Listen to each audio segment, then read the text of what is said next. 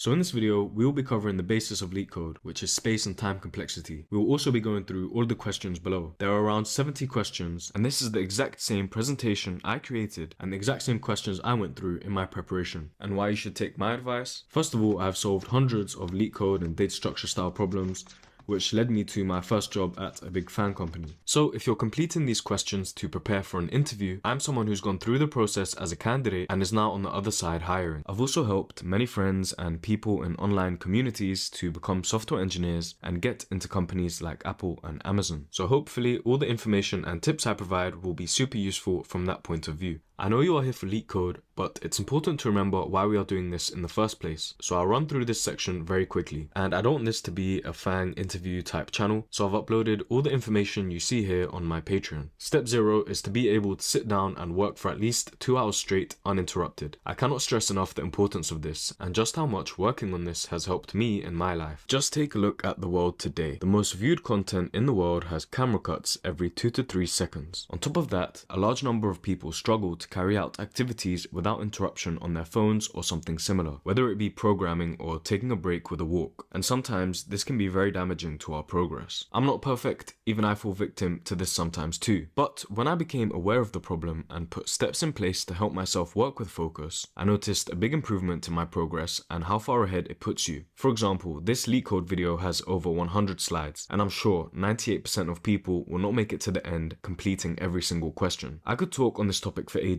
but that's not what this video is about, so instead I'll play this clip to summarize my thoughts. Quick bit of context, this guy Chamath was a vice president at Facebook in the early years, focused on user growth, helping grow the platform to 1 billion users. So he knows a thing or two about the effects of constantly using our phones on our ability to focus. It's hard. Think about how all this stuff plays together. How does trying to get, posting your fucking waffles online relate to me starting a business and accumulating capital? This is wiring your brain for super fast feedback. It's the same brain you're using to build a company. Don't think they're not the same. Do you know what I'm saying? No? Yes? No? Yes! Yes, right? You have one brain.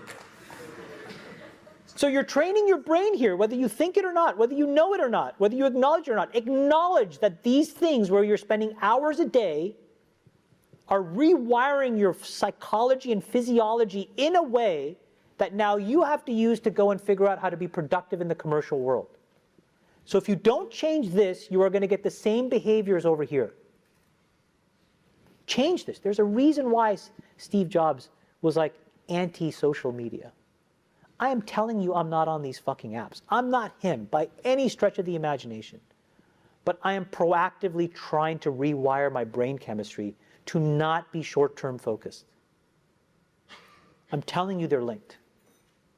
Okay, so let's move on to step 1, which is to learn a programming language. If you're watching this video, I hope you already know a programming language, but if not, I would suggest Python. It's the easiest language to learn and the best to work with when solving problems. It also offers a wide range of specialities. You can use Python to transition to web development, data analysis, machine learning, really most other specialities. I have linked the course that I took when I first started, and wherever you're watching this, I'll make it available. I'm not affiliated in any way, I just think it's a great course, and from my experience, paid courses are generally better. The content is more in depth, there's a community, the creators held accountable, and since I've put some investment in them, I usually convince myself to finish them. Once you know what object-oriented programming is, including concepts like classes, inheritance, and abstraction, you're good to go. You should be able to build something small without following a tutorial like a rock, paper, scissors game in the terminal, and be able to add new ideas yourself. For example, randomizing who starts the game, you or the computer. Or like in this example, keeping score. And if I told you to create a parent class choice, you should understand how to add rock, paper, or scissors to implement that choice, and maybe you can have an abstract method which returns that choice as a string. It doesn't have to be good, just a small project done solo to make sure you get the hang of the language. And honestly, that's it for learning Python. Step 2, data structures and algorithms. I definitely think data structures is the more important of the two. You're much more likely to be asked to write a data structure than an algorithm from scratch in an interview. Plus, you will be using data structures every day on the job, which is not the same for algorithms. And as you'll see, you indirectly cover a lot of the algorithms by doing these leetcode questions.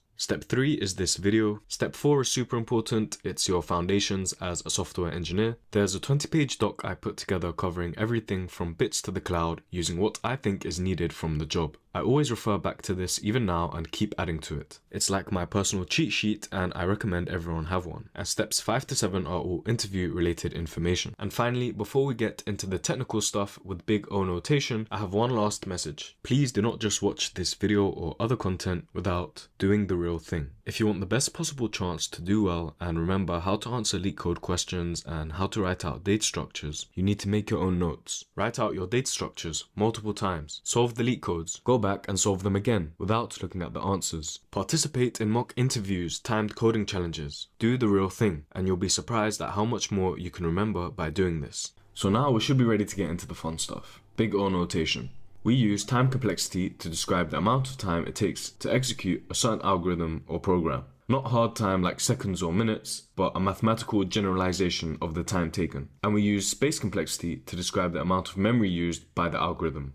Of the two, time complexity is a lot more likely to be focused on. Space is cheap and memory is more readily available. Improvements in time are generally the more often bottleneck and felt more by the users. And when we talk about these complexities, we are referring to them as the size of the input grows. And this is technically where the big O definition comes from. You don't need to remember this technical definition, but it's good to know the origin. So, big O is a mathematical notation that describes the limiting behavior of a function when the argument tends towards a certain value or infinity. And finally, the reason we use big O is to help us describe the performance of an algorithm in relation to the size of the grown input. This provides us with a simple way to compare and analyze different algorithms' efficiencies. So let's look at an example. Let's say we are given a problem where we have a list of n numbers of unknown length and we do not know what numbers are in the list. We are asked to use code to find and return true if the number 2 is in the list and false if the number 2 is not in the list. Our solution could be to go through every position in the list and check if the number at that position is equal to the number 2. So here is our code, and let's take this list for example. 4 number in list, so we begin at the first index. If the number is equal to 2, then return true. If it's not, then we just continue. And we keep going along our list until we find 2, and then we return true. If 2 was not in the list, then we would reach the end of our loop and we would break out and return false. And the time complexity for this problem is linear. As you can see, as the input size grows, the time taken grows in a straight line. To loop through the entire list of n numbers and make sure that 2 is or is not in the list, it would take n time, or the amount of numbers that are in the given input. We need to check every number in the list once, making this solution O of n, linear time. The longer the list, the bigger n is, and the longer it will take to complete our solution. And it's important to remember here that we are looking at the worst case scenario. If 2 was always at the start of our list, the operation would take constant time, one quick operation. But in our problem, 2 could also be at the end of the list, so we would need to iterate over our entire list to find 2, which as the list of n numbers grows, will take n time to check each number and find 2 at the end of the list, in our worst case scenario. What you're looking at here is 3 different graphs of the same thing. We are plotting the different types of complexities that you must know. We have around 7 complexities to cover, and we'll take a look at them more in the next slide. For now, the best thing you can do is add a graph like this to your notes. Pick the one that you find easiest to remember and refer to. Quickly, we can see that constant operations are the fastest, and this makes sense, right? If we were to pull an item from a list using its index, for example, the 5th item in a list, it will not matter if the list is 5 items or 5,000 items long. It's a constant operation. Logarithmic operations are the next fastest. Some graphs might show log n starting off faster than constant operations, and this might be true in some edge case practical applications due to the mathematical aspects of it, but I would really suggest focusing on the tail end of these graphs, because remember, big O is concerned with, as the input size grows, what happens to the speed of the operations. So we have constant, and then log n or logarithmic, linear, n of log n, which is linearitmic, quadratic, and subsequently cubic, so x to the power 3 and so on. And then we have exponential and factorial. So what you see here is a table of all of the complexities from the previous graph in the fastest to slowest order. I've also linked some more examples, but feel free to pause the video, do your own note taking and understanding. Right now, these concepts are probably still abstract to you, and that's expected. You'll only really grasp them once you put it into practice or do the real thing. And it's like driving a car. You can read everything there is about driving and changing gears, but you won't understand how it's done until you get in the car and drive it. So let's go through this table, and hopefully we should be somewhat aware of the different time complexities that exist before going on to solve problems.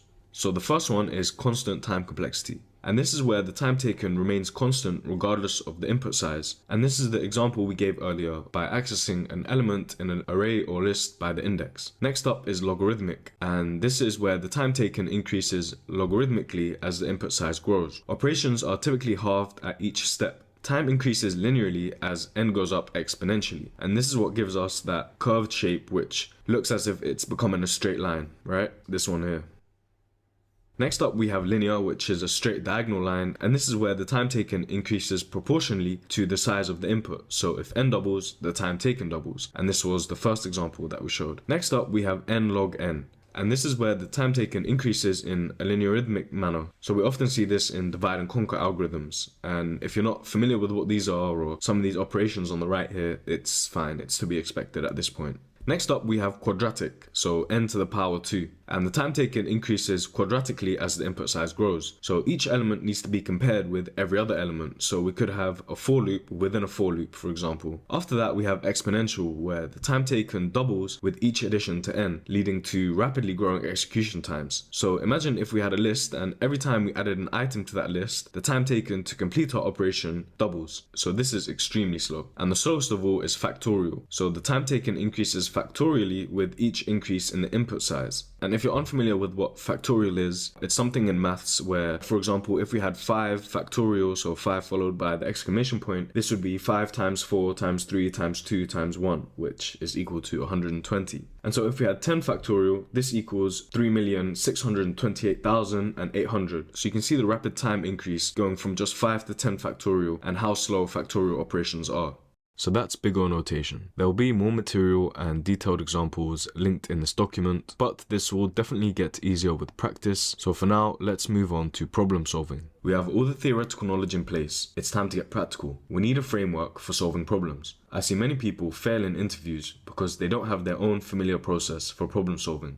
Not only does this help with solving the problem, but it gives an interviewer confidence in your critical thinking skills, and it allows them more opportunities to guide you on the right path. So step 1 is always to read the problem twice and understand it. If you're in an interview, take the opportunity to ask clarifying questions. For example, is there a range of numbers in the problem, or can it go from positive to negative infinity? It might not help you directly, but it helps you understand the problem space and get a bit more comfortable. And again, it shows the interviewer that you have critical thinking skills. Next, you want to think and verbalize different ways of solving the problem. At this point, you want to think of high-level approaches. And to get you started and feeling more comfortable, you can always start with the brute force approach. This might be the slowest complexity solution you can think of, but you can voice the fact that you know the solution is not ideal and that you just have one rough idea to get you started. You can think of more solutions, and for the best 1 or 2 solutions, take it more deeply and think about the solution end to end, from input to output, and the steps between. It's important to take all of these steps before coding out, because remember, even Einstein said if he had 1 hour to solve a problem, he would spend 55 minutes thinking about the problem and 5 minutes on the solution. So if you're not in an interview setting, I'd really recommend putting pen to paper and drawing out the problem and drawing out potential solutions with the pseudocode to go with it. And we'll see this in practice when we come to look at the questions. This will help you visualize your solution and see any steps that you might be missing. This is good when practicing because the more you draw things out, the more you begin to see the same patterns in different questions, and the solutions become second nature. So draw out the answer you think is the best, step by step, and write the pseudocode, from which you can now start coding out your answer. Once you have the answer and you can get it to work, see if you can improve it, or think of faster solutions that might take a different approach. After that, go through other solutions, even if you answered correctly. LeetCode lets you see the top solutions. However, be careful. A lot of the top answers take the competitive programming approach of writing the answer, chaining together several operations in one line in an almost non-readable fashion. I would suggest completely ignoring these answers because you want your code to be readable. This is something interviewers look out for. So look for the answers which seem logical and readable, and the comments will often include time complexities and good discussions around the solution which you can benefit from. So with all that being said, we now have a system in place for answering coding problems, and we have the foundation of the time and space complexities in our heads. Let's finally get our hands dirty and get into the fun stuff, answering some questions. I'd suggest pausing the video and trying to solve each question by yourself and coming back to discuss the solution. Follow the link in the titles or look for the same named question on LeadCode and try to solve it. You should also have your notes page ready where you can write the solution out and notes about what you've learned. So when you come back to practice, it's all there and it triggers your memory. If it takes you longer than 15 to 20 minutes to come up with an answer or you're not working through one, I'd suggest going straight to the solution in the interest of working efficiently. Then try to write out the solution and later in the day, come back to the question without looking at the solution. So this is the arrays section and duplicate values is our first question.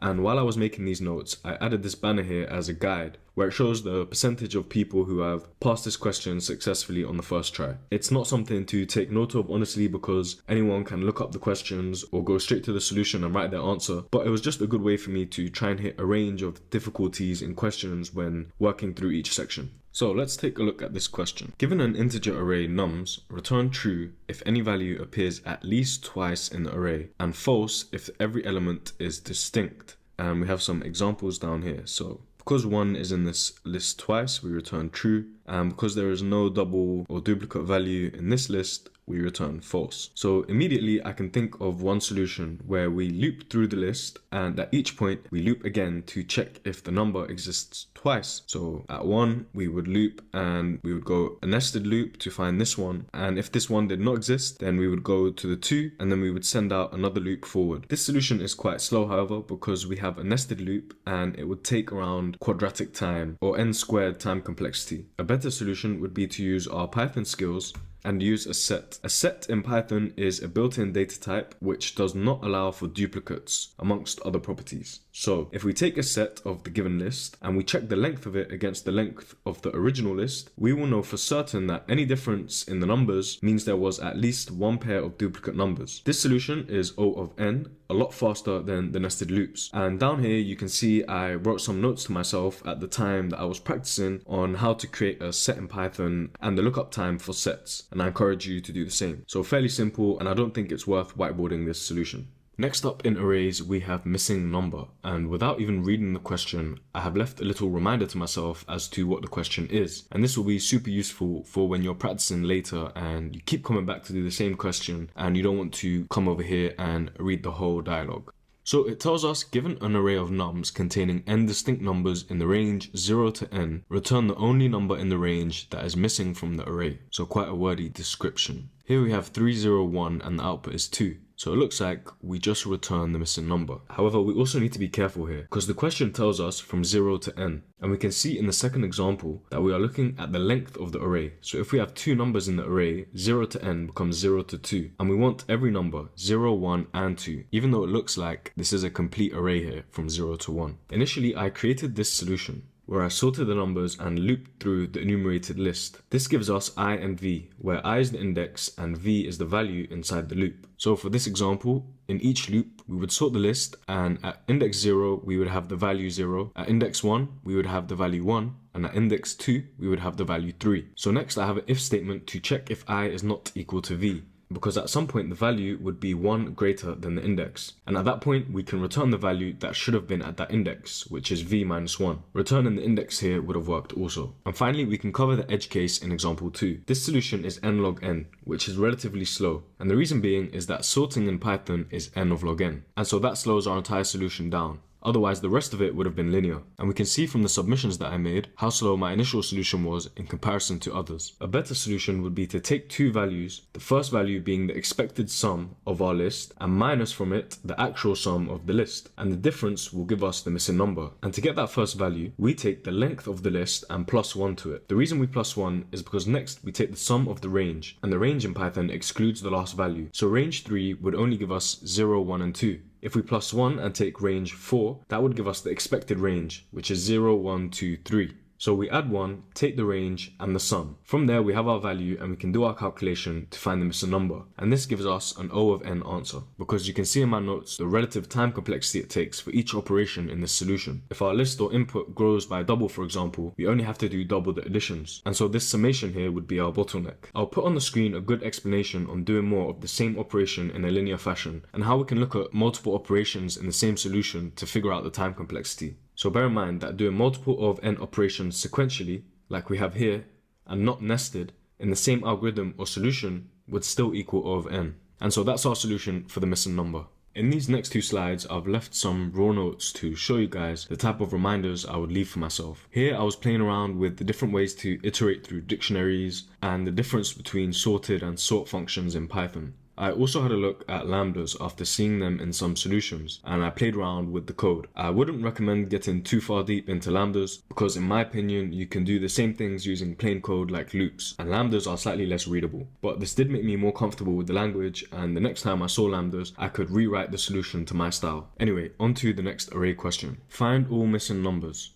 In this problem, we have to check the given list for missing numbers in the range 1 to length of numbers. So this is a nice little reminder for myself because I've seen this question before. But if you've not seen this question, let's read the official description. Given an array nums of n integers where nums I is in the range 1 to n, so essentially we're given a list of numbers from 1 to n, return an array of all the integers in the range 1 to n that do not appear in nums. So we have a list of nums here, and I can see we have some numbers repeated like 3 and 2, and we need to return the numbers that are missing from the range of 1 to n, where n is the number of items in our list, or the length of the list. And we return 5 and 6 because they're the ones that are missing. And this looks to be true in the second example also. So whenever we're looking at duplicates, my mind immediately goes to if we can use sets. So let's go over to our whiteboard and have a look at the solution. This is the nums that was passed in the first example. And here I've written out our solution. The first thing we want to do is take a set of our numbers. So this means we're going to have the same list as a set where all of the duplicates are removed. And it's not relevant here, but just a reminder that sets in Python are unordered also.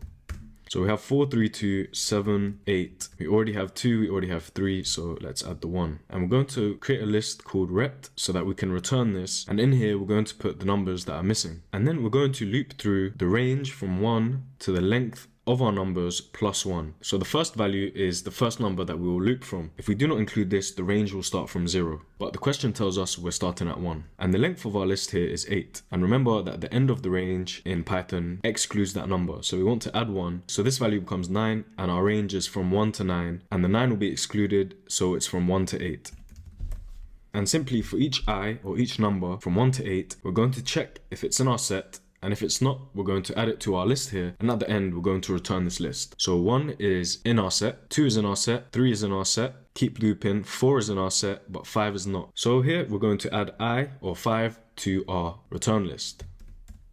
Loop again in our range, and the next number is 6. 6 is also not in our set, so we can add this to our return list. And 2 more loops, we see 7 and 8 are in our set. And finally, we can return this list, and that is our solution. We've solved this in linear time because we're iterating through our range and appending to the new list. If the size of our list doubled, the number of operations would double also. And we're using O of n space because we've created our list in our set. Again, if our input doubled, then the length of the set might double depending on how many numbers are missing. But remember complexity and worst case, so in the worst case, 1 or no numbers are missing, so the set will definitely double. And the return list, if we had more numbers missing, would also grow in a linear fashion. I've also included a solution which had O of 1 space. Right now, I don't think it will be beneficial to go through it, but if you're looking to improve your Python skills and understanding of these questions, it will definitely be useful to go through this constant space solution, so here it is. And so that covers everything on this find all the missing numbers question.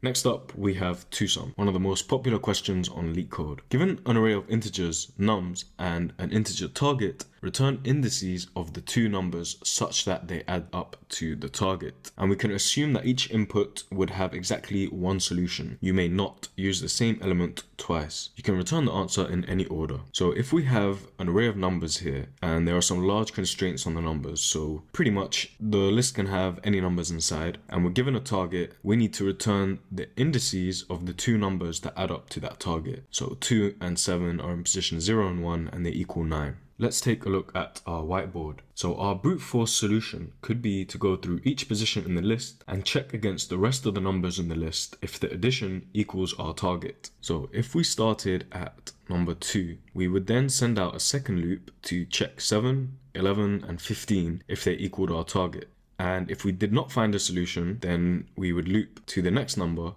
and send out another loop, and we would do this again.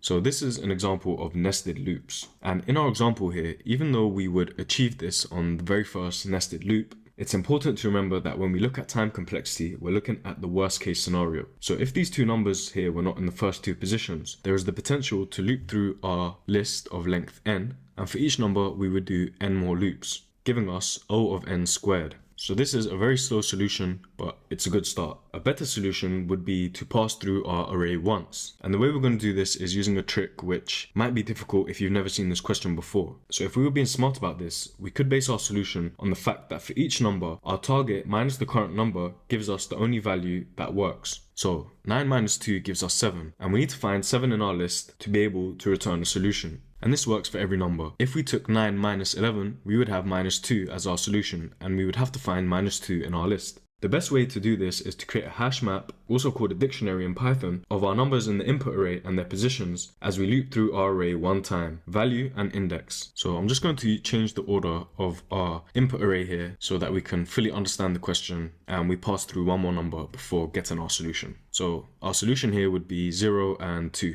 And I'm just going to add the indexes on top of each number so that we don't get confused. Okay, so initially we take our value 2 away from the target 9 and we realize that we need to check our hash map for the number 7. Initially our hash map starts off empty, so we don't find 7. In that case, we add 2 to the hash map and the position of 2 in our array. And then we move on to 11. We check the values of our hash map for minus 2. That doesn't exist, so we add 11 and index 1 to our map. And we move along in our loop to the second index, or the third item in our list. We do 9 minus 7, and we realize we need to check our hash map for the value 2. 2 is in our hash map, so we can return the indices 0 and the current pointer, which is 2. And there's our solution. The reason we keep our hash map empty initially instead of populating it and then checking is to avoid using the same number twice. On an abstract level, let's say we had an array here where each box represents a number. And let's say these two numbers are our solution. At any point in our solution, we have checked the left side of our array, and the hash map only includes the values that we've looped over. And when we finally reach the second element of our solution, we know for certain that we're going to find the previous element which gives us our solution,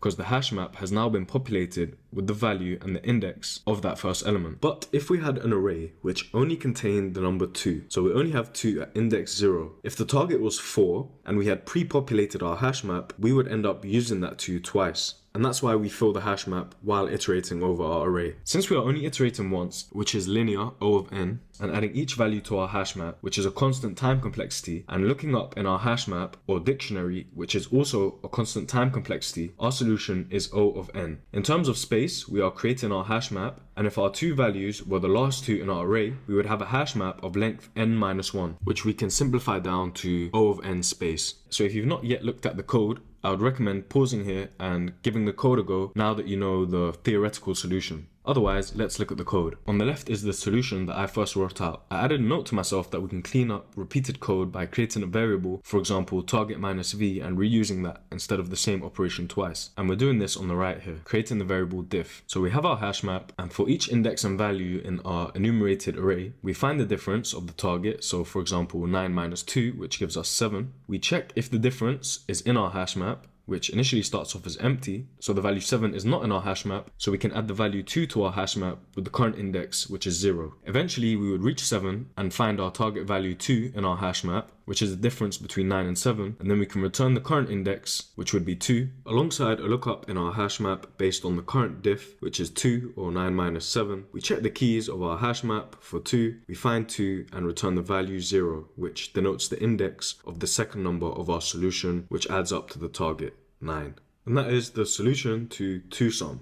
After completing this solution, I looked at other solutions and I found one in Java. Now, typically I wouldn't recommend looking at other languages, but it was just from my experience and being able to say that I kind of understand another language and how it works. And you can tell which solution I wrote was in Python and which one was in Java. Typically, Java runs faster than Python because it is a compiled language versus Python, which is interpreted. And if you're not sure what that is, go ahead and look it up. Or you can check out the material provided on software engineering concepts, which has everything you need to know covered inside. Over here on the right, we can see the difference in Java and Python for a different problem, which is called final value after operations. Now, I'm not going to go into this problem too deeply because the focus of this is the difference in the languages. Essentially, all we have to do is return the value after a string list of additions and subtractions. So we start off with 0, and for each minus or plus in a string that we're given, we either add or minus 1 to x or 0. So it's a fairly simple problem, and you can see 90% of people passed it. But over here on the right, you can see why I recommend Python over Java, because the same problem is so much more convoluted. We have to set the types of our input and our variables as an integer or a number, and a string list, which is the plus and minuses. And it also goes a lot more into creating a loop. We have to say the number we start at and the conditions for breaking out of our loop and what happens at the end of each loop. So just something to be aware of in terms of the differences between languages, and something that you can refer to if you're ever asked about Java and Python, or typed languages and interpreted and compiled languages. So take a look at these and maybe make a table and add the differences to your notes. Next up, we have how many numbers are smaller than the current number. And the question tells us, given the array nums, for each nums I, find out how many numbers in the array are smaller than it. That is, for each nums I, you have to count the number of valid j's such that j does not equal I and nums j is less than nums I. Return the numbers in an array. So this description is quite confusing, and it's typically only when I read the examples that I understand what the question is telling me. So example 1, 81223, and we return 40113. So I can see now that 8 is bigger than 4 numbers in our array, so we return 4 for that index. 1 is not bigger than any other number, so we return 0. 2 is only bigger than one other number. The second 2 is also only bigger than one other number. And 3 is bigger than 3 other numbers. Immediately, you should recognize that similar to the question 2sum, we could do a nested loop solution, checking for each number, all the other numbers, and seeing if it's bigger or smaller than it. However, this solution would be quite slow, giving us O of n squared. Instead, a better solution I found is to start by sorting the list, which is n of log n, and this allows us to avoid the nested loops. So let's take the first example and go over to our whiteboard. First up, we would create a temporary variable, which is our nums array but sorted. So we would have 1, 2, 2, 3, and 8. We then create an empty dictionary, and then we would loop through the enumerated sorted list that we called temp. And the reason I was able to come up with this solution is because I had just completed 2sum, and while drawing out the solution, I began to see the same patterns in this question. So at this point, we check if the number is not in our dictionary, then we can add that value to the dictionary. And before carrying on with the rest of the solution, let's go ahead and give this a go. So initially, we will have an I, or an index of 0, and the number 1. Our dictionary is empty, so we can just add the two values to our dictionary. Next up, we have 2 at index 1. And next we have 2 at index 2. And so 2 already exists in our dictionary, so we don't do anything. And this will be key later, and the reason that we sorted it in terms of figuring out the other numbers that are larger than the current number. So we continue and we have 3 at index 3. And then finally we have 8 at index 4. After that, we create our return list and we do one final loop. For I in nums, we're going to add to our return list the value for that index. So for I in nums, so this list here, 8 is our first value. We will append to our return list the value of the key I, which is 8. So simply put, we check our dictionary for I, which is 8, and add the value 4. Next up, we check our dictionary for the number 1, and we find it in this key pair value and add the value 0 to the return list. Next up, we have 2, and we check our dictionary and we find it has a value of 1, so we add that to our return list. And here is where the magic of the solution comes in, because we have the duplicate value 2, which we're checking next. In our dictionary, 2 has the value 1, so we add 1 to our return list. This 2 is also only bigger than one other number, which is the 1. And we managed to keep our solution intact by checking if the number was not already in the dictionary at that point. And if you remember, we skipped adding the second 2 to our dictionary or updating its value. This way, the values of each number in our dictionary represents the previous numbers it's bigger than, avoiding any duplication issues. And finally, we have the number 3, which gives us a value of 3 also. So we would return this solution here, which is the correct answer. In my notes, I added a reminder to myself that time complexity is more important than space, because when I completed a mock interview with an engineer who was already in a big tech company, he told me that space is cheap, and so we focus on time complexity. And that became an important reminder for me. Finally, I also added an O of N time complexity solution. So this would be an improvement on my solution. However, I found this answer quite convoluted, and I thought to myself it would be pretty difficult to come up with this on the first try. And as an interviewer, you would be pretty impressed and if not a bit skeptical if someone could come up with this answer on the spot. However, it was good practice to go through the solution and see how it works. So I'm not going to go through the solution, but feel free to give it a go yourself. Next up, we have minimum time visiting all points. And I really like this question because it's slightly different from your typical array type question, and the solution is quite unique and it taught me some key lessons. So if you want to give it a go, pause now. On a 2D plane, there are endpoints with integer coordinates points I equal to x and y. Return the minimum time in seconds to visit all points in the order given by points. You can move according to these rules. In 1 second, you can either move vertically, horizontally, or diagonally by 1 or square 2 units. So we can either move diagonally in 1 move, or 1 second, or vertically, or horizontally. You have to visit the points in the same order as they appear in the array. You are allowed to pass through points that appear later in the order, but these do not count as visits. So if we were given these points, our result would be 7 seconds, which is the minimum time to visit these points. And one thing that I think the question misses is our starting point. And for example, if you're in an interview setting, this might be a good opportunity to ask a clarifying question.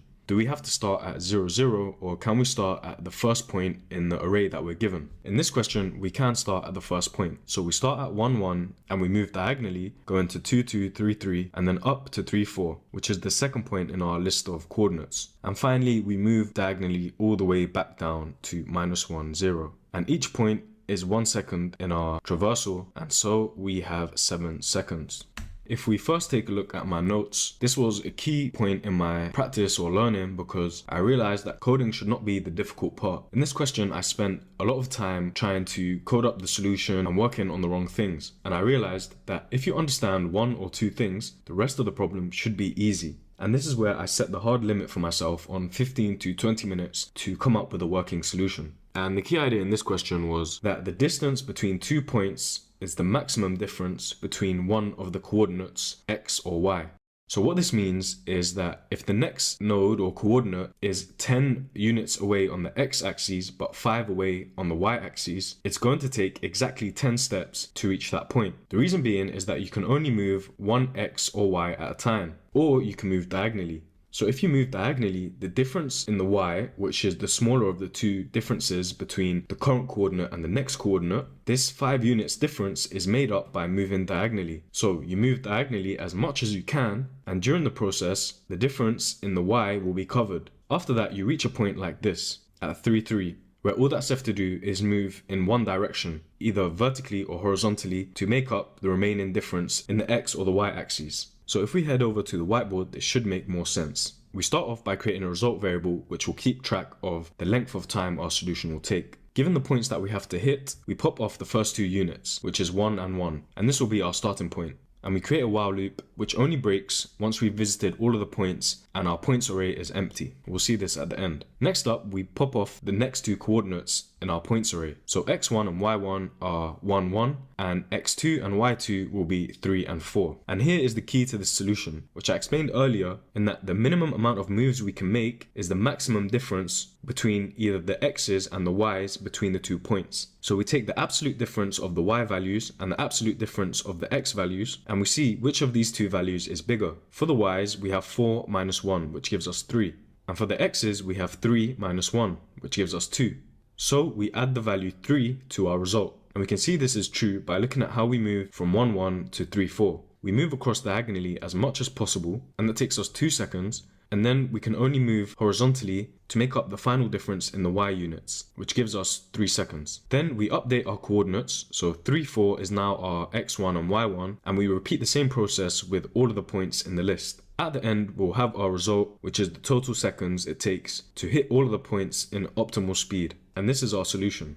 Now, a question like this might not be asked in the interview because it will be quite difficult to convey a graph type setting, but I added this in here because it's a key learning point that once you understand one or two key concepts in most questions, coding it up then becomes super easy. And as you can see, we only have one while loop with a bunch of constant operations inside. So this gives us a time complexity of O of n. We're also only storing a set number of variables, the result, x1, y1, and x2 and y2. And regardless of the growing input size, we're only storing these set variables. So that gives us a constant space complexity. And that is our solution for the minimum time to visit all points in a graph. Next up, we have our first medium question. And this is one of my favorite questions. Given an m times n matrix, return all elements of the matrix in spiral order. So if this was our matrix, we would go along the first row, down the last column, in reverse, along the last row, and then back up and to the middle. And the same for a larger matrix. So it sounds fairly simple, and this is one question that I would highly recommend giving a go. So if you feel up to it, pause the video and give it a go. This might take a long while to figure out or get the code working, but I'd suggest not giving up.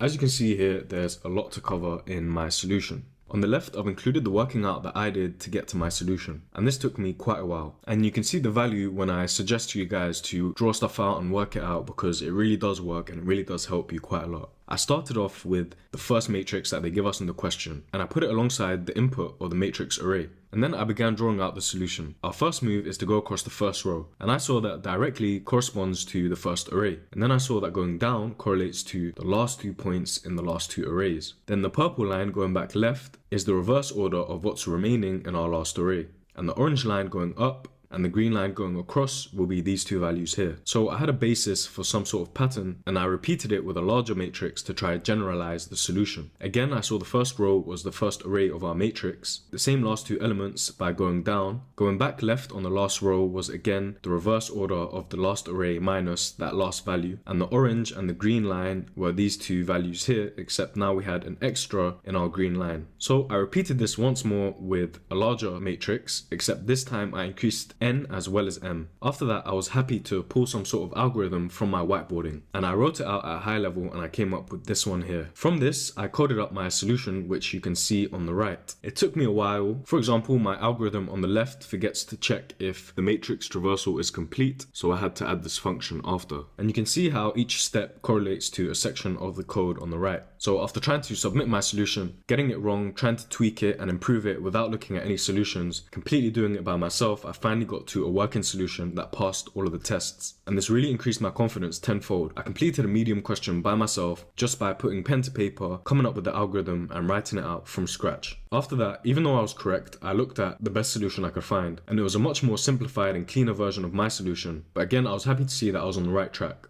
So this is our solution here. Let's head over to the whiteboard and see how it works. So here we have the simplest matrix from example 1, the input that we're given, and our solution on the right. If you want to give it a go on one of the larger matrices, feel free to play around with it after this solution. The first thing we do is create our return variable, and then we check while matrix. And this was one of the first key differences I saw in my solution. In my solution, I was checking while true, and then I added a function to check if our matrix was empty, and if it was, then we could break out of our while loop and return our result variable. If I hadn't have come up with the solution first, it definitely wouldn't have registered as much, this key difference in how to write while loops in a cleaner fashion. And this is why I'd always recommend to come up with your own solution, no matter how messy or slow your solution might be. Anyway, the first thing we do is add the first row / list of our matrix to our return variable. And we do this by popping off the first list from the matrix, which is 1, 2, 3. And using the plus equals means we just add the items instead of the array itself. Next up, we move to step 2. If our matrix exists and the first list within our matrix is truthy, then for each row in our matrix, we append to our return variable the last item in that row. And we do this by popping it off. So that would be the 6 and the 9. So let's remove those and add them to our return variable using the built-in append. Next up, we move to step 3. Add the reverse of the last list. So if the matrix exists, we pop off the last item. So when you don't add an index, we're popping off the end. We're adding this to our return variable in reverse order. So we would add 8 and 7. And this is this move down here along the bottom row in reverse. Next, we move to step 4. The matrix does exist and the 0th element is truthy. So for each row in our matrix in reverse order, so this will come into play for a bigger matrix, but for now, reversing the order of our matrix gives us the same matrix. So for each row, which is the list 4 and 5, pop off the first item from that array and add it to our return variable. So let's add the 4 and not forget to remove it. So we go back to the top of our while loop, the matrix still exists, and we're back at step 1. In step 1, we're popping off the first item from the matrix and adding it to our return variable. So let's add the 5 and remove the first item. At this point in the second step, the matrix does not exist, so we can break free from our while loop and return our return variable. 1, 2, 3, 6, 9, 8, 7, 4, 5. 1, 2, 3, 6, 9, 8, 7, 4, 5. This solution is O of n because each operation is linear. So as our matrix grows, our operations grow linearly. There are no nested loops or any operations that could expand in a non-linear fashion as our input grows. And so that is the spiral matrix question, our first medium question in our arrays section. Next up, we have number of islands, and this is a very nice question because the solution introduces a new concept which we'll be looking at later. So given an m times n 2D binary grid which represents a map of ones and zeros, which is land and water, return the number of islands. An island is surrounded by water and is formed by connecting adjacent lands horizontally or vertically. You may assume all 4 edges of the grid are all surrounded by water. So if we take the first example, we can see that the output is 1 because we have an island here. And all of them are connected horizontally or vertically. So if we had a 1 in this position, it would be a separate island. And we can see that in the next example. So we have 1 island here, the second island, and the third.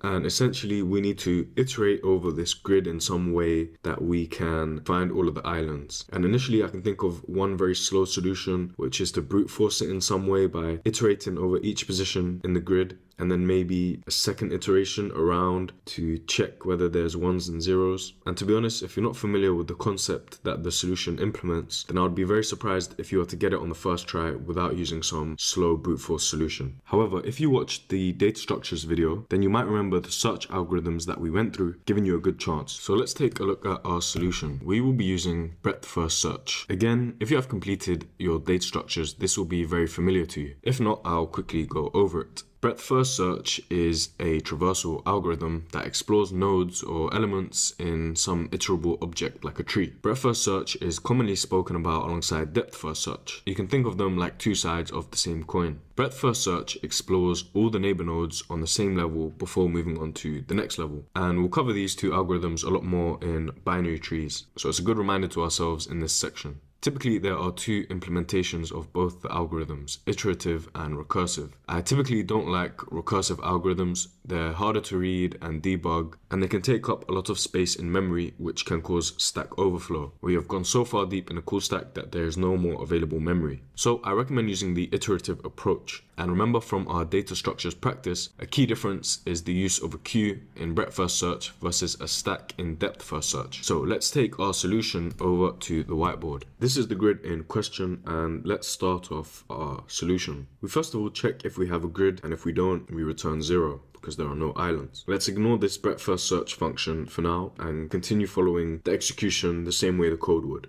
And let's go down here and create these variables. We start off with a count of 0, which will count our islands, the rows and the columns of our grid, and we'll be using these to make sure we're in the right range, so we're not checking any positions that are outside, which will give us an index error. And then we have a visited variable, which is just an empty set for now, and it will keep track of all of the elements in the matrix which we have visited or not. Then we start off with a nested loop. So for every item in each row and every item in each column, so we'll be going along the rows and then the columns. So our rows will be the length of the grid, which is 1, 2, 3, 4, and the length of the first item in the grid, or the first row, which is 5.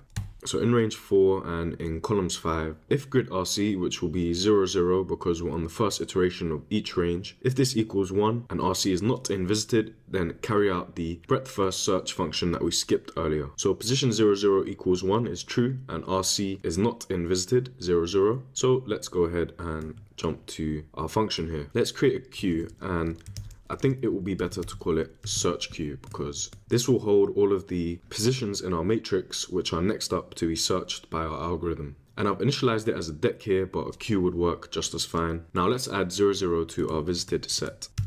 And remember, sets do not allow for duplicates, which is why we use one. You know, we could have used the list and then check if 00 is already in the list, but this is much more efficient. And then we're going to add 00 to our search queue. So while our search queue exists, let's pop off the first item.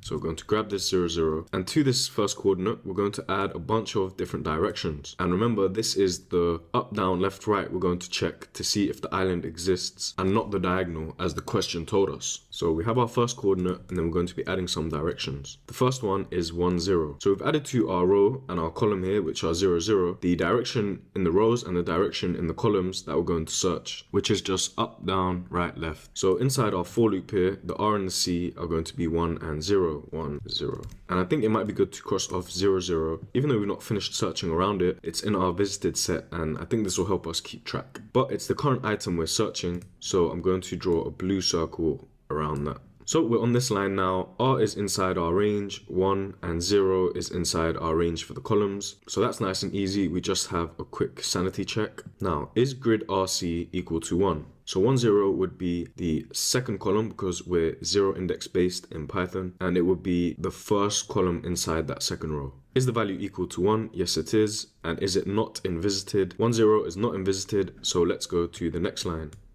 We're going to add 1, 0 to our queue. And then we're going to add 10 to visited. And at this point, you should be able to see the breadth first search algorithm starting to come to life. We're still inside our for loop for the position 00, so we don't need to update our blue circle yet. Back again, we're going to check the next set of directions. So RC becomes -1, 0. Immediately, I can tell this is outside of our grid. So we go to the next one because this if will be false. The next one is 0, 1. 0, 1 is the first row and the second column. This is equal to 1 and it's not already in visited. So we're going to add the position 0, 1 to our queue and our visited set.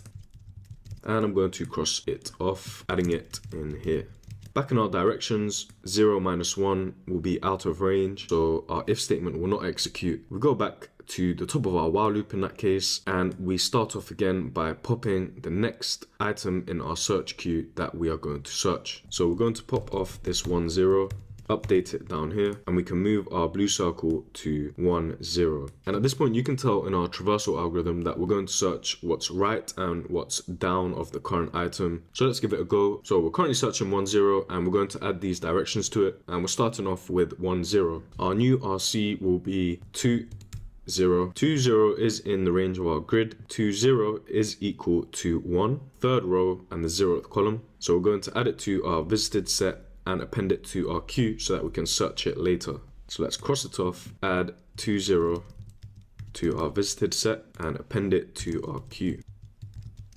And then we go back to the top of our for loop, check out -1, 0. -1, 0 will give us 0, 0, except 0, 0 is already in our visited set. So this if statement will be false, and we go to the next direction that we need to search. So we've already searched the one above. Next up, let's add 0, 1, which gives us 1, 1, and that will be the item that's right of our current search element. So I've crossed it off because it's in the range, it's equal to 1, and it's not in visited. In that case, let's add it to visited and add it to our search queue.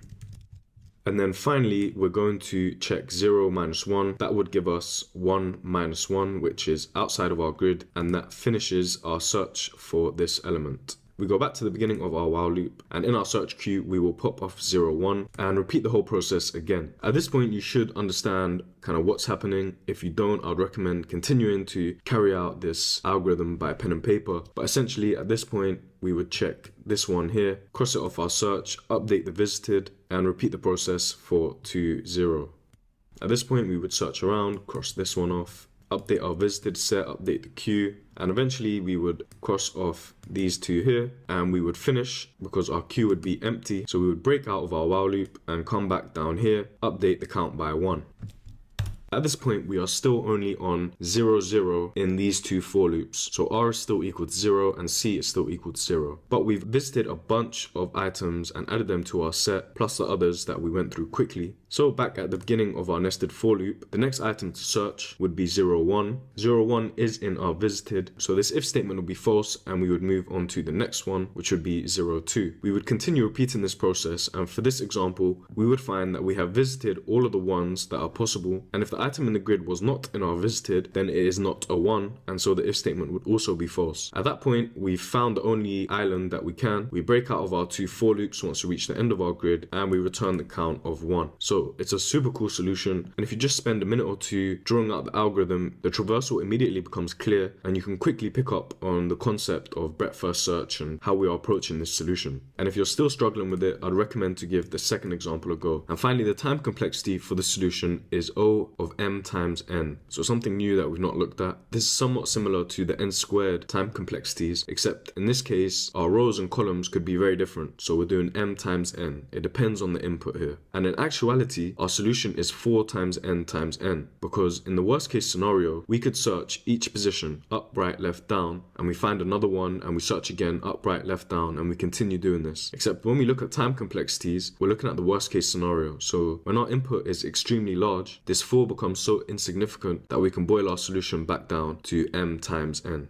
And that is the number of islands solution. So next up in our array section, we have 2 pointers, and this is a common technique when working with things like arrays and linked lists. And if I zoom in here, you can see 2 pointers is a common pattern that you might come across, and don't be too concerned with what's actually happening in the image. Just be aware of the fact that it's a reminder we have 1 pointer and a second pointer in our array or linked list or some kind of iterable, and we're using those to solve the problem. So our first question is the best time to buy and sell stock. Go ahead and give this a go if you want to, otherwise let's read out the question and go through the solution. You're given an array prices where prices I is the price of a given stock on the ith day. So for example, 7 would be the price on day 1. You want to maximize your profit by choosing a single day to buy one stock and choosing a different day in the future to sell that stock. Return the maximum profit you can achieve from this transaction. If you cannot achieve any profit based on the prices array, then return 0. So in a sense, we want to find the greatest difference going forward. So we have to go from left to right, and the second number is when we sell. So we're minusing the first number that we choose from a number that must come after it. So 7 and 1 might give us a bigger difference, but we'd have to do 1 minus 7 because we're buying at price 7 and selling at 1, which would give us minus 6. So the best difference, in fact, is to buy at price 1 and sell at price 6. 6 minus 1 gives us 5.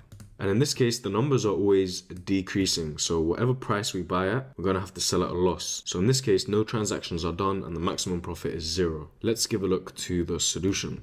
So our solution says, reminder to myself, greedy algorithm. I know that this is an algorithm where we make the best choice at each step in our problem. Or in other words, making the locally optimum choice at each stage. And this is in our 2 pointers section. So you already know we're going to use 2 pointers. So we have a left and right pointer. So for each left pointer, iterate right across and calculate the profit. When right is greater than L or left, we know we have evaluated all potential maximum profits. So move left to where right is and repeat. So this might sound a bit convoluted, but let's look at the solution on our whiteboard. So let's take the first example and have our set of prices here. So we initialize a left and right pointer at 0 and 1, and we initialize a variable of max profit and start it off at 0 because if we can't find any profit, we return 0. We have our left pointer at 7 and our right pointer at 1. While right is not equal to the length of prices, so while we're not at the end of our list, if prices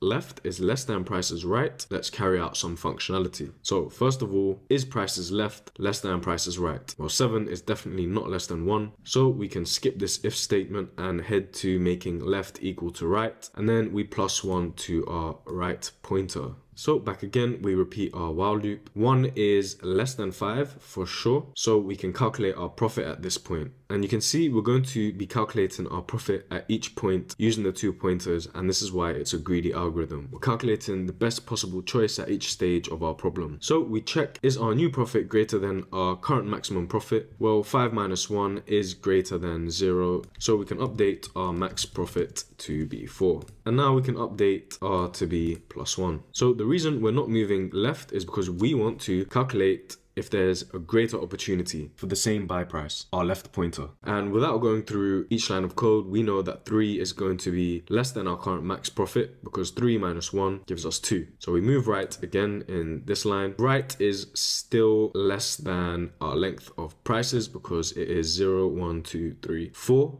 which is our pointer. So it's the value of the index that we're currently looking at, and our length is 6.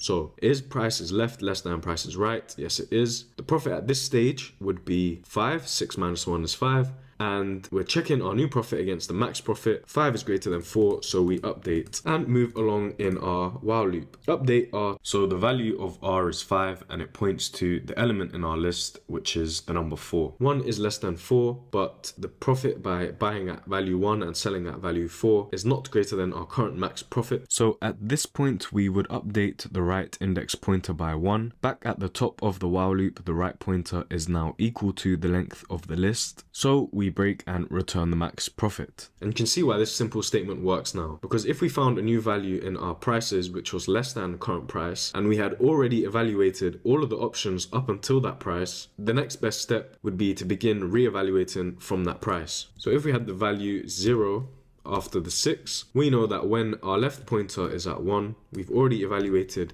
the 5, the 3, and the 6. And then our right pointer hits 0. We know that from this point forward, any profit we try to calculate is certainly going to increase by making our new left pointer, which is our buy price, the 0. And that's why this simple if statement works so well. And that's the reason for updating our left pointer to be our right if this is not true. But back to the question we originally had at hand, we update R by 1. At this point, R is equal to the length of our prices because Python is 0 indexed. So at this point, R is equal to 6. So we break out of our while loop and we return our max profit. So using 2 pointers instead of a nested for loop, which would have given us an n squared time complexity, we can get an O of n complexity, which is a lot better. And we have constant space because we're only keeping track of 3 variables. No matter how big our input prices array is, we're still only keeping track of these 3 variables. So that completes best time to buy and sell stock, a nice introduction to 2 pointers. Next up, we have this array squaring and sorting question. And this is a really good one because I know there's at least 3 approaches we can take to solve it. And it would be really interesting for you to pause and give it a go and see which solution you come up with. And going through each solution will really help us understand time complexities. So this is a good question for that. Given an integer array nums sorted in non-decreasing order, so from smallest to largest, return an array of the squares of each number sorted in non-decreasing order. And if it's not obvious, one easy trick to getting a fast time complexity solution in this question is to understand that squaring a negative number or a positive number gives us the same value. So we need to square all of the numbers and sort them. And it says down here, squaring each element and sorting the new array is very trivial. And that is why this question has a high pass rate. It's finding the O of n solution, which is a bit difficult. So first of all, let's take a look at the easiest solution. And you can see down here, I just made a note to myself that there can often be multiple solutions, and it helps to evaluate the time complexity of each sub-process to help us try find the optimal solution. Not only that, but it does also help with identifying the time complexity of the current solution you have. So the simplest one is to square all of the numbers in our list and then sort them. Iterating through the list and performing the squares is O of n, and without getting into the technical details of Python's built-in sort function, we know that it is n log n. And so the sorting is the bottleneck of this solution, and it gives us an O of n log n solution. Next up, we have the split and merge solution, and this one is really cool. So I've broken this up into 3 parts, including a little edge case section. So we just check first of all if our nums exist, it has numbers inside, and what we're doing here is we're making sure that there are no negative numbers. This increases the efficiency of our solution because if there are no negatives, then we can just square everything and there is no need to sort them because the question tells us it's already in ascending order. But from the examples, we know there might be some negatives, and in that case, we need to carry out the next three parts. So let's take our split and merge solution over to the whiteboard and break down exactly what's happening. So quickly, we've checked our edge cases. There is a list and the first number is negative. So what we're going to do in the first part is find the index of the first positive number. That's all we're doing. So all we're going to do is iterate through our list and find the first positive. So at this point, we're here in our code. We set m to equal 0. We know that's not the first positive index and we're going to update it. When we enumerate through our list, we get the index and the value at that position. We loop over our entire list and eventually we find a value which is greater than or equal to 0. At that point, we set m to be the index and we break from our for loop. So at this point in our code, we have m which is equal to 2. 2 is this 0 here, 0, 1, 2. So this line might look a bit convoluted, but all that we're doing here is reversing all of the negatives up to 0. And I'm pretty sure you can see why. That is because once we square them, the reverse order of the negative section of our list will then be in ascending order. So this might be an example of poorly written code, and I'd suggest finding your own way to write this. Instead of doing list comprehensions and we're creating two variables in one line and we're doing a for loop in one line, we're reversing in one line, there's a lot going on here and it's not the best example of clean code. So maybe I could have changed that, but it's good to see where you've gone wrong when you go back and look at these questions. But nonetheless, a will be equal to nums from m to the end of our list. We set m equal to 2, so 0, 1, 2. And we're slicing our list from this point on. So we have a new variable called a, which is equal to 0, 3, and 10. And we're looping over our list, cutting it off at 2, not including 2, and we're reversing it, and we're timesing it by -1 to make it positive. This will give us 1 and 4. And similar to part 1, this is O of n because we have one loop in it, and we're performing operations that as the list grows, the operations will grow linearly. And finally, we're on to part 3, squaring and merging. So we're passing in a and b into this merge function here. We set new variables called a and b both equal to 0 and a list ret, which is short for return because that is going to be our list of squared and sorted numbers which we're going to return. And before we get into it, essentially what we're going to do is for each position in the two lists, capital A and capital B, we're going to compare each index in the list to make sure we're increasing in the correct ascending order. So while A is less than length of A and B is less than the length of list B, let's perform some operations. So this is our A pointer and this is our B pointer. And so this is this one here and that's this pointer.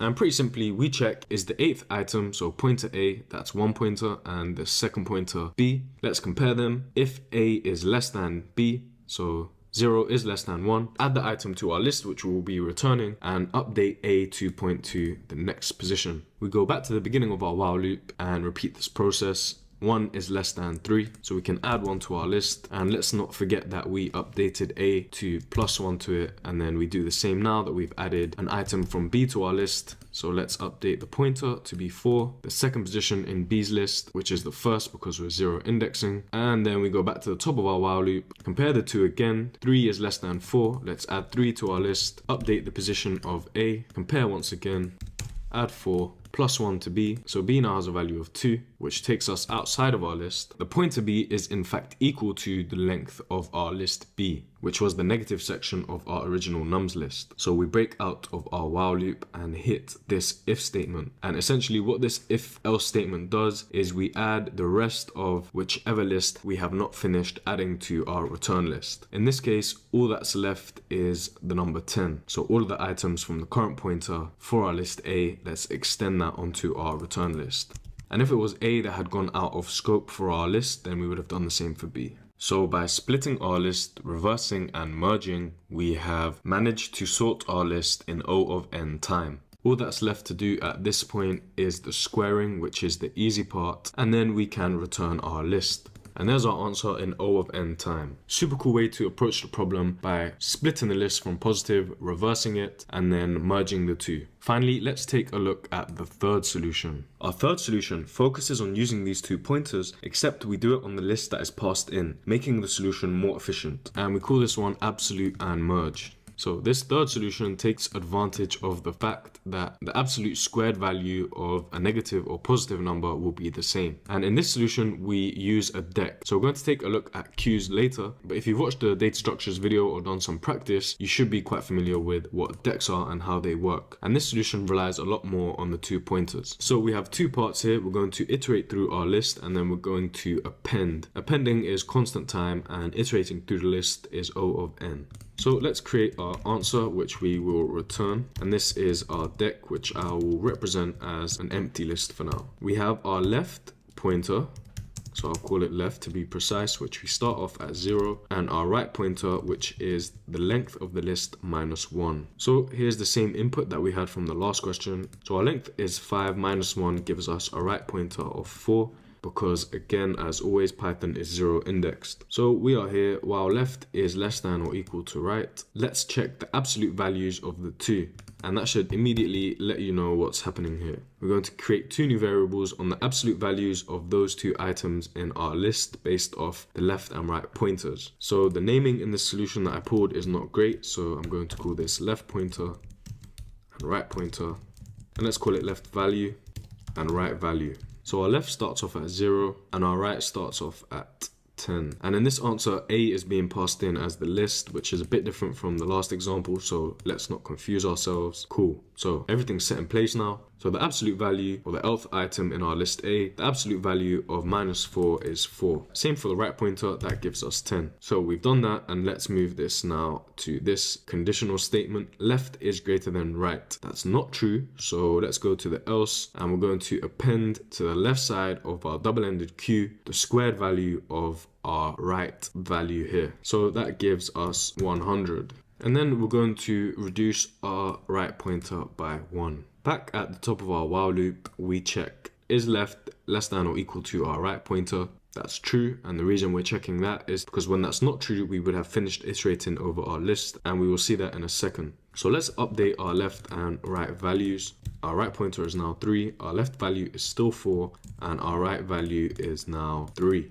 If left is greater than right, left value is 4, it is indeed greater than 3. So let's append to the start of our double-ended queue the square of our left value. And now you should definitely be able to see why this solution works so well. By using 2 pointers, we can, in one pass, one single loop, iterate over our array and determine at each step which absolute value is bigger before adding to our answer. This 2-pointer method allows us in one go to avoid sorting our array like we did in the second solution by splitting and merging, reducing the code complexity and number of operations, giving us a more efficient solution. So let's continue with our solution and add one to our left pointer. So we finish in our if statement. Back to the top, this is still true. Now let's compare the next 2 values. Left value is minus 1, but we take the absolute, so it's 1.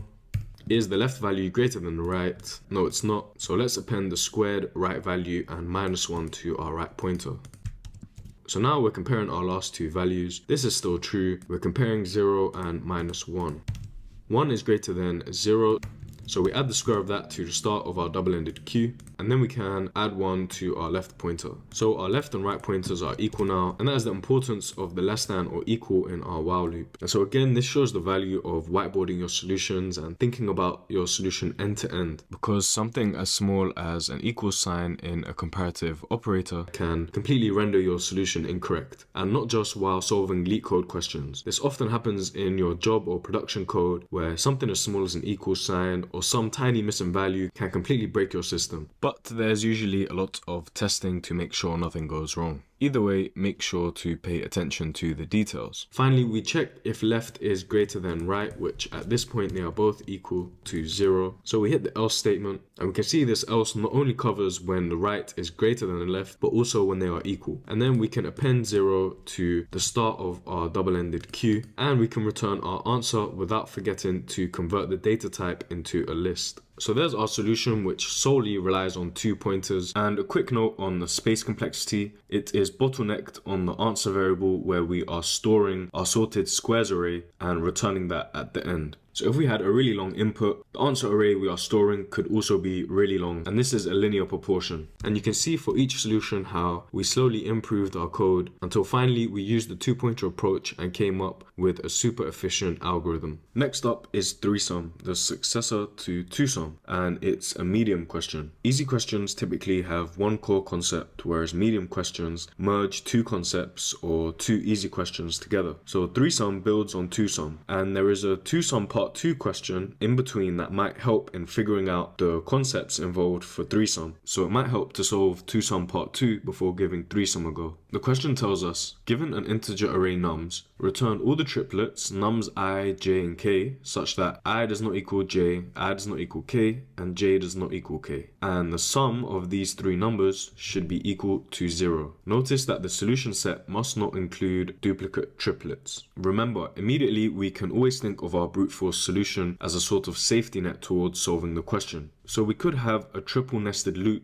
and search for each answer. Something like this. We start off with the first nested loop, send out a second loop to check each number, and then the third moves along, then the second nested loop moves along, and then we repeat the process moving along in our first nested loop. At each point checking if the sum equals 0. However, this solution would give us n cubed time complexity, which is very slow, and it also has the potential to give us duplicates. Sorting our array will help us overcome the duplicate problem. So I've quickly sorted our array. So our solution looks something like this. I plus j plus k equals 0. And the green arrow indicates our loop that will evaluate all the numbers for the I position before sending out the red arrow in a loop for the j number and the blue arrow in a loop for the k number. And now that we've sorted our array, we know that when we move on to the next number, if this is identical to the previous number, we can skip evaluating this number and move on to the next in our sorted array. So a triplet with the I position of -1, for example, has already been evaluated. Additionally, we know that when the first number is positive, we can stop our solution because we will never have a triplet summing to 0. For example, if we had an extra value in here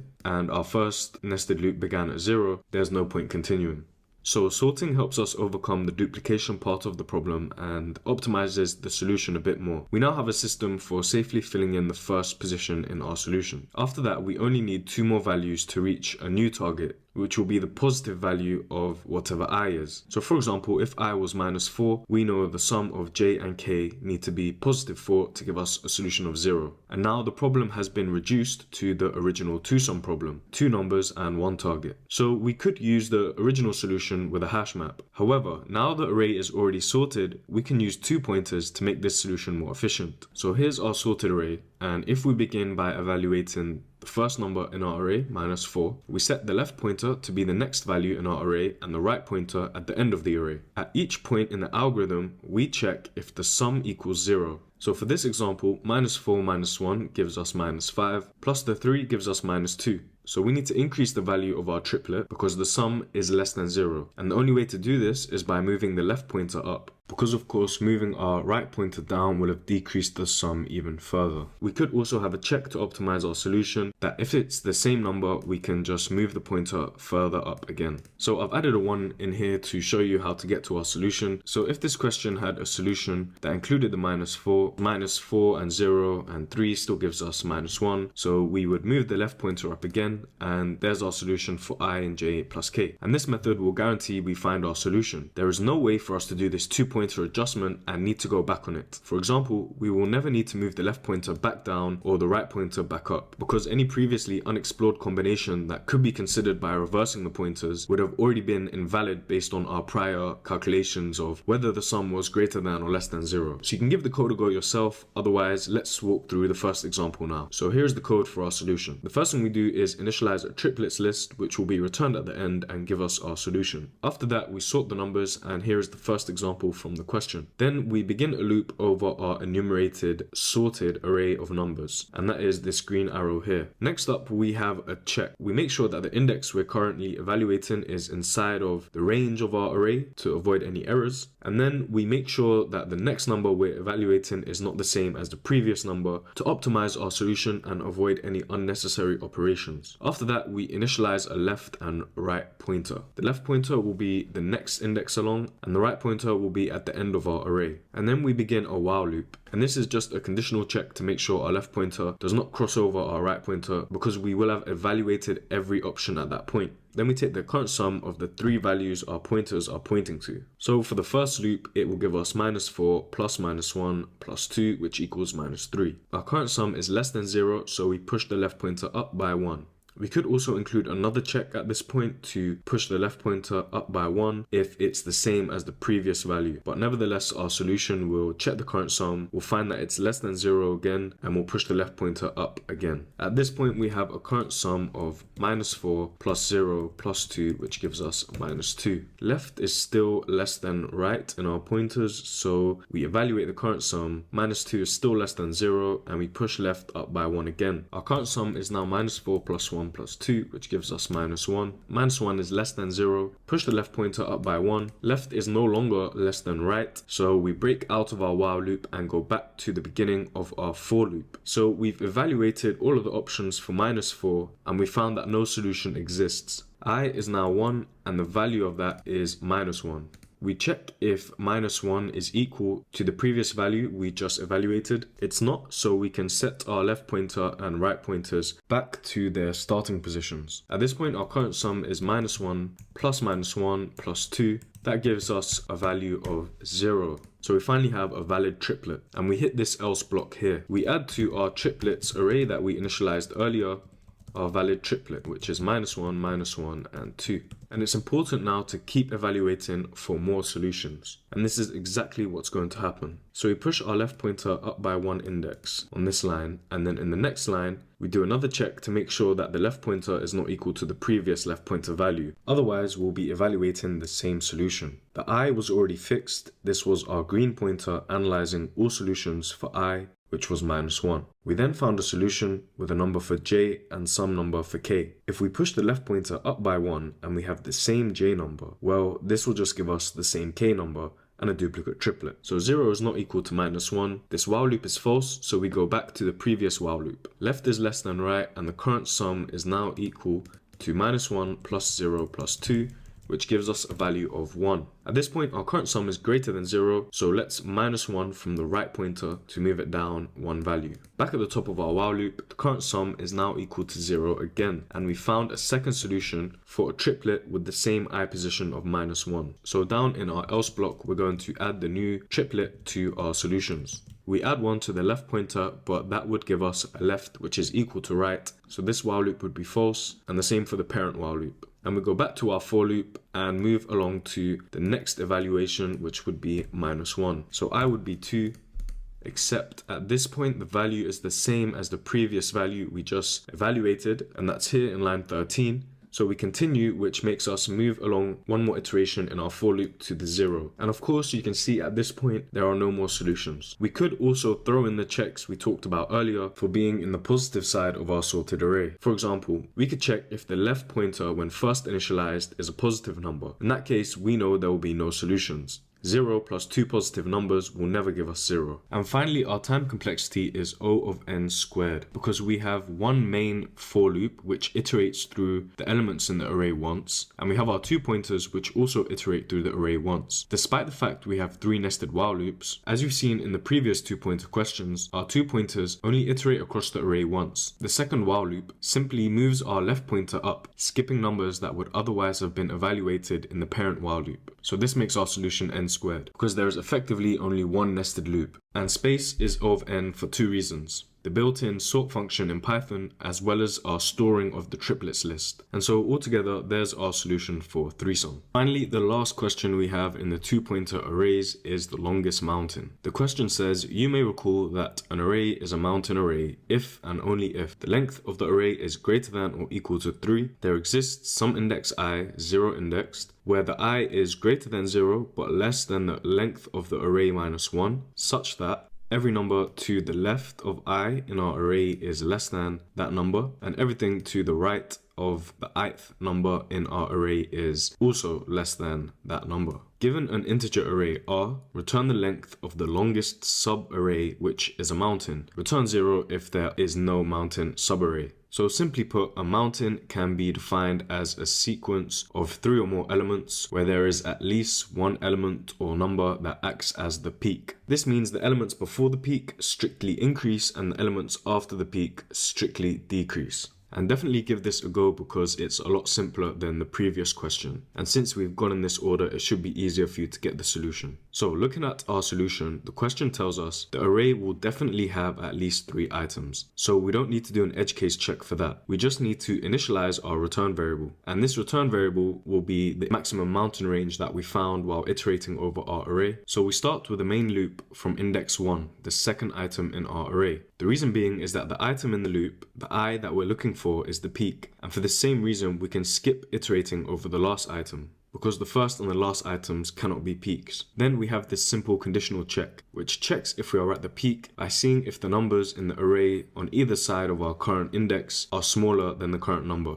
Then we can send out 2 pointers like a search party. We do this for the left side, making sure we don't go out of bounds beyond the 0th index. And afterwards, we do the same for the right side, making sure we don't go beyond the end of our array. So for example, if we were at this number 7, which is the peak, that gives us our solution of 5, the length of a mountain range of 5, as we can see in the original question. So while left is greater than or equal to 0, and current number that left is pointing to is greater than the next number, move L down once more. So 4 is greater than 0, so we can move the left pointer down one more position in our array. The same is not true when comparing the 0th and the first index, so we stop there. We repeat this for the right side of our mountain, and we find that the right pointer ends at 2, or the 0, 1, 2, 3, 4, 5th index. At that point, we check if the max of the current return variable, which remember keeps hold of our maximum mountain range that we found while iterating over our array. So in our solution, we would have moved the green pointer, which is indicating our main for loop. We would have continuously moved this along and found no peaks until the 7. So at this point, our return variable is still 0.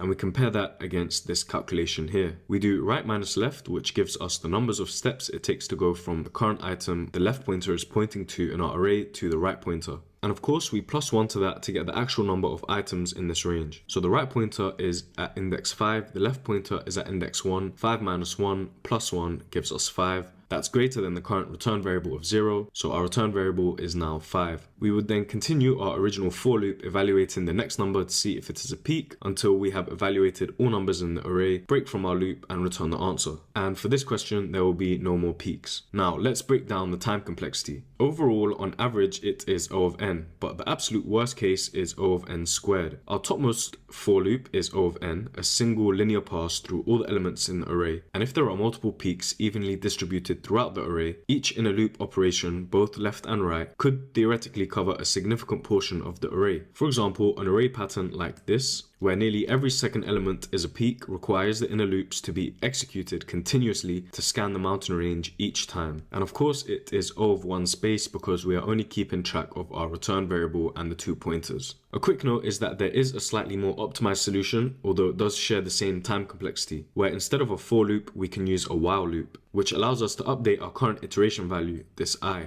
or the green arrow that we use to indicate it. What we can do is move the value of this to the end of the mountain range we just evaluated. This will save us a few extra operations of unnecessarily checking the next values after a peak we just found. So I leave this up to you to give it a go, otherwise I'll include the solution in the material. So nice and simple, that's our longest mountain question. Okay, so we've made it to the third and final section of our arrays, where we will be looking at the sliding window pattern. And the concept of a sliding window is super straightforward. We use a typically fixed section or window to traverse over our iterable object like an array or a linked list. For example, a window of 3 items, and we perform some calculation at each step. The window can be dynamic in size, but this will typically be for medium to harder questions. So the first question is contains nearby duplicate. And this is the second part that builds on the first version of this question we answered earlier. And what's cool is I decided to check out my previous submissions, and I see I completed this question on Christmas Day. Really goes to show how much I put into this, and the evidence is all there that if you really do practice and put the time in, then this stuff will become easy and smashing the interview will be a piece of cake, believe me. Anyway, this is a fairly straightforward question, especially given you know we are looking at sliding windows. If you're unfamiliar with the concept of a sliding window, then feel free to stick with me for the solution and maybe give the others in this section a go. On the left, you'll see I included the raw working out when I first attempted this question. And the question asks us, given an integer array nums and an integer k, return true if there are two distinct indices I and j in the array, such that nums I equals nums j and the absolute difference between the two is less than or equal to k. So we know the difference between these two values must be less than or equal to k, and k gives us the max size of our sliding window. And in my notes, this gave me a solution using a set, but we can also use a dictionary. So I've included the dictionary implementation below, and as always, have a look at both to extend the scope of your problem solving methods. Let's stick with the set solution for now and have a look at it in the whiteboard. The first thing we do is create our scene set to keep track of the items currently in our sliding window of size k. So this is the first example question, and let's create our scene set. Next, we iterate over our enumerated list using a for loop.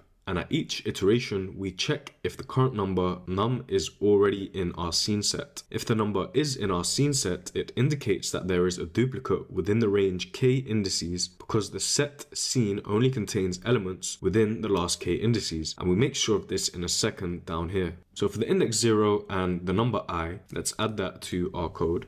I equals 0 and the number will be 1. We check our set, number 1 is not in there, so we can just add it to our set. Then we have a check to maintain our sliding window. The length of set is not greater than k, so we're not going to execute this now. So in the next loop, I equals 1 and the number equals 2. 2 is not in scene, so we can add it to our set. The length of our set is 2, which is not greater than k. One more iteration and we're at index 2 with the number 3. 3 is again not in our set, so we can add it in there. Our scene set length is now 3, which is still not greater than k. One more iteration, we have an I of 3 and a number 1. At this point, the number 1 is in scene, so we found a duplicate within the range k. We can return true and there's our solution. However, if we had another number in here, let's say 4, so the third index would have given us number 4. No duplicate is found, and we need to maintain our sliding window length at 3. So we would have added 4 in this line, scene.addNum, which is 4. The length of scene is now 4, which is greater than k. So to maintain our sliding window, we just remove the last item or the oldest item from our scene set, which is nums I minus k. I is 3 minus a k of 3 gives us 0. So the number in the nums array at index 0 is number 1. So scene.remove 0 will check our set for the number 0 and remove it. And that's how we maintain a sliding window of fixed length 3 using a set without relying on the order. So nice and simple solution. As for the complexities, the lookups for a set is constant, O of 1, and there will be a reference chart in the material somewhere for common operation time complexities which you can have a look at. Adding and removing to a set are also constant, except we have one linear iteration, going through all the numbers in the array once, and of course this gives us a linear time complexity. As for the space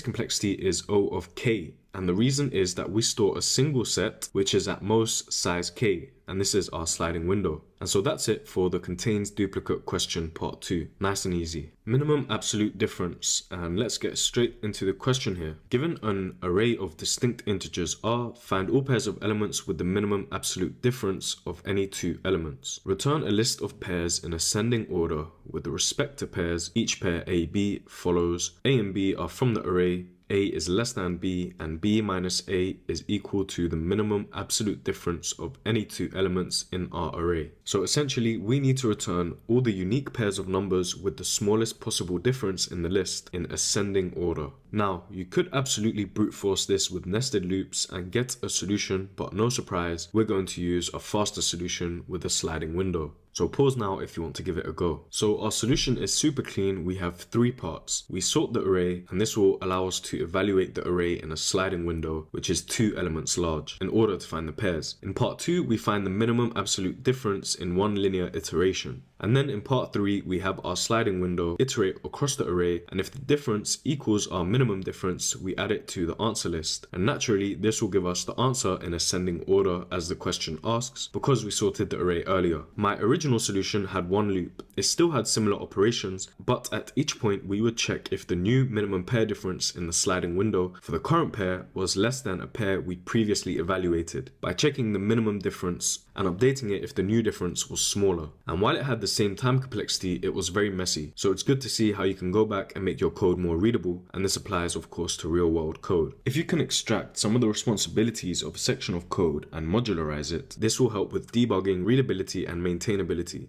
So I've left my original solution for you to have a comparison on how we can extract responsibilities and make our code cleaner, and looking at the two will be a good exercise. So here's the example from the first question, and what we're going to do is sort our array in place using the same array. So here's our new sorted array, and we're going to set the minimum difference initially to be positive infinity. And this is of course because if we set any real number, which is below 10 to the power 6, we have the potential to break our solution. So for I in range 1 to the length of our array, so we begin at the second position in our array, and to find the minimum difference, at each point we compare the current minimum difference to the difference between the current pointer, so the current ith position in our array, and the previous number in the array. So at this point the difference is 1, at this point the difference is 1, and at this point the difference is also 1. And in step 3 we collect all the pairs with the minimum difference and we put them into this result array, which we will return at the end. So we have a new for loop, and in a similar fashion we check if the current minimum difference starting from the second element is equal to our minimum difference. For this question, each pair will give us a minimum difference equal to 1, so we would append 1 and 2 to our list, and then we would move along, append 2 and 3, and move along and append 3 and 4 in that order. The time complexity is of course n log n, the sort function being the bottleneck, and space is O of n worst case, based on Python's built-in sort algorithm, which you can feel free to check out why, and there should be a reference to it in the material.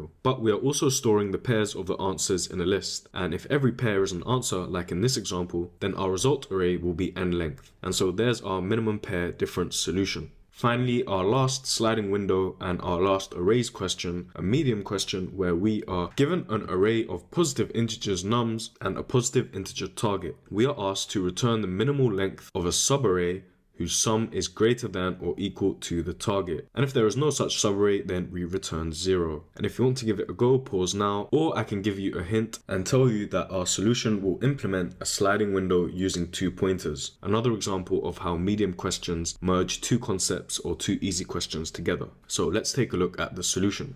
And you can see we don't have that many lines of code, so it really does come to just understanding a few core concepts like we saw in the graphs question. We start off by initializing some variables. We set our minimum length to positive infinity. The reason being is that later we will compare if there is a new minimum value against this current min length value. Setting the minimum value to anything above the constraint of 10 to the power 9 would have worked just fine, but we can initialize our value to positive infinity to be safe. We also initialize a left pointer at 0 and the total or the current sum, which is the sum total of the values in the current sliding window. So there's our left pointer, there's our total, and let's add our minimum value. So we've initialized this left pointer at index 0. We then begin a for loop where the loop index represents our right pointer. So let's add that in. Our right pointer begins at 0, and we continue to increase our right pointer to expand the window until we meet our target condition, and that is this while loop. So on the first iteration of our while loop, the total value will be 2.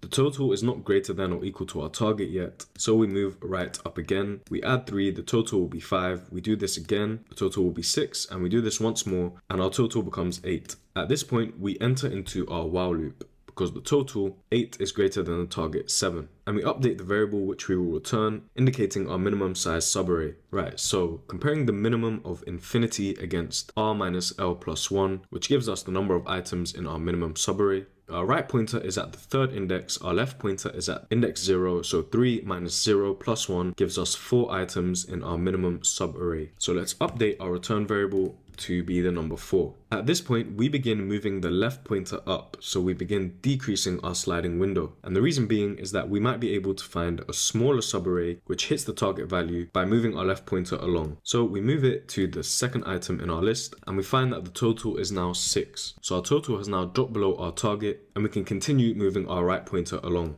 At this point, we have a total of 10, except the minimum subarray is the same as the current minimum subarray, so we don't need to update it, and we can move our left pointer up. And you can see now that a big jump, for example from 2 to 4, gives us more room on the left pointer side to decrease the minimum size subarray, which is exactly what's just happened, because we have a total value now of 7 with 3 items in our subarray. And we would continue to repeat this process until we came towards the end of our array and we found a minimum subarray of size 2. And so we break out of our for loop and we check at this point if there was any minimum size subarray that sums to the target or greater than the target. So we check if it's positive infinity. In this case, we would not have updated our return variable. We return 0 as the question tells us. Otherwise, we return the minimum size subarray. And one thing to point out here is that it may look like a typical two-pointer solution, but the sliding window concept comes from how the 2 pointers slide across the array and maintain the window of elements that meet certain conditions. As long as the sum of elements within the window is less than the target, we continue moving that window along, making it shorter or smaller. And so this process continues, effectively sliding the window over the array to maintain the minimum size subarray that satisfies the condition. And there are no hard boundaries on what makes something sliding window or two pointers. These are just abstract problem-solving patterns that are meant to help you think about a solution. And that's why a lot of the solutions in this problem will call it a sliding window. And as for the time complexity of this solution, it's O of n. You might think it's quadratic due to the nested loops, but this is not the case. As you've seen in the previous two-pointer questions, the left and right pointers are traversing the array in one pass, and they are independent of each other. Increasing the input size will not disproportionately affect our operations. The left and right pointer will proportionally increase their operations. This while loop will not quadratically increase our operations. Instead, as we've seen before, moving the left pointer up is not a compounding effect. So our solution would be O of 2n, 2 times n, because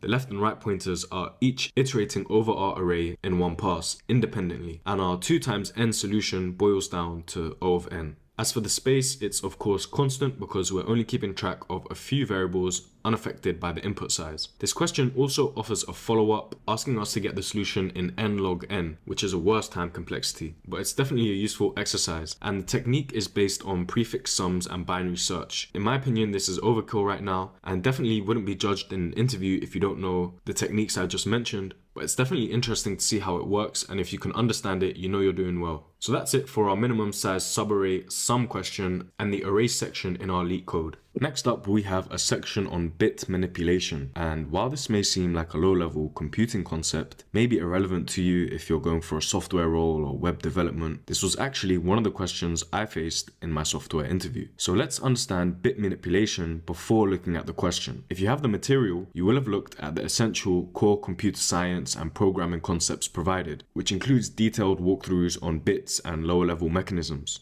Otherwise, a quick reminder without getting into the entire concept space. Bit, short for binary digit, the most basic unit of information in computing, a 1 or a 0. And an operator is some symbol or keyword that instructs some mathematical computation or actions. For example, x plus y equals z, where x and y are the operands, the plus and the equals are operators, and of course we have our result z. We can also have different types of operators. The plus is an arithmetic operator, and if we were programming and we wanted to assign the value of x plus y to z, then the equal sign would be an assignment operator. A bitwise operator is simply another type of operator, where the defining characteristic is that it performs actions on the bit level. And here is a list of bitwise operators. The first two somewhat similar to logical operators, another type of operator. So that should set us up perfectly for the following question. Where given a non-empty array of integers, nums, every element appears twice except for one. Find that single one. You must implement a solution with a linear time complexity and use only constant extra space. So I have 2 slides for this question here. And the first one, we will be looking at other solutions. You should be an expert by now in knowing that we can always brute force our solution. Except for this type of question, it will give us n squared complexity, and the question wants us to try achieve this in a linear runtime. We could also sort our array and check the neighbor index at each position to check if it is a duplicate. Of course, the sorting will give us n log n, so still not good enough. We could also use a hash map, very similar to what we did in the 2-sum question. We would iterate through our array, store the elements, and check if we found them again while the iteration continues. This gives us a linear time complexity, but we're storing our hash map, so that gives us O of n space complexity, which is still not good enough. And that leaves us with bit manipulation. And you'll find bit manipulation is very popular in competitive programming because it's so efficient. And specifically, we're using the exclusive OR bitwise operation, giving us linear runtime and constant space. This exclusive OR operation is the key to solving this problem, and let's see why. Here is an array of numbers from the question's first example, and here is their values represented as bits. What exclusive OR does is it returns a 0 if both bits are the same, otherwise it returns a 1. As we saw explained in our table on the right and shown for the bits on the left. So we can use this up arrow to represent our exclusive OR. So 1 exclusive OR 1, both bits are the same, and that gives us 0. Pretty simple so far. In that case, doing the exclusive OR on the number 1 in our array against this number 1 will also give us 0. Of course, the bits are also identical, and that's why we would get 0. In that case, the same goes for the 2's. They are also identical, and they would also give us an exclusive OR value of 0. And altogether, we'll be left with our 4, the only item in our array which does not have a duplicate. Furthermore, this solution also works because we can do it in any order. Let's see why by taking a look at the specific columns and the single bits per number in our array. So if you were to perform exclusive OR on the first 2 values in the array, and continue doing this, iterating across our array. Well, the first 2 values, 0 and 1, that gives us 1, because they are different. Doing an exclusive OR of the 1 against this 0, that would also give us 1. 1 against 1 would give us 0, and 0 against 0 would give us 0. So this final value is the same as the first that we had. Let's check again for the second column. 0 against 0, that would give us 0 because they are the same. Doing an exclusive OR of this 0 against the 1, that would give us 1 because they are different. The 1 against the 0 in the second column would give us 1 again, and 1 against the final 1 would give us 0. That's also the same as the second column bit for our single number which does not have a duplicate in our array. And finally, I'm sure you can guess it, but the final column will be the same also. 1 against 0 would give us 1, 1 against 0 would give us 1, 1 against 0, 1, 1 exclusive OR against 0, we have 1, which is the same as our first bit that we started with. So overall, we'll be left with the bit value of the only number in our array which does not have a duplicate. On a macro scale, n exclusive OR against 0 gives us n. All the duplicates in the array will result in 0 because they are the same, leaving us with the only number without a duplicate, which is our n. And I don't think we need to go through the code because it's exactly the same as the intuition. We simply iterate over the array and we perform the exclusive OR operation using the up arrow in place on a single variable, changing its value based on current value in our nums array that we are evaluating. And you can see on the right here what the values printed out will give us as the bits of the return variable we initialized continue to change along the array, finally leaving us with the 4, our single number which does not have a duplicate. So there's one question on bit manipulation. Very good to get some awareness of what bit manipulation is and how it works. A much lower level concept than we've dealt with so far. And like I said, this was one of the questions I faced in my software engineering interview. And in fact, I was not afraid to tell the interviewer that I had seen it before. I think it's good to be honest, and I would suggest you do the same. I would be skeptical if someone can come up with this solution, never having seen it before. And it also shows that you've put in a lot of practice. Anyway, that's it for bit manipulation. Next up, we have a section on dynamic programming, a technique used to solve complex problems by breaking them down into simpler subproblems. It works by solving each subproblem only once, storing the solution to that subproblem so that when the solution is needed again, it can be looked up instead of computing the answer to that subproblem all over again. This approach helps save time and computational effort. And a quick note that the term memoization refers to the storing of our results from these function calls and subproblems in some data structure so that later we can reuse them. So we have a few dynamic programming questions in this section, and we're going to start with a medium, so hopefully you'll be able to complete the easier questions before going straight to our solution. In the coin change problem, we are given an array of coins representing coins of different denominations and an integer amount representing a total amount of money.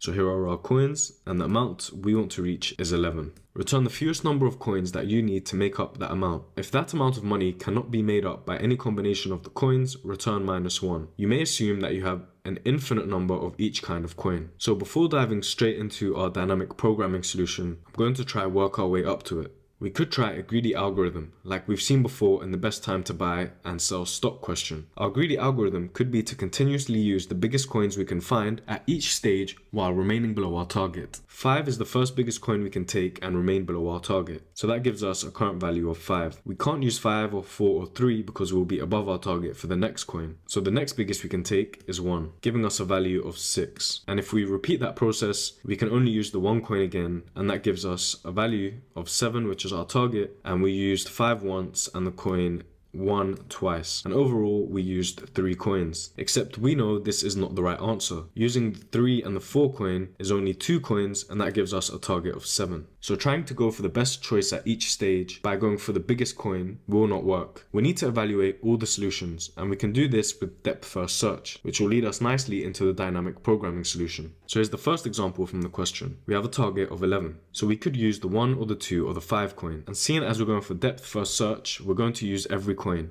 Bear in mind, we could also use breadth first search. That's not the point of this solution. At this stage, we're simply trying to convey that we're using every coin to find every possible solution. So if I was doing depth first search, I would use the coin 5, and that would give me a value of 6. Then maybe I would use 5 again. That would give me a value of 1. And at this stage, I can't use the 2 or the 5 because that would take me below the target, so I use the 1, and that gets us to 0, and there's one solution. Let's now look at this in a breadth first search and try all the other coins before moving on to the lower levels. So if I was to use 2 and 1, I would end up with targets 9 and 10. And at the point of this 6, I could have also used a 2, and I could have also used a 1. So this is about to get very messy, but bear with me. So at this point, we have a value left of 5. At this point, we have a value left of 4. When I first used the 2 coin, I could now use a 5. I could use a 2, and I could have used a 1. At this point, I'll be left with 4. At this point, I'll be left with 7. And at this point, I'll be left with 8. A 2, a 5, or another 1 coin, giving us 9, 5, and 8.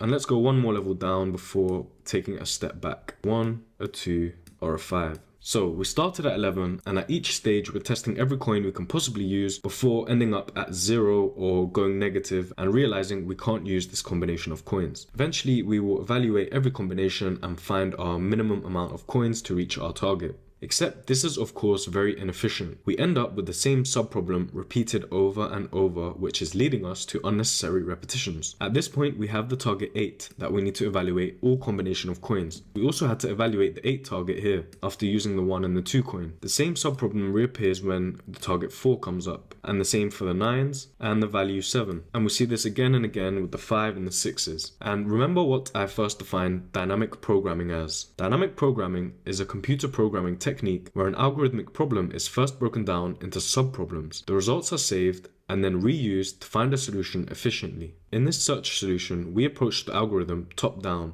but let's now turn the problem on its head and start from the bottom. So what does this mean?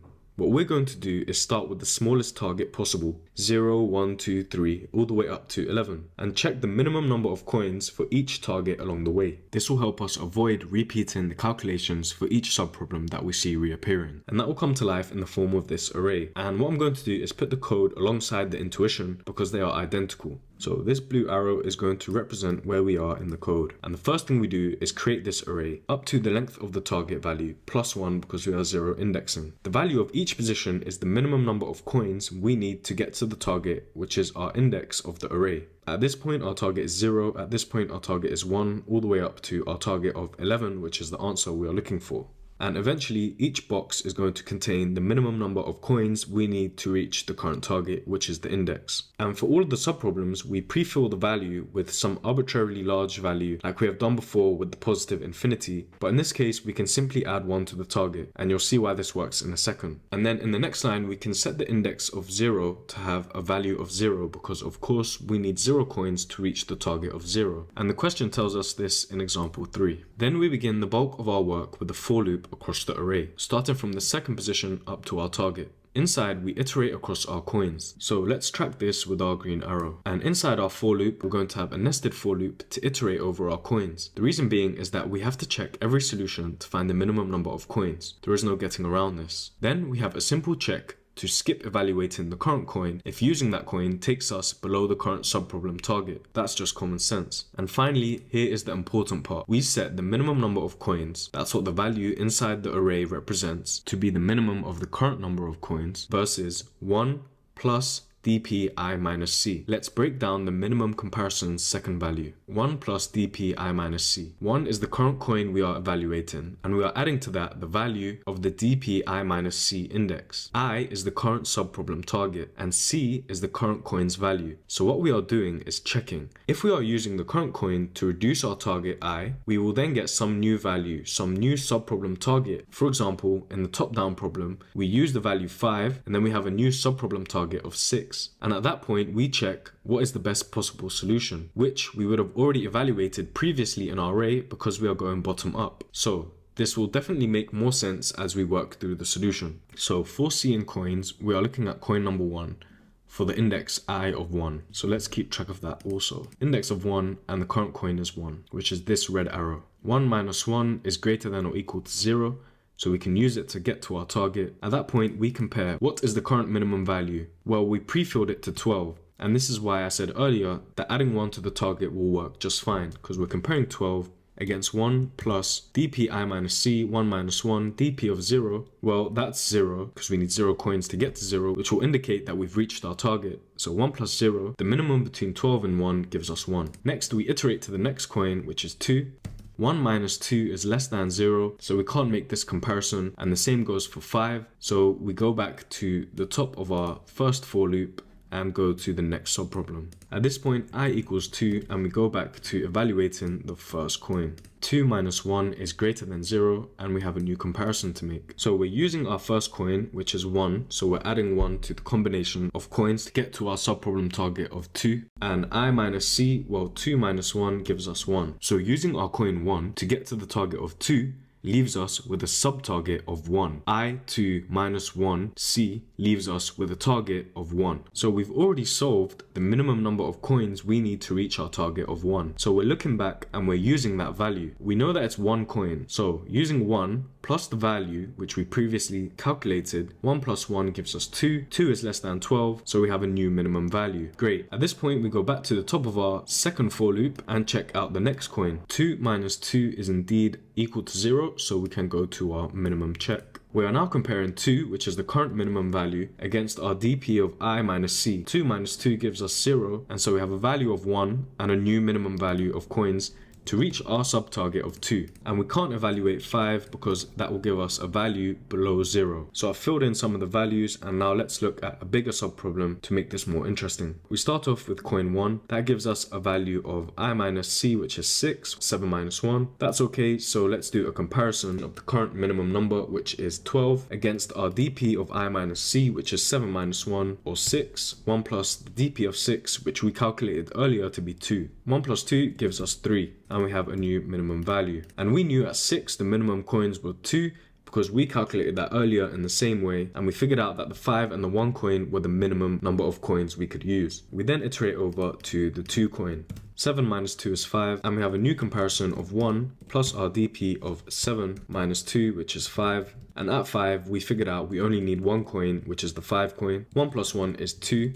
And we're in fact comparing this against the value we just calculated, which is 3. So we have a new minimum value. Let's iterate across again. So we're now looking at the 5 coin. 7 minus 5 gives us 2, and we have a new comparison. 1 plus dp of 7 minus 5, which gives us 2. So we're using the 5 coin once, and the number of coins we needed to get to the sub-problem target of 2. Earlier, we figured out that was 1, and we went through this. We only need the 2 coin. And we're doing this comparison against the current minimum value, which is 2. So we don't need to update this. We've gone through all the coins, and we repeat this process for the subproblem of 8. Through the same method, we'll get the minimum number of coins we need to get 8, 9, and 10, and eventually we reach 11, which is our target. For the first coin, 11 minus 1 is greater than 0, so let's make our new comparison. 1 plus a dp of 10. At 10, we figured out we need 2 coins, which is the 5 and the 5. So at 10, we used the 5 coin, we looked at the 5 subproblem, and at this point we only needed 1 coin, which was also the 5, to take us to 0. So at 10, we only need 2 coins, plus the 1 coin we're looking at now, and that gives us a minimum number of 3 coins, and a new minimum number of coins for our target 11, which is 3. We then iterate across to the next coin, which is 2. 11 minus 2 gives us 9, and we have a new comparison. 1 plus a dp of 9, which is 3. 1 plus 3 would give us 4, which is not greater than the current value. So then we can iterate across to the 5, our last value that we need to calculate. 11 minus 5, that gives us 6, and we have a new comparison. 1 plus the dp of 6. Well, at 6, we calculated we only need 2 coins. 1 plus 2 gives us 3. And we don't need to update our value of 3, and we've come to our solution, which is the minimum number of coins we need to get to 11, 3. Finally, if the number of coins at our target is not equal to the target plus 1, which is what we initialized all the values to be at 12, then we can return the minimum number of coins, otherwise there is no solution, and we can return -1 like the question asks us to. Our time complexity is O of n times c. We have one iteration going across all the values in our array, and at each point we're iterating across all of the coins. These are our two nested loops, giving us a time complexity of O of n times c. Similar to n squared, but not quite the same. Still quadratic time though. And of course we have a space O of n, which is our array of all of the values up to our target 11. And that's coin change, the first question in our dynamic programming section. Next, we have the climbing stairs problem. Pause and give it a go now that you've seen the concept and coded implementation of the dynamic programming approach. You are climbing a staircase. It takes n steps to reach the top. Each time you can either climb 1 or 2 steps. In how many distinct ways can you climb to the top? So if we had a length of 2 steps, we can either get there by taking 2 steps or 1 step twice. And for 3 steps, we can either take 3 single steps, we can take 1 step and then 2 steps in one go, or we can take 2 steps in one go and then 1 step. And here is our visualization of the problem for 4 steps in our staircase. And I'm going to show you the code above. Similar to the previous question, we create an array and we're naming it dynamic programming DP. We set the index of 0 to be 0 because it takes 0 steps to reach a position of 0. And to reach our first step, we can only take 1 step. So the value for our target of 1 is going to be 1 step. Now for our target of 2, we're evaluating all the ways we can reach that second staircase. Now remember, we can either take 2 steps in one go, and that's one way to reach our second step, or we can take 1 step twice. So that's another way. 1 plus 1 gives us 2 different ways to reach our position of 2. And these 3 targets are always going to be the same. No matter what our staircase length is, positions 0, 1 and 2 are always going to have 0, 1 and 2 unique solutions. Now the important part is we create our for loop, starting at the 3rd index. And the way we calculate the number of unique steps at index 3, which is our current I, is by taking the solution to the previous subproblem plus the one 2 positions before it. Why is that? Well, for any number inside the for loop, we can either reach it with 1 or 2 steps. So we can either jump from 1 straight to 3, or we can reach 3 by taking 1 step from 2. That's the only way to reach any staircase. Now you might be wondering, well, we could go from 1 to 2 to 3, except this step here has already been factored in when we calculated the subproblem of the staircase 2. We can just get the second step from taking 1 step from 2. So to calculate our solution for 3, we simply take the sum of the last 2 values. That gives us the total number of unique solutions, which is 3. On the next iteration, we simply do the same thing. 2 plus 3 is the number of unique solutions we can get to reach 4. That's either 1 step from 3 or 2 steps from 2. All the other steps have already been factored in, and that's the whole concept of dynamic programming. We're calculating all of the subproblems and reusing the solution. So 2 plus 3 gives us a solution of 5, and we would simply keep doing this for all of the values up until our target, no matter what the value is. And finally, at the end, we return the value 5.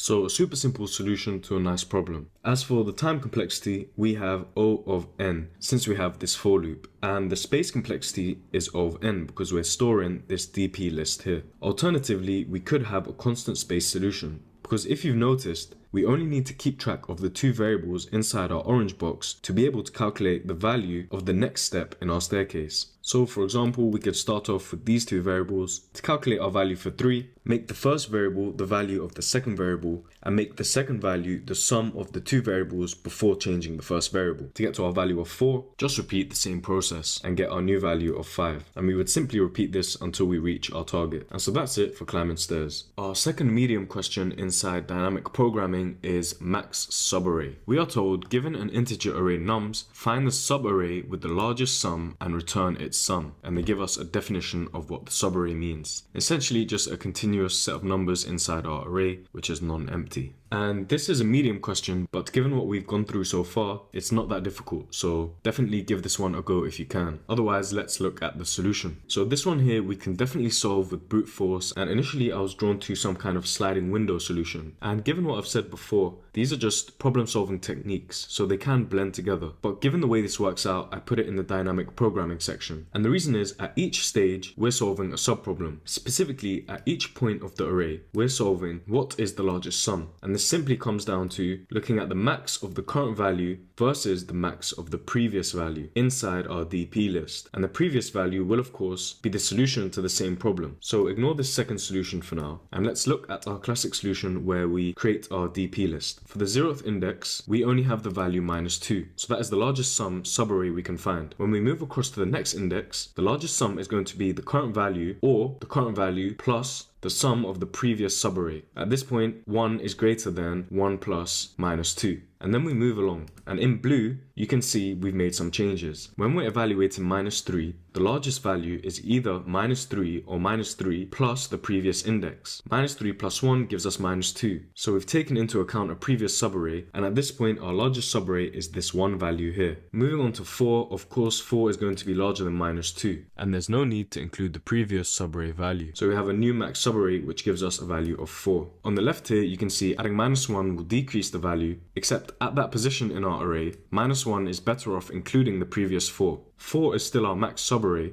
except we update this value in case at the next point in our index, we would be better off by including the 4. And that can only be done by updating the next index, which is the -1 and including that 4 to make it 3. And this is exactly what happens. When we're evaluating this 2, the max value we can get is either 2 or we can include the 3, the previous index. So 2 plus 3 gives us 5 and a new max subarray sum. And we get that by including the 4, unfortunately the -1, but this helps us because we can now include the 2 and get a value of 5, which is greater than 4. And we continue this way until we find our max value, which is 6, and we return that 6. Of course, this is of n time because we are doing a for loop and iterating over each item in our array. And if you looked at the previous climbing stairs question, you'll see that in these dynamic programming questions, it's not always necessary for us to keep this list and have O of n space. On the right is the solution where we only keep track of 2 variables, our max sum and the current sum. So instead of keeping track of the max sum at each point in our list, we're just doing a similar maximum comparison and then storing that max sum in a single variable, giving us constant space. So feel free to go through this constant space solution line by line, but it's pretty intuitive, so I'll leave it there for the max subarray question. So back to the lower level hardcore computer science foundations, counting bits.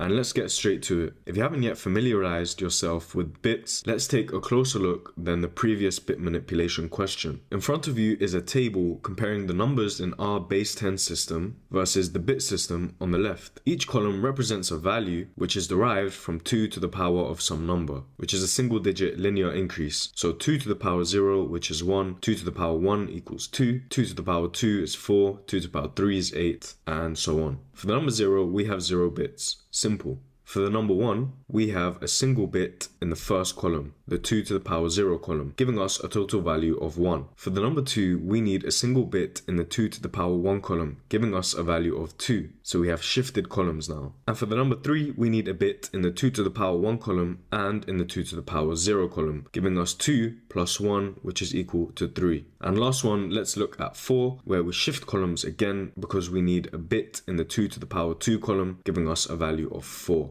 Now, if we take a step back, the value of 2 in bits looks like 10 to us, and the value of 4 looks like the number 100 to us. Well, this is because bits use a base 2 number system, and we use a base 10 system. So for us, each column would be 10 to the power of some value. So this would be 10 to the power 0, this would be 10 to the power 1, this would be 10 to the power 2, and so on. This would give us 1 in the first column, 10 in the second column, and 100 in the third column. So if we wanted the number 2, well, we can't move to the next column because this has a value of 10. So we would need a 2 in the first column. And we are allowed to use the number 2 or 3, 4, 5, 6, 7, 8 or 9 because these 10 digits are part of the system. It is a base 10 system. So the number 615, for example, would have a 6 in the hundreds column, a 1 in the tens column, and a 5 in the ones column. So that should give us a solid understanding of bits and the base 2 system. Let's now look at the question. Here we have the numbers 0 to 8 with their bit representations, or in other words, the base 10 value on the left and the base 2 value on the right. On the left, let's highlight the significant bit values. These were the values of each of the columns in our base 2 system. So for each one of these numbers, they are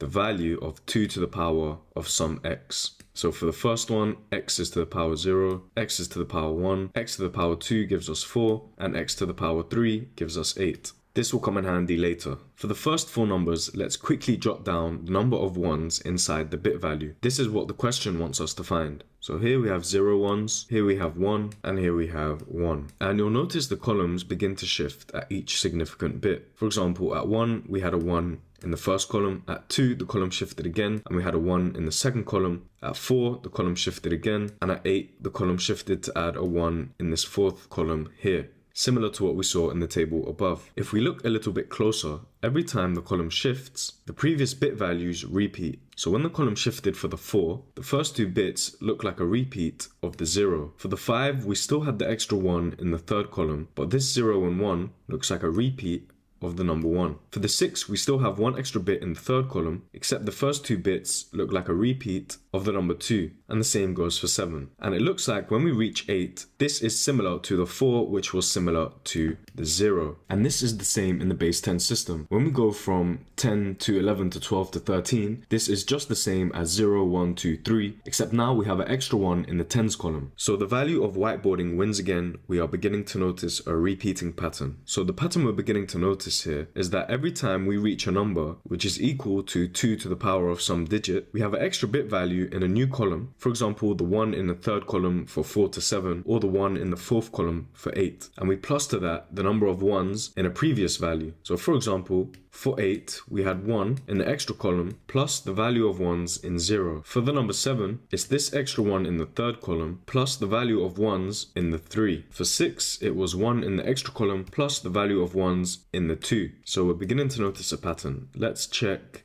number 4, for example. We said this was 1 in the extra column plus the value of ones in the number 0. So pretty similar to our 8 example. And we can connect these because they are power of 2s. So things are beginning to add up here. The numbers 2 and 3, we have a 1 in the extra column, and the bits in the first column repeat. So we have this extra 1, and we have 0 and 1, 0 and 1. And we can also do the same for the number 1. It's simply 1 extra value in the very first column. And we can check this by looking at our table again. Here we go for the number 1. We have 1 in the very first column and the same number of 1s as the number 0. For the number 2, we have a 1 in the second column and the same number of 1s as the number 0. So we've noticed some connection on the shifting columns, which is connected to the most significant bit, which is our 2 to the power of some number. And we know exactly why. If we wanted to reach the number 6 from the number 2, for example, we would simply add a 1 in the third column to increase the value by 4, or the 2 to the power 2 column. So when we look back, we are offsetting only by the current most significant bit, which for the number 6 is 4.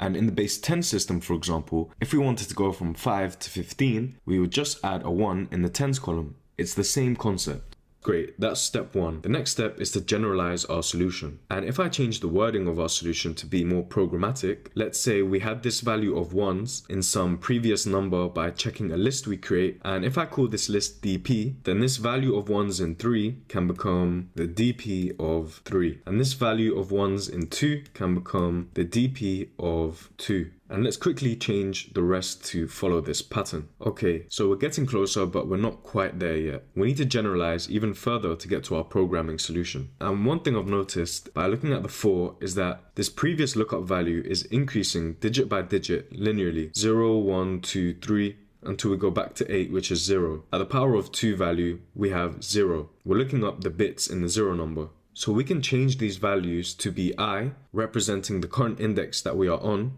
minus the most significant bit. And you'll see right now how this works. So we can take I to be the current index that we're on, which is the value 4, and we minus from it the most significant bit. So in this case, we're minusing 4 to get to our 0. Again, 5 minus 4 gives us the number of bits in the number 1, which is exactly what we're looking for. And then we're adding to that 1, which is the extra column that we have for the number 5. So let's quickly change all of these to match this new pattern. Great, so we are a lot closer to our final solution. Everything is looking a lot more generalized now, and we've gone through the intuition to understand why. Except there's one more thing. If we are writing our code, we don't know what the offset is. We're not looking at this table. So we have this offset, which is necessary to tell us which subproblem to check for our solution to the current number. We just said this offset is always 2 to the power of some number x. Well, this x is also going to increase in a single digit linear fashion from 0 to 1 to 2 to 3. And so there's our generalization. And if we look at the code, this will make a lot more sense. Here's the code, and we're creating this DP array like we've done so far in our previous dynamic programming questions. We give it a length of n+1 to account for the 0 number, and then we begin with our offset of 1,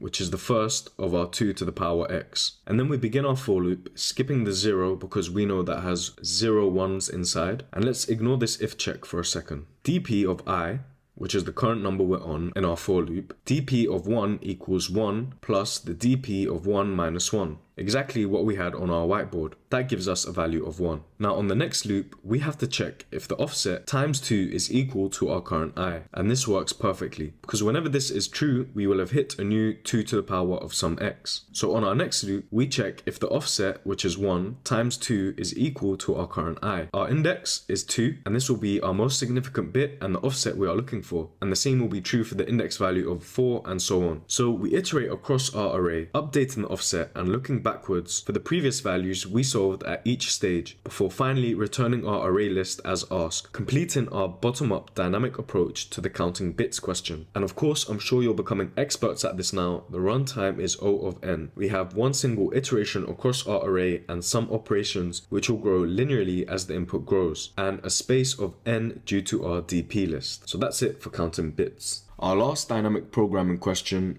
range sum query immutable, and this is a different type of question than we've seen so far in terms of input, because we have a class with 2 functions to write. We are given an array of numbers and we want to handle some queries, which is just asking for a sum between 2 indices in our array. For example, the sum from index 0 to 3. So my first solution here on the right is of course a very simple way to approach the question. Simply initialize the list as asked with no modifications in the first init function and use every left and right pointer on the go to calculate the sum as asked. This would be O of n every time it's run. However, we can improve this. As you can see in my notes, 2 algorithms can have the same complexity but different runtimes. So if we were to improve this, we could instead calculate the prefix sums. And by prefix, we just mean any subarray starting from index 0. So we could create an array in O of n time by calculating the prefix sums. So when given a query, our left and right indices, we would simply take the right index value away from the left index value, except we would go one left index value along. Let's create our prefix sums array and look at an example. So here is our array, and you can see at every position we have taken the sum up until that position. -2 plus 0 gives us -2, plus 3 gives us 1, plus -5 gives us -4, and so on. And when the question passes in this array of 2 numbers, our left and right pointers, for example, let's take 2 and 5. So the sum from 2 to 5 is -1. And if you were to do that by looking at our sums, we would simply take the value at the 5th index, which represents the sum from index 0 all the way up until the 5th index, and we would remove the prefix sum that we are not interested in. Since we are only looking at index 2 to index 5, we can remove these 2 numbers here. And we do this by taking the value at the 5th index, -3, and minusing from it the sum from the previous position up until the index we want. So if we're looking at 5 to 2, we minus the 5th index value from the 1st index value. -3 minus -2 gives us -1. But we do have an edge case. For example, if we wanted to calculate the sum from index 0 to index 2, well, we can't look at the next index along from 0. So we can fix this in the code. We could add an if check for this edge case, or we could take a different approach. We could just initialize the array with one extra value in the 0 index, and so we no longer need to check the next index along from the left pointer, but the next index from the right pointer. So instead, our prefix sums array would look like this.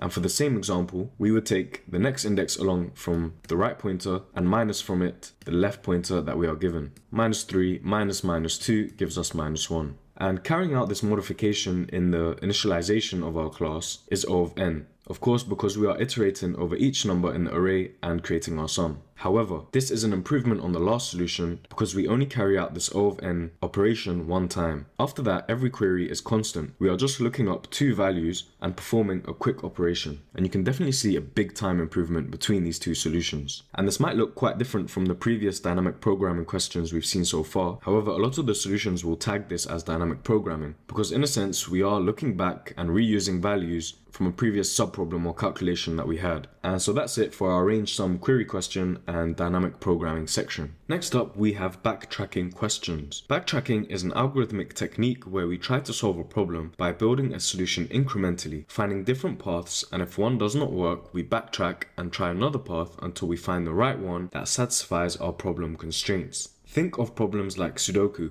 We can keep trying different numbers in the positions, and if we reach a dead end, we backtrack, change the first number and try again. And backtracking is one of the more difficult LeetCode question sections. All the problems here are medium. A lot less likely you'll get one of these in an interview, but still possible. If you are working fast or have an interview soon, of all the sections I'd recommend covering this last or skipping this entirely. However, if you are just starting out, this will definitely improve your programming skills. And there are two core concepts in this section: permutations and combinations. Both refer to selecting items from some set of data. Permutation is referring to the ordering or arranging the data in a different type of way, and combinations is referring to the different selections of data from that dataset. And as you can see from the table, the order of the items in permutations is important, but not for combinations. So the first question is letter case permutation, where we are given a string S and we can transform the casing of every letter individually to create another string. And we are told to return a list of all possible strings we could create and return the output in any order. Of course, the order within each string matters. So in the first example, we are keeping the order exactly the same throughout, and every time we have an alphabetical letter, we are creating two new permutations of the lower and uppercase versions of these letters. We have two possible ways of attacking this question. We can take the iterative approach and build out a solution incrementally, or we can do the similar thing in a recursive fashion. Let's first walk through the iterative approach, and we can go straight to our code because there is no deep intuition behind this. It's pretty brute force, and that's why it's 2 to the power n, a very slow time complexity. Essentially, what we're doing is iterating through the string that we're given, checking if it's a letter. If it is, creating two new permutations, just like in the example, and if it's a number, then we add it to the existing permutations. Hence why we have one less append, and we add these permutations to a temporary variable before adding them to our output. And here is the exact same code, but I've added some print lines so that we can walk through it. If I run the code on the string from the example, you'll see the very first C or character that we iterate across is the A. It is an alphabetical letter,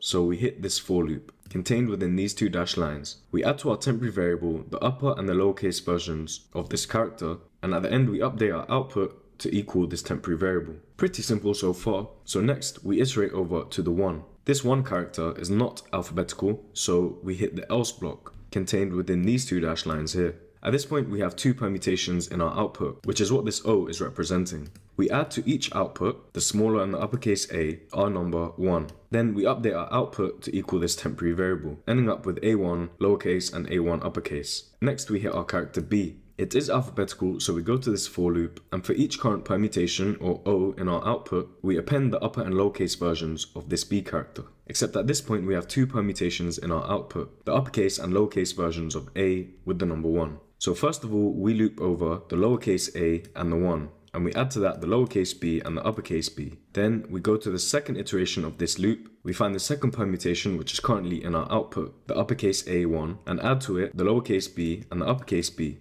So now we have 4 permutations in our temp variable, and we update our output to equal this. And finally, we hit the 2. There is no uppercase and lowercase for the numbers, so we simply add it onto every permutation before we get all existing permutations after finishing our iteration of all the characters in this string, and we can return our output. So logically, very simple, but in terms of the efficiency of this algorithm, pretty complex, 2 to the power n. The reason it's 2 to the power n is because we have a string of length n. And each character can be represented in 2 different ways, upper or lowercase. So mathematically, the total number of different permutations is the product choices of each character. 2 times 2 times 2 times 2. Maybe we'll get some number times 1, but that will have no effect. And ultimately, this simplifies down to 2 to the power n. And our space complexity is also 2 to the power n due to the need to store all the permutations in the list output, which could be 2 to the power n permutations. And as for the recursive solution, I won't go into this one too much because it has a worse space complexity. However, here's the code and I've added in this print statement. And you can see that, for example, when we take the first letter A, we're calling this backtrack immediately. That's the first thing that happens in our letter case permutations function. And initially our subarray is empty, as you can see in the first print statement. And if our subarray permutation is equal to the length of our string, then we know we can append this to our results and return for the current backtrack. However, for the most part, we'll check if it's an alphabetical string, similar to the previous solution, and call backtrack if it is on the reverse upper or lowercase than the character currently is, and increase our iteration by 1. Otherwise, we would just call backtrack on the number itself. Otherwise, if it was an alphabetical letter, we would just call backtrack on the original upper or lowercase character. And you can see for the very first character A, we first call the uppercase backtrack, and we keep going down and down the call stack until we finished our permutations. Only then is this second backtrack called on the lowercase original A, and you can see by the first iteration I, and at that point we would go down the call stack and fill in our permutations. This has a similar time complexity due to the different possible permutations based on the upper and lowercase characters, but a space complexity of n plus 2 to the power n in total. Our recursive call stack has an O of n space complexity, and the space needed to store all the permutations is 2 to the power n again. And of the two, the first solution is a lot neater and definitely more achievable without looking at the answers. And so that's it for our letter case permutations question. Okay, so next up we have this subsets question. Pretty similar to the previous question, except this time we're returning all subsets of an array of numbers. We can return our output in any order, and note that each subset is unique. So 2 and 1 is the same as 1 and 2.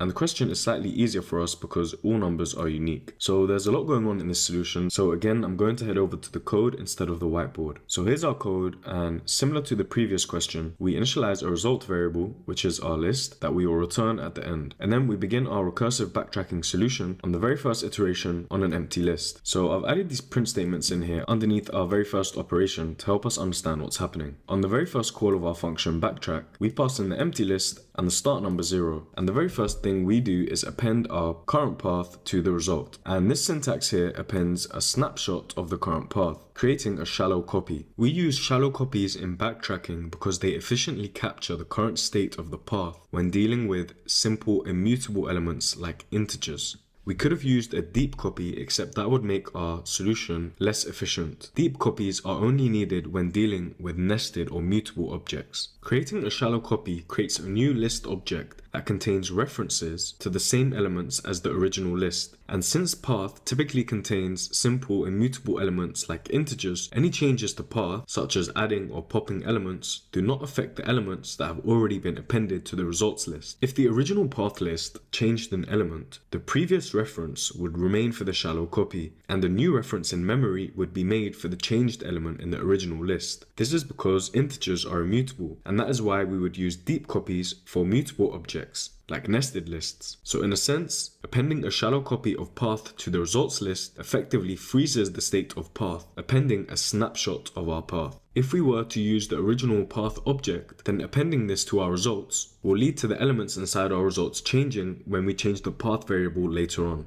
And so deep and shallow copies are definitely something I'd recommend taking some time to look into. So we've added in the very first subset. Next, we begin our loop, which will have some recursive calls inside, beginning at the start index of 0 and ending at the length of our numbers. We then append to the path the very first item in our nums array, which would be the number 1 at the 0th index. This will give us a path containing just the number 1.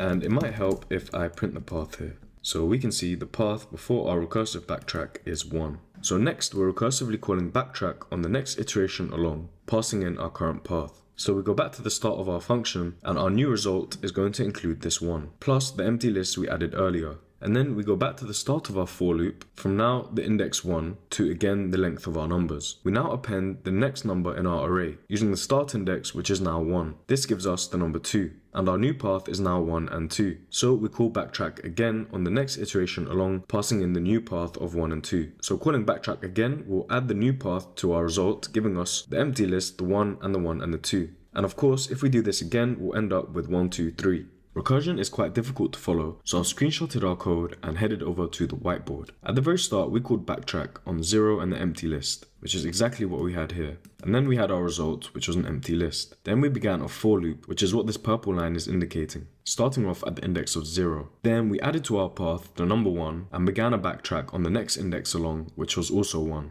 And we ended up with the result of the empty list plus the number 1. So after beginning a new backtrack with the index of 1 and the path of 1, we ended up with the result of the empty list and the number 1. Then we began a new for loop starting at the index of 1. We added to the path the number 2, added this new path to our result, and began a new for loop at the index of 2. Using the index of 2, we found the number 3 in our nums list, added this to our path to get 1, 2, 3, and adding it to our result to get the following. Then we began a new for loop using the new index of 3. A for loop from 3 to 3 will not execute, so our code stops here for this recursion. We go back up the call stack to the for loop that was executing previously. At this point, the next backtrack along has just finished, so we pop off the 3 from the end of our path. And right now we have a path of 1 and 2. So this is where we've reached so far. After that, we'll go back to the beginning of our for loop, and 2 will become 3.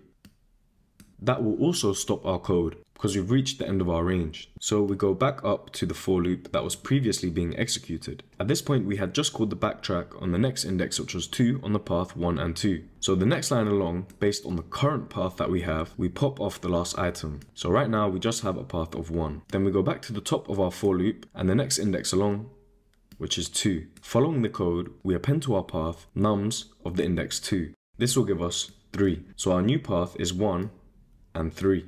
And then we begin a new backtrack on the index of I, which is currently 2, plus 1 gives us 3 on the path of 1 and 3. And this is exactly what we have executing in our code, which will append 1 and 3 to our result. And we can continue this way, following the code, and we'll realize that this solution gives us every possible subset. We begin our main for loop on 0, adding 1 into the first backtrack. This will allow us to get 1, 1, 2, 1, 2, 3, 1, 3. And then at that point, we go all the way back up to the very first for loop and then iterate from 0 to 1. This then allows us to do the same process but with 2. So we'll add 2 in as the result, 2 and 3, and then go all the way back and iterate to the 3 and do the same process again, exhausting all of our options. And this style is very common in our backtracking solutions, as you will see in the next question. For example, after writing it out now, I can see exactly what's going to happen next. The backtrack that we just called on the 3 with the path of 1 and 3 will not execute its for loop because the index is 3. So we'll come back to our code and we'll pop off this 3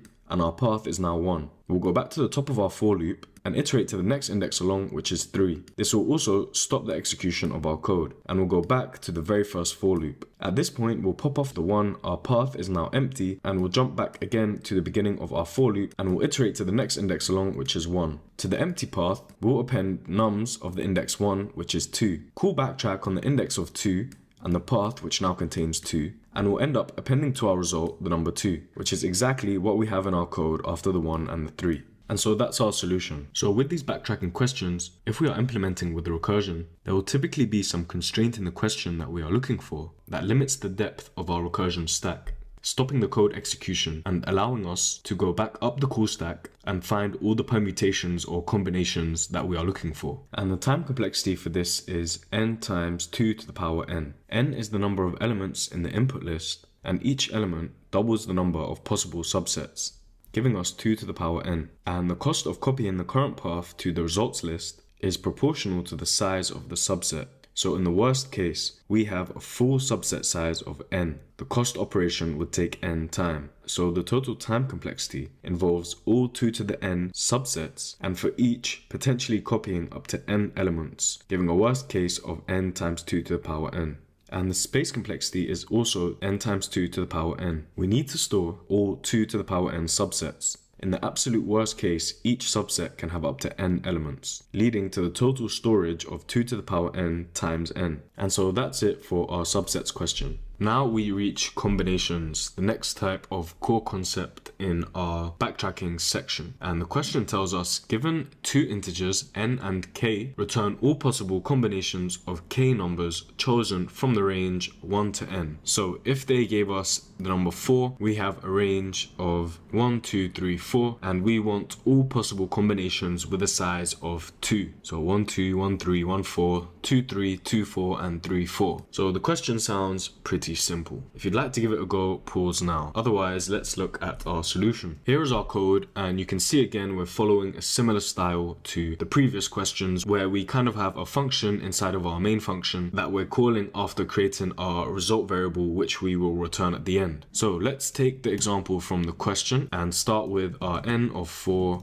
and our k of 2. And let's also create our result array. This blue arrow is going to indicate where we are in our code. And the first thing we do is call backtrack on the number 1 and an empty list. This is our backtracking base case. And we do this because our range is from 1 onwards, as the question tells us. So similar to the previous question, we have our start and our path. If the length of our path is equal to k, then we return, only after appending a shallow copy of our path to our results variable. And that's because we know we've reached our limit of 2 items in our path. Otherwise, we begin a for loop from the current start variable to n plus 1. This way, our loop will iterate up to and including n, because the second element in a range is exclusive. So I've written this out identically to the previous question, so hopefully it will make a lot of sense. So here's our current backtrack call, the very first one that we make, and here is our path, which at the moment is empty. And we will keep updating this to be the current value of the path.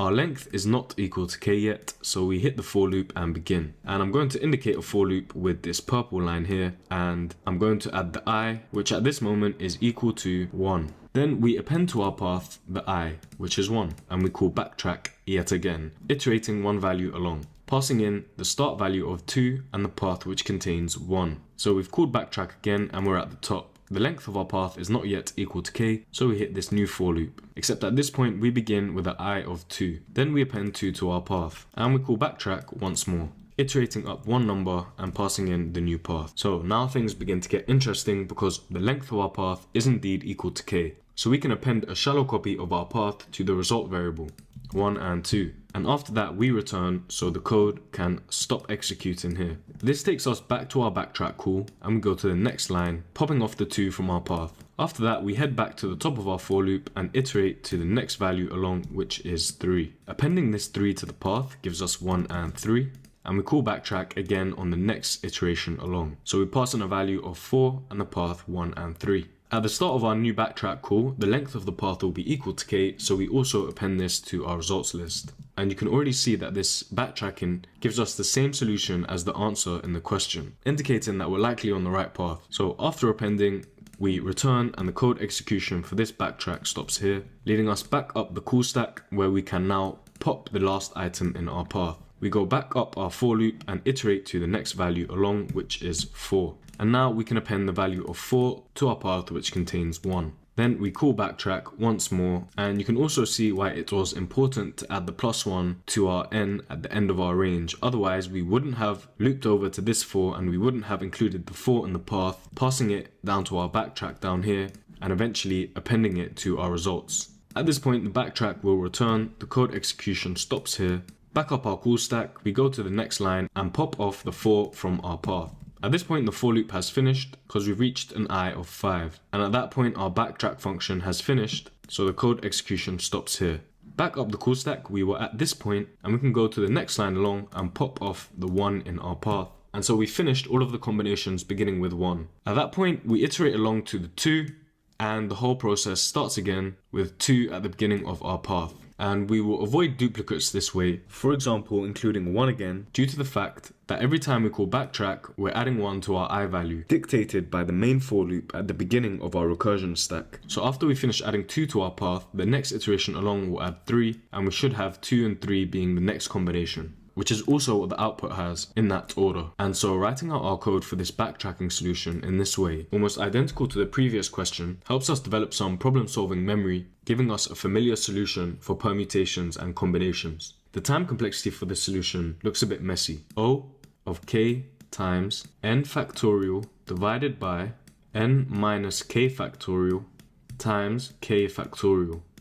So pretty messy indeed. In plain English, we can say this section here is the number of combinations, and each combination takes O of k time to generate because we copy the path list of length k to the result. And so that's where the k comes from. And you may also see this written as O of k times nk. and we pronounce this as n choose k, where this part here, n choose k, denotes this entire section here, also known as the binomial coefficient. This basically just represents the number of ways to choose k elements from a set of n elements. And the space complexity is the exact same. There are n choose k combinations, and each combination is of length k. So the space required to store all these combinations is k times n choose k, our binomial coefficient. And the depth of our recursion stack is at most k, because we add elements to the path until the length is k. And you see that because at each time we have 2 elements in our path, we immediately return. So if we were just looking at our recursion stack, the space would be O of k.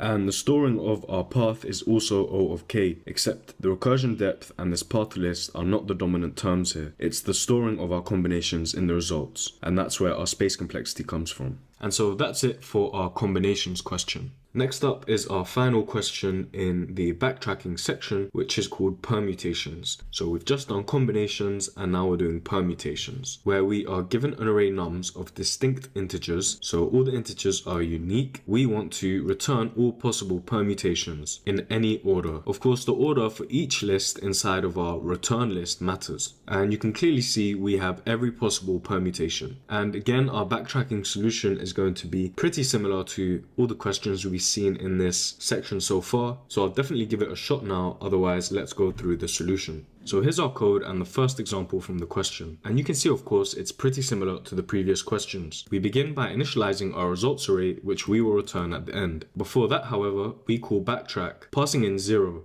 0 will be our starting index, and of course we want to include the 1 here, so we're going to pass in 0. The second argument will be the length of our nums, and this will be the constraint for when we want to append to our results list. Each question is different. Although the style of our backtrack solution is similar, the details are different. Here the question is asking us to return all the permutations of the same size of the original list. So we know when we've iterated through our for loop and our starting index for the backtrack becomes equal to the length of our nums, we've reached the end. We have 3 elements inside our nums list, so we can append to the result and return. The previous example was the same. Only when we had 2 integers in our path could we return. The question before that, however, we were not returning, and that's because we wanted all possible subsets. So even if we only had 1 integer, we would append to our results and continue to find a larger array and then append that also. So just a note on the details and the importance of reading the question twice and understanding exactly what it wants. So I'm sure you're all experts on this now, but let's quickly run through a few steps of our code to help us understand what's happening. So we begin with our backtrack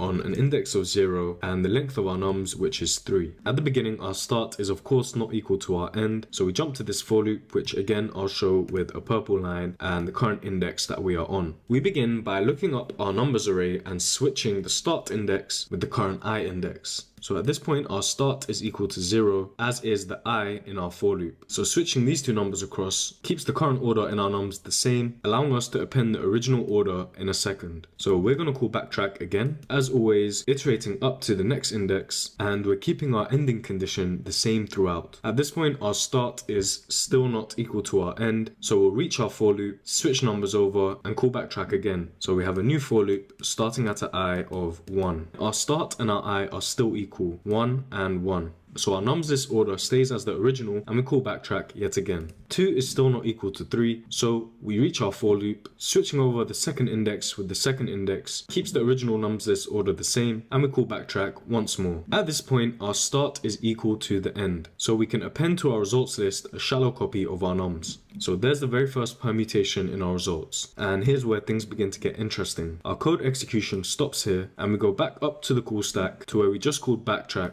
on the next index along. At this point, our start and our I are still equal. We will see later that this line is meant to undo the swap that we done before the backtrack, allowing us later to make changes unaffected by our current changes in order to get the full list of permutations. So switching the 2 and the 2 gives us the original nums list in the same order. We go back up to the beginning of our for loop, except now we've reached the end because our I will be 3. So our code execution can stop here and we can go back up the call stack yet again. At this point, we had just called backtrack with the 2, So on the next line, we will switch the I with the start, giving us the same order of our nums list. Then we go back to the beginning of our for loop and the 1 becomes 2. Now we can finally begin switching some numbers around. Our start was equal to 1 and our I is now 2. Switching these two numbers across will give us 1, 3, 2. We're switching the first and the second index, 1 being our start variable and 2 being the current index. So after that, we call backtrack on our start, which is 1, plus 1 gives us 2, and our end is staying the same at 3. At the top of our new backtrack, our start is not equal to our end, so we begin a new for loop. At this point, our I is equal to 2, as is our start variable, so we call backtrack yet again, adding 1 to our start. As you can see, our start is equal to our end, so we will append to our results and return straight after. So we add our current nums list, which is 1, 3, and 2. Code execution stops here. Back up the call stack, we had just called backtrack, and switching the current start, which is 2, with the current I, which is 2, does nothing. So we have reached the end of our for loop, because at the next iteration our I will be equal to 3. And we go back up our call stack once more to when we had just called this backtrack with the 2 and the 3, and we reach the next line, switching over our start and our I. Our start is 1 and our I is 2. This reorders the nums list back to its original state. At this point, the for loop for our backtrack with the start variable of 1 would have reached its end. So we go back up the call stack once more to when we called the backtrack with the start of 1 and the end of 3. Our I is equal to 0, as is our start, so switching these numbers over does nothing. And now we can finally loop over to the next iteration in our very first for loop. And taking a look at our answer, right now we have 1, 2, and 3, and 1, 3, 2, which is the exact same as what the output has. So you know we're on the right track. And you can see that iterating now to the next index in our main for loop, the 1 pointing to the 2, gives us a whole new set of permutations beginning with the number 2. And finally, on the last loop, our very first index will have the number 3. So it's this main for loop dictating our permutations and the order of our output in our results variable. So I'm going to leave it here because I'm pretty sure you can get the hang of it by now. If not, feel free to continue following the code execution by yourself. As for the time and space complexities, it is O of n times n factorial. There are n factorial permutations for an array of n distinct elements. And we've seen this before. For example, 3 factorial is 3 times 2 times 1. And for each single permutation, it takes n time to generate this to our results list. We are carrying out the same number of operations on our n factorial permutations. For example, swapping the elements and creating a copy of our list. So these n operations times by our n factorial permutations gives us a time complexity of n times n factorial. And similar to the previous questions, our space complexity is the exact same as our time complexity. We have our n factorial permutations, each of length n, requiring the same space to store inside our results variable. And on top of that, we also have a recursion depth of n space. So our call stack is O of n. And finally, we're also creating a copy of our nums list, which at each time we are appending to our results will be of length n. So that also needs n space. Overall, however, the bottleneck is our n times n factorial space, the most dominant term. And so that's it for our permutations question, covering all the different types of backtracking solutions we have, giving us one more solution in the same style we've seen before that we can reuse whenever we are asked this style of question, making changes based on the details that we are asked. And so that's it for our backtracking section. Our next section is linked lists. We have gone through a lot of these questions in the data structures part of the material. So this should be a walk in the park for a lot of you. And let's head straight into the first question, which is called middle of the linked list, where we have to, given the head of a singly linked list, return the middle node of the linked list. If there are 2 middle nodes, return the second middle node. And the question also defines for us our linked list by giving us a class list node. So for example, if we were given the linked list from 1 to 5, we would return the middle node, which is 3,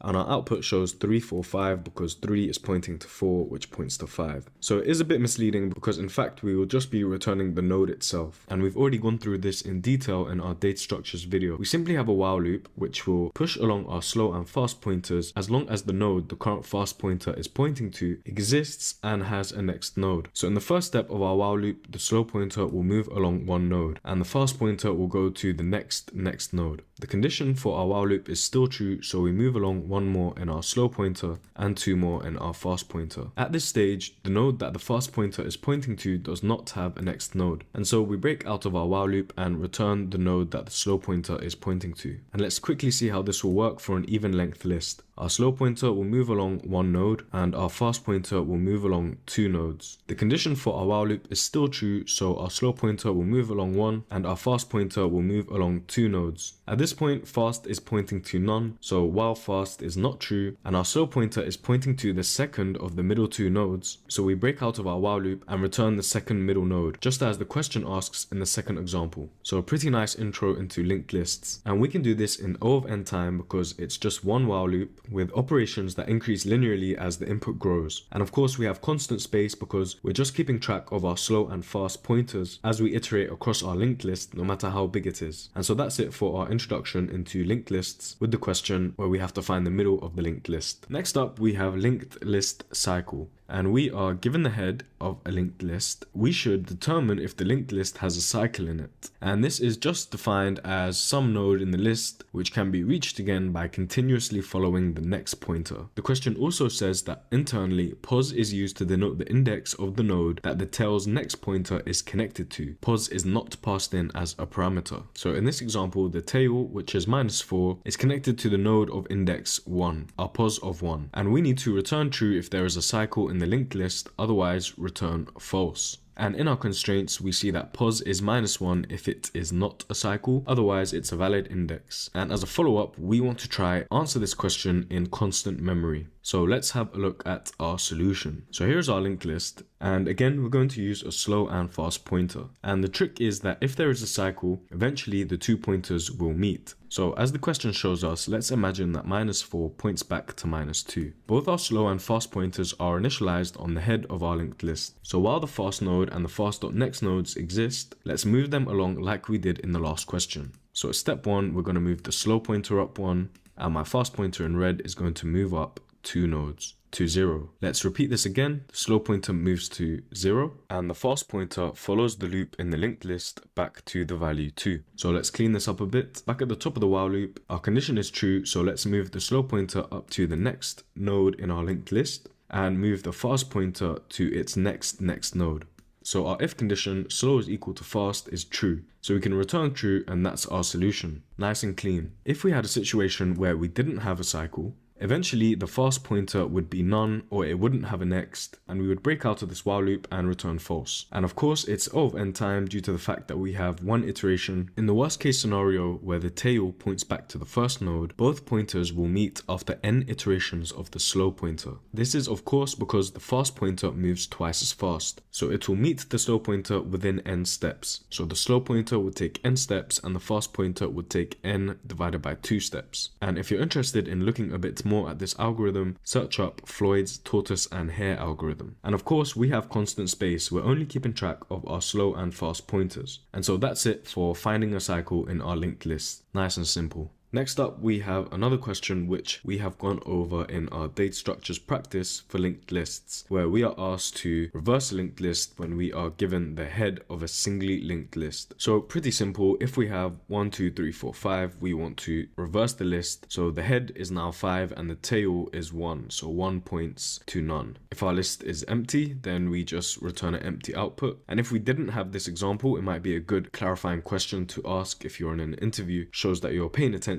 to the details. And the follow-up question asks if we can implement it iteratively and recursively. So today we'll be going through the iterative solution because, as I've said before, it's much more readable, easier to debug, and less prone to consuming too much memory. But definitely give the recursive solution a go if you can. Otherwise, let's get into our solution. So here's our linked list and here's our code on the right. You see we have in total 3 variables. Our previous pointer, which we have in blue, our current pointer, which we have in red, which we initialize at the head of our linked list, and we can add this label to let us know what we've labeled as the head node. And we have this next pointer inside of our while loop. So current is definitely not equal to none, so we set the next pointer to be current's next. And then we set the current next to be equal to our previous. Our previous is initialized to point at none. So we can set the head node to now point to none. And then after that, we set the previous to equal our current node. So here they are both pointing at our head. And then we update our current to be equal to the next pointer. So you can see the responsibility of this next pointer is to enable our current to update after we remove the link between the current and the next node. And just before that, we update previous to equal our current pointer. And let's repeat this all over again at the top of our while loop. Our next pointer moves to point to current next. Current.next is set to previous. So we're essentially removing this arrow and changing it to point in reverse. And then we set things up for the next loop by moving our previous to equal our current and our current to equal our next pointer. Repeating this again, we'll move our next pointer to the for node, update the next of our current pointer to be equal to the previous node, update our previous to point to the current node and our current node to point to the next pointer, setting us up to continue reversing our linked list. If we repeat the while loop one more time, we reach a position like this. We've set our next pointer to be current's next, which is none, because we're at the tail of our linked list. We set current.next to equal previous, so we move this arrow and point it to the for node, update previous to be our current, and our current to be our next pointer. At this stage, our while loop will no longer execute because current is indeed equal to none. We've reached the end of our linked list. We have one more small adjustment to make, which is to update the head of our linked list to point to where previous currently is, and that is the new head, which was the old tail of our linked list. And that is how you reverse a linked list. Nice and simple. Of course, the time complexity of this solution is O of n because we have one while loop with a bunch of operations that increase linearly as our input size grows, which is just the length of our linked list. And the space is of course constant because, as we said at the start, we only have 3 variables: our previous pointer, our current pointer, and our next pointer.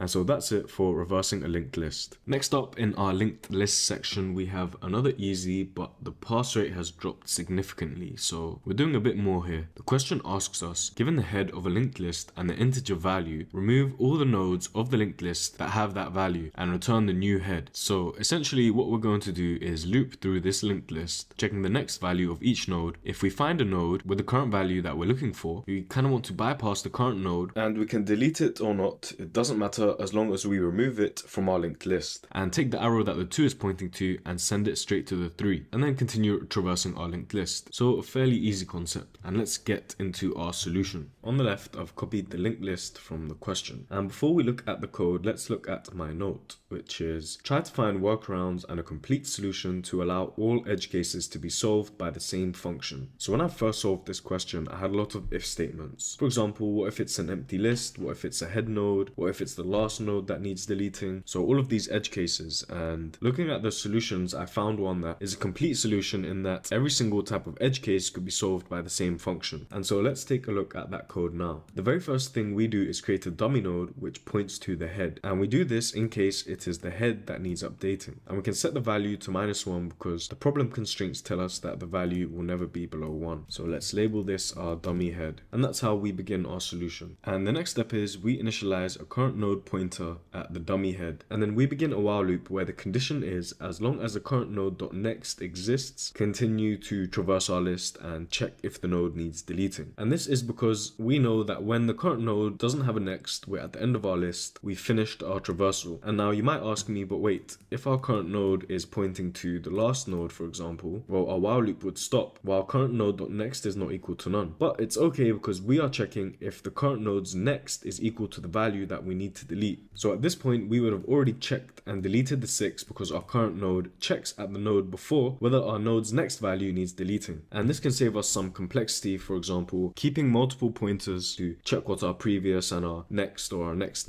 pointer is, similar to the previous question. So let's walk through this example from the question, and afterwards we'll take a look at the case where the head needs deleting and the dummy head proves its use. So the first thing we do is hit the while loop. The first line, we check if the current node next value is equal to the value that we're looking for. The question told us we want to delete the value of 6. So this is not true, and we hit our else block, updating our current node to traverse our list and point at the next node. So now we've entered our original linked list. So let's follow our code. Another iteration of our while loop, and we find out that the current node's next node is one that needs to be deleted. So what we do is we take the current node's next and we point it to the current node's next.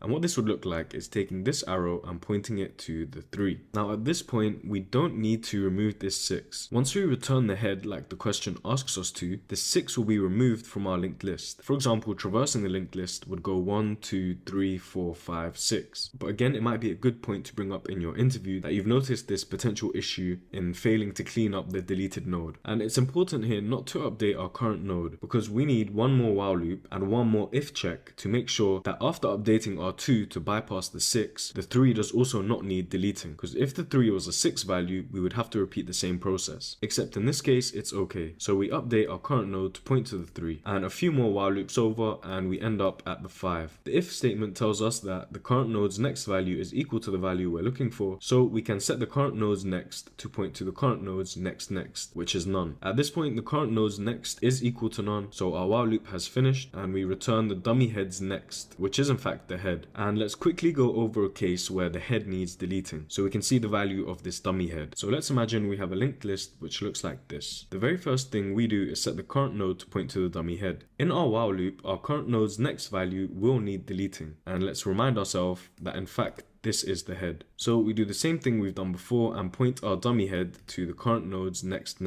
which is the head's next. After that, we'll do another loop. The 2 does not need deleting, so we update our current node, point it to the 2 node. At this point, the current node's next is equal to none, so we break from our while loop and we can return the dummy head.next, which is our new head. And we can see based on the question that they're passing in a head which is just a node. Depending on how you write the linked list, as we saw in our data structures videos, we can in fact create a linked list and label the head. But in this case, this head label is not a concrete value. We're just passing around list nodes as an argument for the head. So when we return our dummy head's next node as the head, which the question asks for, we're simply returning another list node. And so that's our solution. And of course, it's O of n time due to the single while loop, and constant space due to the fact we are only keeping 2 variables, our dummy head and our current node. So that's it for removing nodes from a linked list. So next up we have reverse linked list 2, which builds on the reverse linked list question by making us reverse a single part of the linked list. So not the entire list, but a section of the linked list. And the question will give us left and right integers which represent the index of the 2 nodes in our list from which we should reverse the links. And before we look at the code, let's try to consider our high-level approach and some of the edge cases that we might come across. So here is the first example from the question, and we are told we want to reverse from 2 to 4. So we're given a left pointer of 2 and a right pointer of 4. So we know our left pointer is here and our right is here. Essentially, what we want to do is break each of these links, have the 4 node instead point backwards to the 3 point backwards to the 2, and with some steps in between, eventually the 2 point to the node that's immediately right of the right pointer.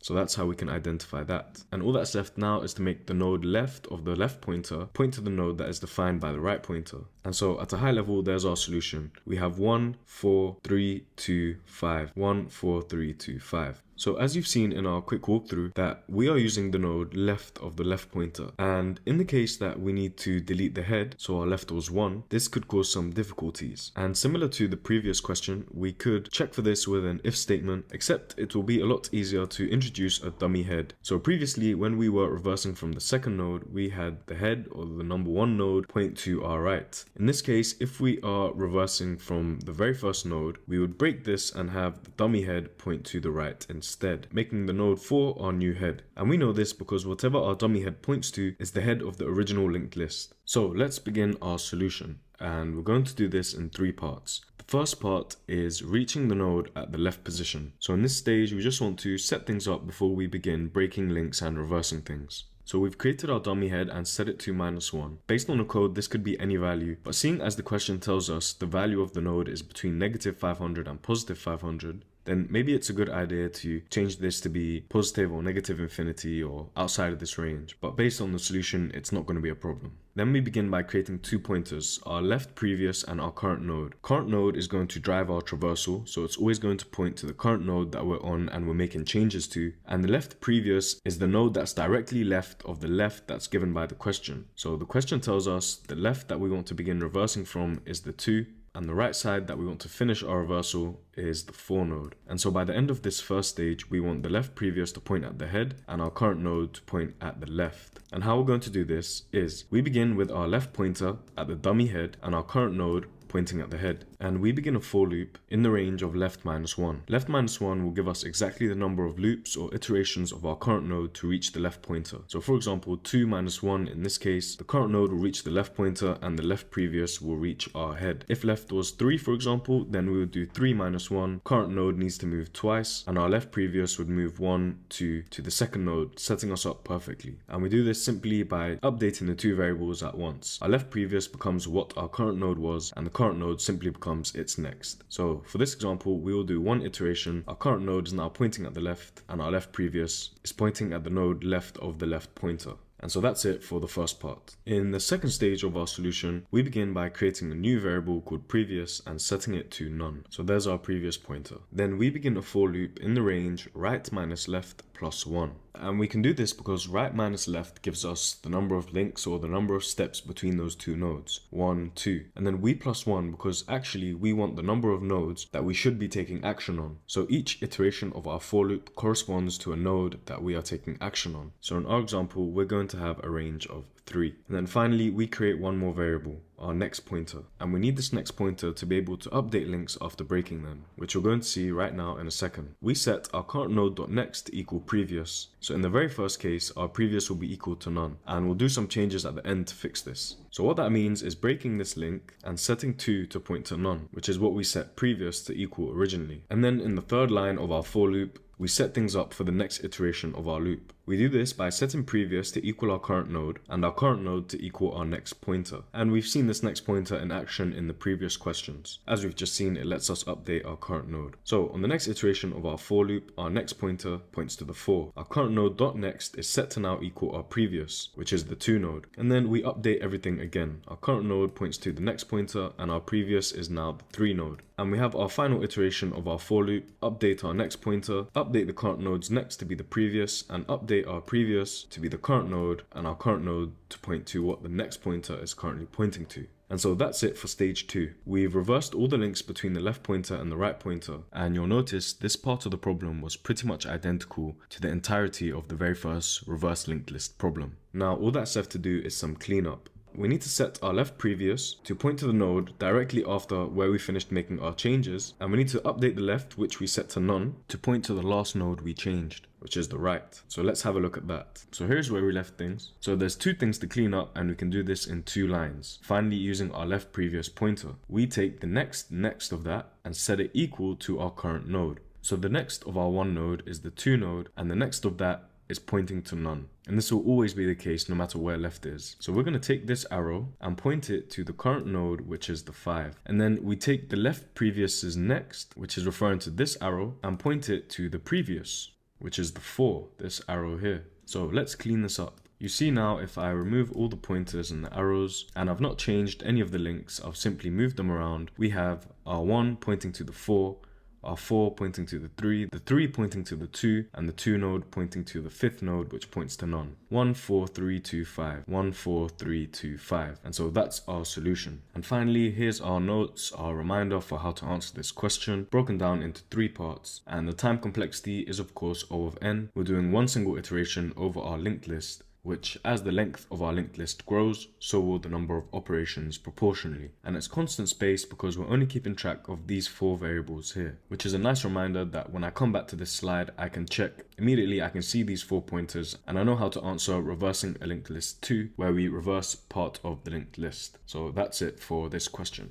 So next up we have this palindrome linked list question, where we are given the head of a singly linked list like always. We need to return true if it is a palindrome or false otherwise. And it gives you the definition of a palindrome, which is just a sequence of characters or numbers that read the same forwards and backwards. So 1, 2, 2, 1, 1, 2, 2, 1. And they mark this as an easy question, except we'll be using a few concepts from other questions. For example, finding the middle of a linked list and reversing items in the linked list. So personally, I would put it at a medium, which is why it's towards the end of our linked list section. So let's get right into our solution. Here's our linked list from the question, which is indeed a palindrome, so we should return true at the end. And the first thing we're going to do is find the middle of the linked list. And we've already done this in a previous question in itself, so this should be no problem at all. We initialize 2 pointers, a fast and a slow pointer. So here's our fast pointer initialized at the head, and here's our slow pointer also initialized at the head. And while fast and fast.next are truthy, we're going to move fast along twice and slow along once. So one iteration of our loop will put the fast pointer at the third node along and the slow pointer at the second node along. Our while condition is still true, so we move fast along twice and slow along once. And that's all there is to the first part of this question. Nice and simple. Now for the second part of the question, we're going to reverse our linked list, except we're only going to reverse the second half. So we begin by creating a previous pointer and setting it to none, like we've just seen in the previous question. So here's our previous pointing at none. And then we begin by creating a next pointer and setting it to slow's next node.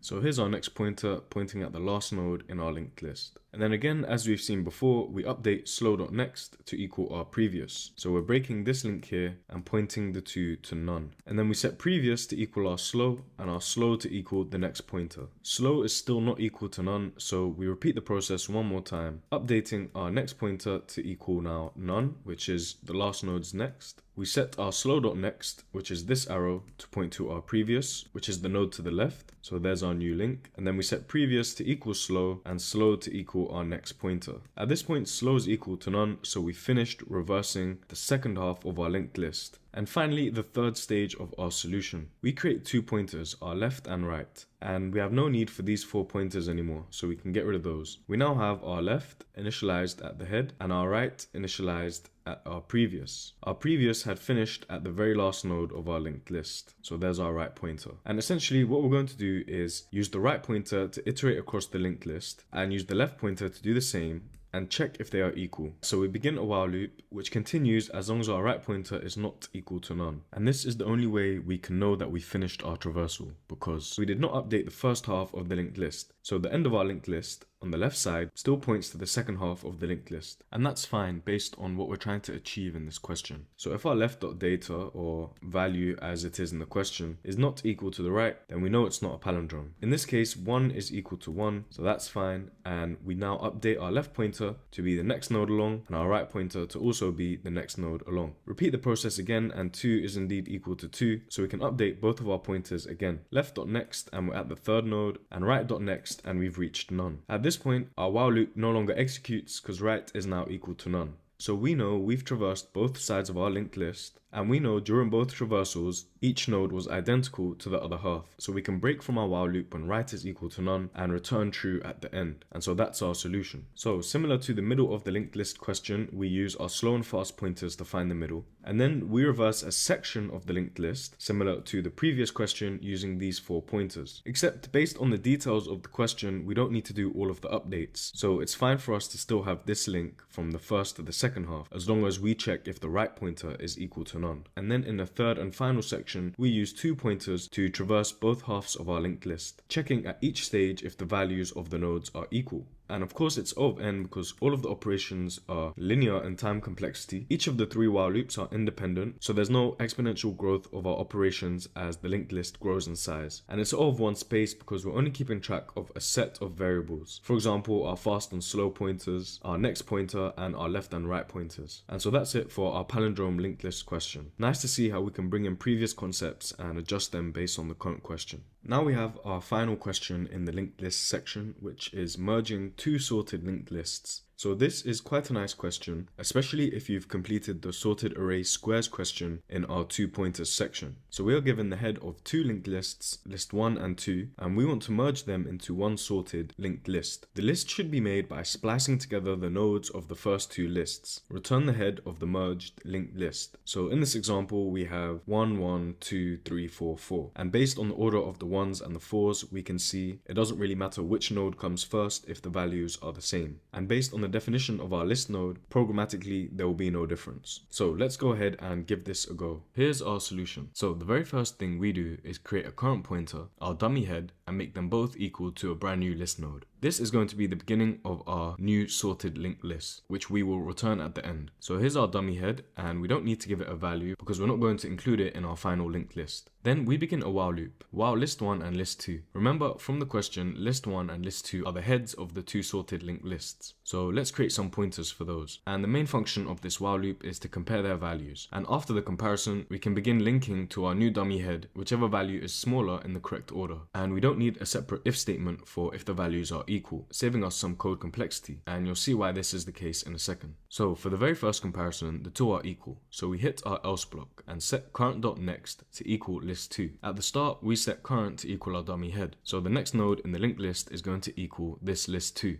Except right now, this list2 is still pointing to the 3. So let's make sure we don't forget that. So this is what it looks like right now. And then we update list2, and updating the two variables in one line means current will equal list2 before we made the change. So we can set our current to equal this list2, which it was previously. And then we begin a new iteration of our while loop. At this point, list1's value is definitely less than list2's value. So we can repeat the process except on list1 this time. Setting current.next to equal list1. Current.next is referring to this arrow, so we can point it to list1. And then we repeat the same updates, moving list1 to equal the next node along and our current to equal what list1 previously was. So let's tidy this up a bit, and there we go. Let's repeat the same process again, comparing the two values. The list1 pointer is less than the list2 pointer, so we hit the if block, update current.next to equal list1, which it currently is, so that's okay. And we can actually remove this label because we don't need it anymore. Update list1 to be the next node along, and then update our current to be what list1 previously was. Repeating the while loop again, we'll hit the else block because the list2 pointer is less than list1, so we'll change our current.next to point to the list2 node, and then update list2 to be the next node along, and then update current to be what list2 previously was. We check again, they are equal, so we hit our else block, adding current.next to equal list2, which it already is, updating list2, which now equals none because we're at the end of our second list, and then update current to be what list2 previously was. And at this point, we can break from our while loop. We don't need to carry on iterating because no matter how long list1 is, we know that all the values are going to be greater than what current currently is, because the question told us the original two lists will always be sorted. So what we can do is just append whatever's left of list1 on the end of our current merged list, and then we check list1 or list2. This is to make sure that at least one list has some nodes inside that we want to append. And then we check if list1 set current.next to equal list1, or append list2 if it's list2 that still has nodes. So we set our current.next to equal this list1, and there's our new merged linked list 1 1 2 3 4 4 1 1 2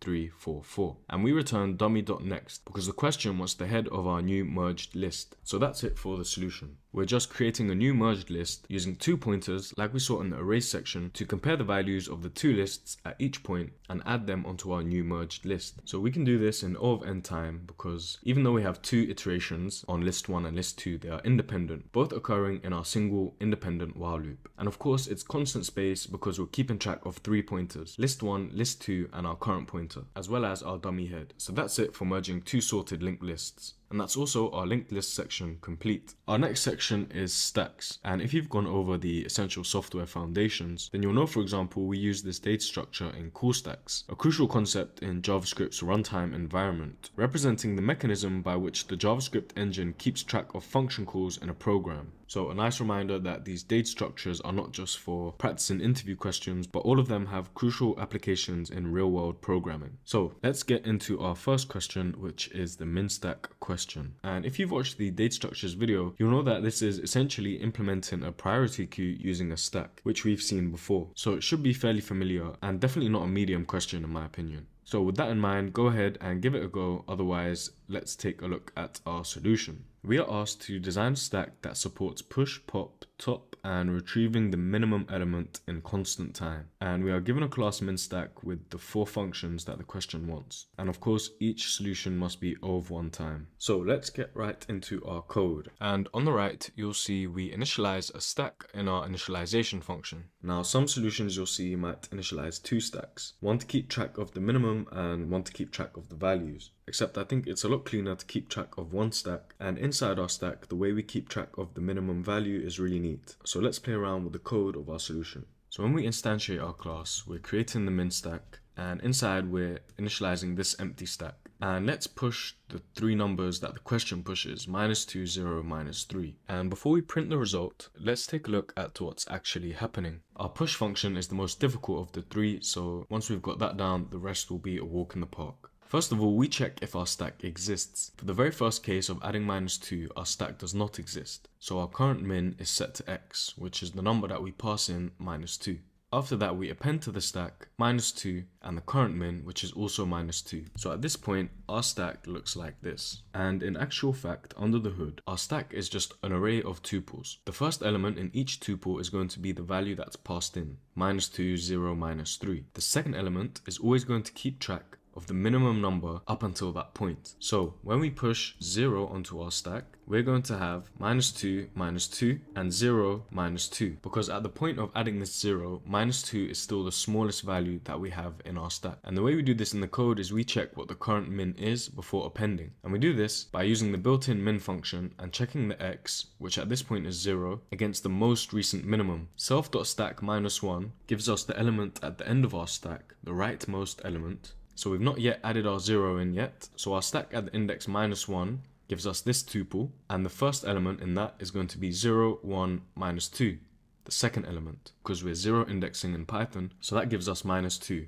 Of 0 and -2, our minimum value is going to be -2, so we append onto our stack 0 and -2. And in the third example, pushing the -3, we're going to create a new tuple. The first element is going to be -3, our value, and then we check again. And the second element is going to be -3 because that's our new value. And if we walk through this in the code, we'll see that our stack exists, so we hit the else block, and we check the minimum between -3, which is the x that we're passing in, and self.stack -1, which gives us this 0, -2 tuple. The first index gives us -2. So between -3 and -2, -3 is our new min, so we append onto the stack -3 and -3. So you see that every time we append onto our stack, we're appending the new minimum value in the second position and whatever value we pass in the first position. And this is how we're keeping track of our minimum value. So when the question asks us to get the minimum, which is the next operation in our list, we can just return the index of -1, 1. So stack -1 gives us the last tuple in our stack, and the index at the first position gives us -3, our most minimum value so far. If we wanted to pop, well, that's pretty simple. Pop stays the same. We're just using the built-in pop function to pop the last item. We're not returning anything, so we're popping the entire tuple off of our stack. We're just trying to get rid of it, which is different from the get min. As we see down here in our explanation, we're returning -3. And if we want top, well, let's say we've just popped off the -3, so our stack now looks like this. So now we're on top, we should return 0. And that's because top simply returns the last item in our stack. As you'll remember from our data structures video, last in, first out order. So this should return 0, and our stack will simply be left with our -2,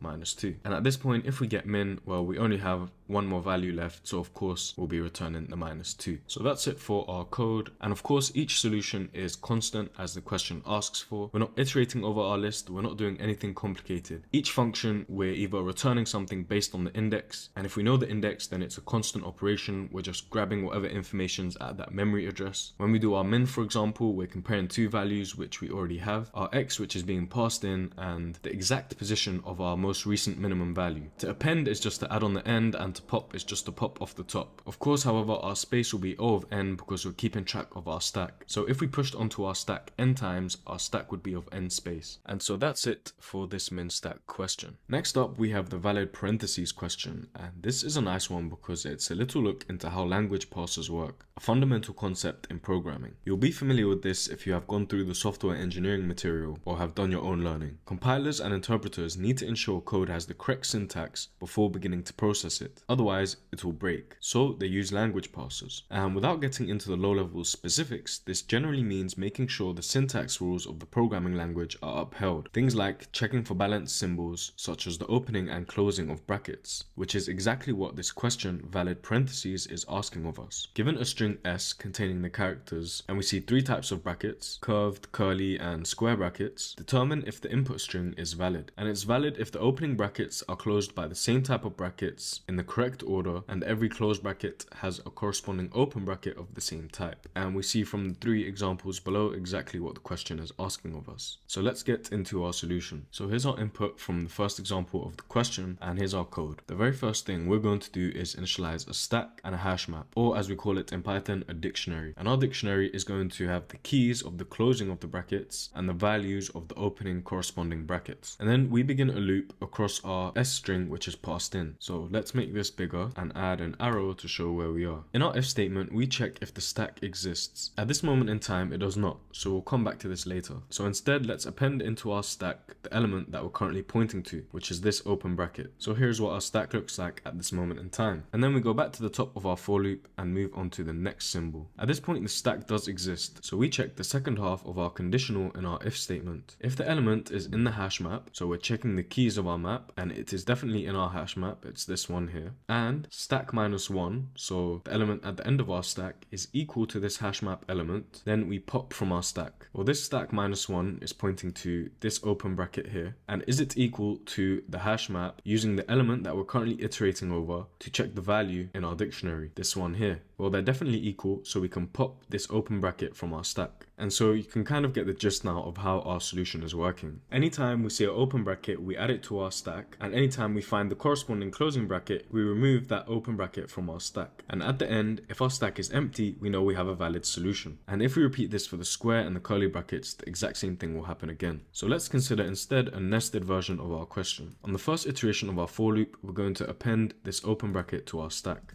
And then again, our stack exists, but the element that we're currently iterating over in our hash map, which at this point is the open square bracket, is not in our hash map. So we can append it to our stack also. And just to be clear, let's add some quote marks around these brackets because they are strings. So on the next iteration of our for loop, we hit the if statement, our stack exists, and the element we're currently looking at, which is the closed square bracket, is in our hash map, and the rightmost or the last item in our stack is indeed equal to the value of the key that we use to look up in our hash map.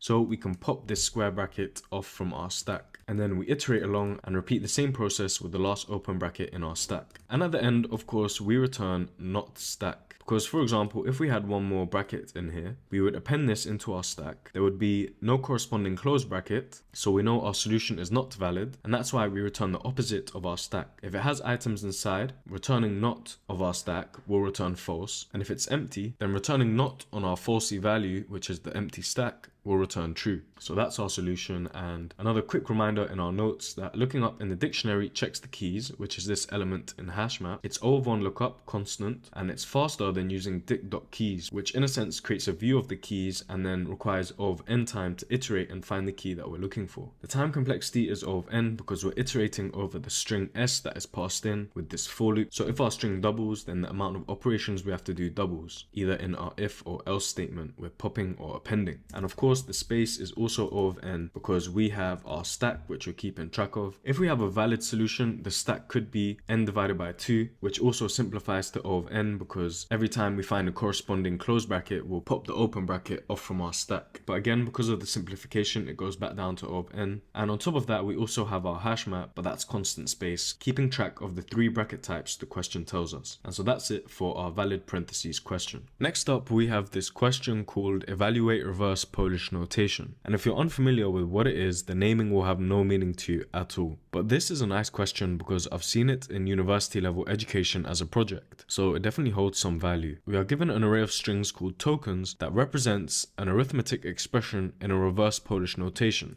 And the definition for that is a mathematical notation in which operators follow their operands. And we've already gone over operators and operands in questions before, as well as our software engineering material if you have that. But simply put, this notation gives 2 numbers and the operator afterwards. So 3 and 4 added together. So we want to evaluate the expression and return an integer that represents the value of that expression. So down here in our first example, we would do 2 and 1 added together to give us 3, and then we would take that value and the next 3, times them together, and give ourselves 9. And we're given some notes here on the operators included in the question. The fact that our division won't leave us with any remainders, or there'll be no division by 0, for example. So just a bunch of notes to let us know that it's a clean question. And of course, it's in our stack section, so we're going to be using a stack to solve this. And so you should be able to give it a go. Otherwise, let's look at our solution. So here's our code, and it looks pretty simple. The first thing we're going to do is create our stack, and then we have our tokens from the first example. Then we're going to begin a for loop over each element in our tokens, starting off at the 2. And we have two main blocks inside our function. Our if block if it is a number, and our else block if it is an operator. So we check if the element that we're currently iterating over is not in our operators, and we know this is the finite set of operators given to us by the question.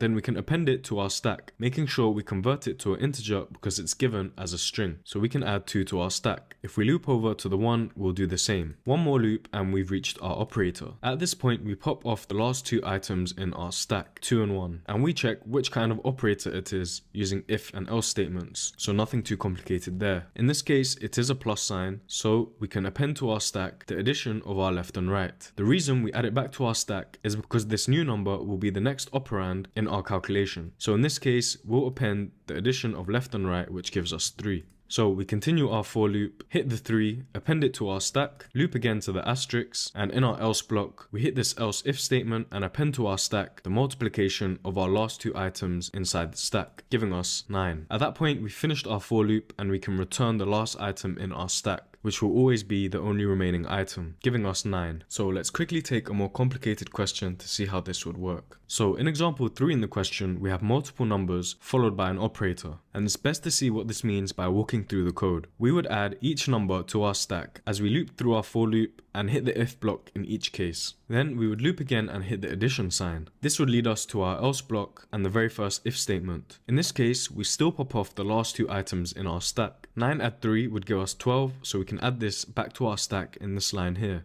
Loop again to the -11 and add that to our stack. Loop again to the asterisk, and at this point we would be multiplying the last 2 items in our stack. That would give us -132. And you see, the very next item in our tokens is another operator. So even though we were given several numbers here, the operators and operands would still balance out. It's just based on the input tokens and the order of operations the question is looking for. So at this point, we would do 6 divided by -132. Our right being the -132 and the left being our 6. So we would take the item that went first in our stack and divide it by the last item in our stack, as we can see on this line. So the float of left divided by right, and we make it an integer, gives us 0. And this is based on the notes that the question gives us, that the division between 2 integers always truncates towards 0. So 6 divided by -132 gives us this negative decimal number. If we take the integer of that, it gives us 0. So we can append 0 onto our stack. Move along in our token string. Of course, the multiplication of 10 and 0 will give us 0. Iterate along to the 17, add that onto our stack, add the last 2 items, that gives us 17, and iterate again, add the 5 to our stack and add it to the 17, and that gives us 22. And again, this question differs from the first in that we have multiple numbers in a row. So let's take a look at what this means mathematically. In reverse Polish notation, whenever we see an operation, we're taking the last 2 operands. So in this case, the 9 and the 3 are the last 2 numbers before we hit the addition. And that's why these are the innermost brackets, the very first operation that we do. Then we add the 11 to our stack before hitting the next operation, which is this multiplication. At that point, again, we take the last 2 numbers in our stack. That would be the result of this 9 and 3 addition multiplied by the -11 we've just added to our stack, giving us 12 times -11, the next most inner bracket in our calculation. And again, we hit a division, so we would just do the same. We would take this 6, which is the first of the last 2 items in our stack, and divide it by the result of the last 2 operations, which would be 6 divided by -132. And so hopefully that gives a bit more clarity into how reverse Polish notation works and how it connects mathematically. So it's a nice solution to a question which requires a bit of understanding about exactly what the question is looking for. Understanding reverse Polish notation might not be something that's easy to pick up if you've never seen it before, but if you understand the concept, then the question is not too difficult. So I guess it's a medium in terms of understanding exactly what this new concept is. And of course, our time complexity for this is of n, due to the fact that we have 1 pass over our token string. So the entire time complexity relies on the length of our tokens, and the number of operations increases linearly depending on our token's length. And similarly, our space will also be O of n due to the fact that, as you've seen in our token string just now, we can have multiple numbers passed in a row, so it's not always just 2 numbers in our stack. So theoretically, we could have n numbers passed into our stack, giving us n space. And so that's it for our evaluate reverse Polish notation question. So our last question in the stack section is this stack sorting question, and it's not actually a LeetCode question, but it's something I found very useful to help improve my skills. And it's pretty simple. All we have to do is take a stack of integers and sort them in ascending or descending order. So I leave that up to you. That's not the focus. It's simply the switching of a greater or less than sign. And what I'm going to do is give you this pseudocode, and pseudocode is just the description of an algorithm written in plain English. So this is the pseudocode that I'm giving you to complete this solution.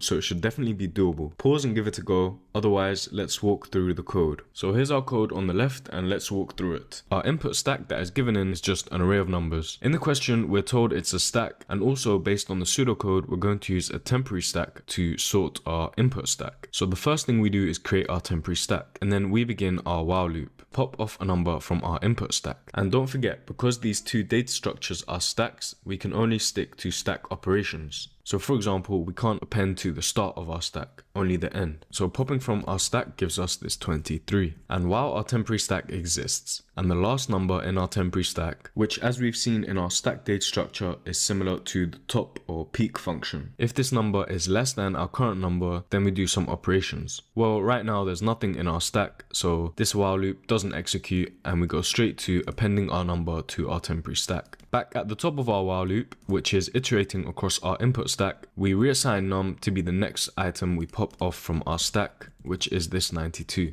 At this point, our temp stack does exist, and the last item in our temp stack is indeed less than the current number. So what we do here is add that last number back into our input stack and pop it off from our temporary stack. So we could have done this in one line by saying stack.append tempstack.pop, but it's all the same. So we add the 23 back in here, pop it off here. At this point, the while loop no longer executes because our temporary stack is empty, so we append the 92 to our temp stack. And you should kind of get a feel for where this algorithm is going now. We're simply using the input stack as a kind of placeholder for our numbers, while we make sure our temporary stack is in the correct order. So back at the top, we would reassign our number to be 23, pop it off from our input stack. Down here in the while loop, 92 is not less than 23, so we jump to the last line and append 23 to our temporary stack. One more while loop and our new number is 98. At this point, our temporary stack exists, and the last number in our temporary stack is less than 98. So we remove this number from our temporary stack, add it to our input stack, and go back to the top of our while loop. At this point, the same is true. The last number in our temporary stack is less than our current number. So what we do is take this 92, add it back to our input stack, pop it off from our temporary stack, and then finally we'll break from this while loop and append the 98 to our temporary stack. So even though it looks like we've made no progress, back at the top of our while loop, the next number we pop will be the 92. Down here, we know for sure, because we've just popped off this 92 due to the fact that it's less than our 98, this while loop is not going to execute, and we can append 92 back to our temporary stack. At this point, the same is going to be true for the 23. Because before we iterated to the 98 in our main for loop, our temporary stack was in correct order, so we don't have to enter this while loop again. And now we can add the 23, popping it off from our input stack. And so hopefully you should get the gist of this stack sorting method. And it's always good when you can tell exactly what's going to happen without walking through the code line by line. And that's how you know you've understood the algorithm. So I can tell, for example, we're going to pop this 31 off. I know the 31 is greater than the 23, so we're going to pop this 23 off, add it back to the input stack, exit out of this while loop, and add the 31 to this temporary stack, so things will look like this. So I'm sure you get it by now, and if you don't, play around with the code and continue to walk through the algorithm. And so originally we said ascending or descending order. If you want to change it, the only thing you need to do is flip this sign around. Right now we're checking if the last item in our temporary stack is smaller than the current number that's being passed in. And if it is, we know we need to make some changes because we're giving our temporary stack in descending order. So that's it for our solution. On the left is the temporary stack solution we've just walked through. That's our iterative solution, and on the right we have our recursive solution. If you want to give the recursive solution on the right a go, definitely do, because it will help in the long term, even though it's something that might not be asked in an interview. And the time complexity for this, I'm sure you've guessed it, is O of n squared. We have a nested while loop. The outer while loop iterates across our input stack of n elements, and for each n element, our inner while loop iterates across our temporary stack to find the correct position. So in the worst case, case, it will run n times. So for example, if our input stack is given in descending order and we want to return the answer also in descending order, every time we add an item into our temporary stack, the next item along is going to be bigger. In that case, every time we're going to hit the while loop, add the numbers back to our input stack, and repeat the process to make sure the biggest number is first, giving us n squared, n operations in the inner while loop for n items in the outer while loop. And our space is of course O of n. We have our number variable which is constant, it's always going to hold one element, and our temporary stack, which in the worst case at the end of the algorithm for example will hold all n elements. So that's it for our stack sorting question. So we're on to our next section, which is queues, and this section is not too long because we've gone over a bunch of queues and their different operations in the data structures video: regular queues, double-ended queues, priority queues. And in my opinion, if you've done your practice with stacks and similar data structures like arrays, then if you are asked a question on queues which you've not covered, the knowledge you already have should definitely be easily applicable. And so our first question is a nice segue into the queues section. We are asked to implement a stack using a queue. So we'll take the queue data structure and create a stack. And of course this question focuses on the main difference between the two. A queue is first in, first out, and a stack is last in, first out. And the question tells us to implement this last in, first out stack using only or up to 2 queues. Our solution will only use one queue, a double-ended queue, and it should have all of the functions that we've seen before: push, top, pop, and empty, which is just an empty check. And you see in the notes it specifies that we can only use the standard operations of a queue. This means pushing to the back of a queue and popping from the front. Also, depending on your language, the queue may not be supported natively. We are using Python, so we can use the deck class. That's this one here. Inside the leadcode editor, you won't need to import this. Outside in your local code editor, however, you may need to import the deck from the collections module. So in our initialization, we would create something like a stack and set it to be equal to our deck, which is our double-ended queue. So given that I've told you that, go ahead and give the question a go. It should be fairly easy. Otherwise, let's take a look at the solution. So here's our code on the left. Pretty basic. We have our queue which we initialize in our initialization function. To push into our queue, which is acting as a stack, we simply use append. So let's imagine this is our queue, this is the front, and this is the back. If we want to push onto our stack, we simply append it onto the back. This is the same for a queue, so not much changes there. If we want to pop from our stack, now we need to do something different. So we're going to begin a for loop in the range of the length of our queue minus 1. Minus 1 because that's the last item that we want to pop. So let's imagine we have 4 items in our queue and we begin a for loop in the range of the length of our queue, which is 4 minus 1, which is 3. That gives us a for loop in the range of 3. So we begin at the first element. And let's see what we do. We use pop left because in our queue we're popping from the front, first in, first out. So we're allowed to use this operation as the question tells us. So we take this one and we use the push function to add it to the back of our queue. We do this 2 more times because our for loop is in the range 3. So we will take 2, add it to the back, take 3, add it to the back, and our for loop has now finished. So we can pop from the front of our queue using the deck function pop left to remove this 4. And there's our queue updated, working as a stack. If we had a stack and our 4 was at the back, we would simply pop it off the end, last in, first out. Our peak or top function, as the question calls it, is simple. We just return the last item in our queue without popping it off. And of course, to check if our queue or stack is empty, we just check if the length is equal to 0. So nice and simple. Each function is of course constant time complexity except for our pop, which is O of n. And space is of course O of n because we're keeping our deck with n elements. And down here we just have a note on the queue module in Python, which typically if you're in an interview you'll be asked to write the data structures from scratch, but in case it's just a reference to the queue module in Python. So for example, you would import your queue and you'd use it to create a queue like this.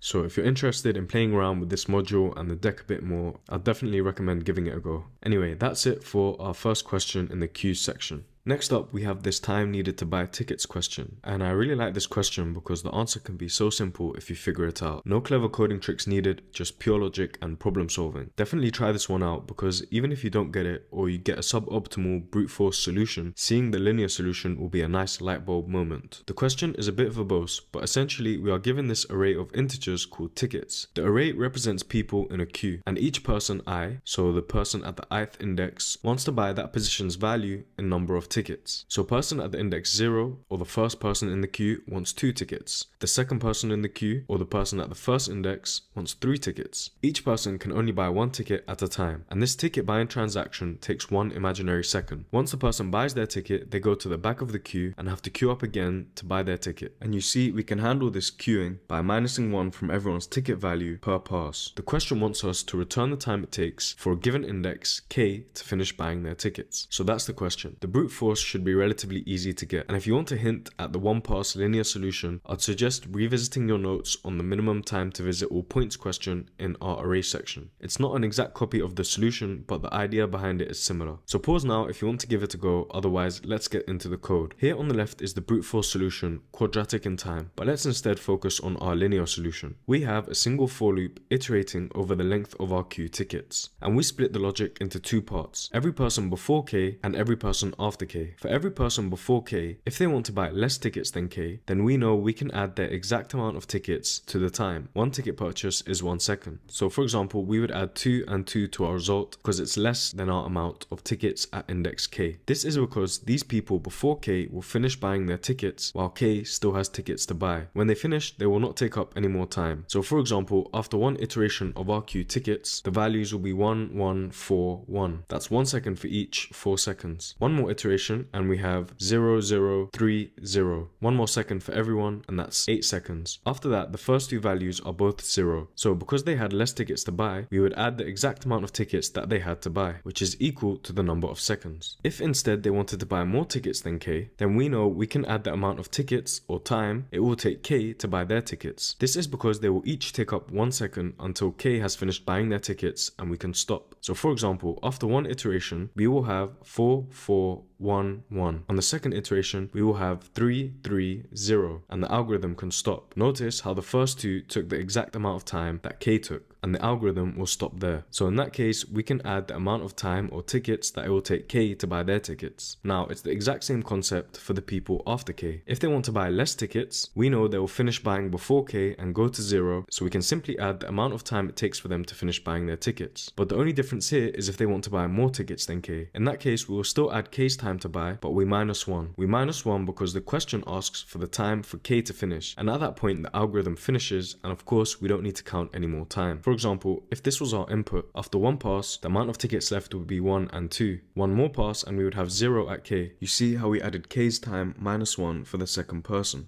And it's of course O(n) time because we are iterating our tickets queue to find out each person's time. And space is constant, 1 variable, which is our result. And so that's our solution to this nice little logical problem, time needed to buy tickets. Our final queues question is perfect to wrap up our understanding, as it focuses on the principal difference between queues and stacks. And remember, working with a queue is pretty similar to working with a stack, except for that key operational difference in the order of removing elements from the data structure. So the style of stack and queue questions will not differ too much, and the decision on which to use depends on what we're trying to achieve in the question, which this question is a perfect example of. It's a simple question. We want to reverse the first k elements of a given queue. So if we have a queue of 10 items and we are given an integer k, we want to reverse the first k items in that queue. And you can do this however, but the point here is to try and use a stack to solidify our understanding of the 2 data structures. Remember, you can only use the functionality of that structure, so removing from the front of a queue for example, and popping off the top of a stack. You can implement your queue however you like, import a queue or a deck, or write it from scratch if you want to test yourself. So give it a go now, otherwise let's take a look at the code. I've given 2 solutions here. One uses a queue imported from the queue module, and one uses the deck from the collections module. The code is identical except for the differences in the functions of each of these classes. Let's focus on the deck example because it's iterable, which makes our life a little bit easier. This just means we can iterate over it, for example using the len function, whereas for the queue we would have to use the given function queue size. For this reason, I think you will often be allowed to use a deck unless asked to create the queue from scratch, using an array for example. But that's fine because we've done plenty of that in our data structures work. So we're going to use a deck and treat it as a queue. And we're also going to use our stack, which we create an empty array to represent our stack. And we append onto our stack the first k items from our queue, using pop left to remove from the front of our queue. So after the first of our 3 loops, this is what we have. Then we hit the second loop, where we use the fact a stack is last in first out to pop the items from the stack and append them back onto our queue. So we have the items added back onto our queue in reverse order, except now they are no longer the first k elements. They come after n elements in our queue. So we correct that with our third and final loop, where as we saw in the first question of this section, we can pop the items off the front of our queue and push them back into that same queue. After that, all that's left to do is to return our queue. Our time complexity is O of n due to our third loop. If our queue was 1000 items long and we are reversing a k of 3 items, then the final operation of popping the 1000 items from our queue and adding them back is the bottleneck. K can never be bigger than n, so this final operation is what gives us our O of n. And space is O of k. After the first for loop, we are keeping k items in our stack. The queue is already given to us, so we're not factoring that in. And so that's it for our question reversing the first k elements of a queue and our queue section altogether. Our next section is binary trees, and a quick reminder that a binary tree is a tree data structure in which each node has a maximum of 2 children, the left and right child, not to be confused with binary search trees, which is our next section. And a binary search tree has some rules about the values of the nodes. A lot of questions in this section will focus on the searching techniques breadth and depth first search. Go back and take a look at the data structures video to remind yourself how these work. For example, when to use the queue and stack for which traversal. And let's have another quick reminder on the types of binary trees. A leaf node is a node with no children, so these last nodes. A full binary tree is one where every node other than the leaf nodes have 2 children. A complete binary tree has all levels fully filled where the last level can be filled or not. A degenerate tree is one where each parent node has only 1 child node. A perfect binary tree is one where all nodes have 2 children except for the leaf nodes, and the leaf nodes are all at the same depth level. And finally, a balanced tree is one where the absolute difference of the heights of the left and right subtrees at any node do not differ by more than 1. So with all that in mind, let's get into our first question. Average levels of a binary tree is our first question in the binary trees section. We are given the root of a binary tree and we are asked to return the average value of the nodes on each level in the form of an array. Answers within 10 to the power of -5 of the actual answer will be accepted. We have this tolerance to handle minor deviations that arise from floating point arithmetic. Without getting into the details too much, as we've seen computers use the binary system base 2 to represent all data, including numbers. In binary, only 2 digits are used,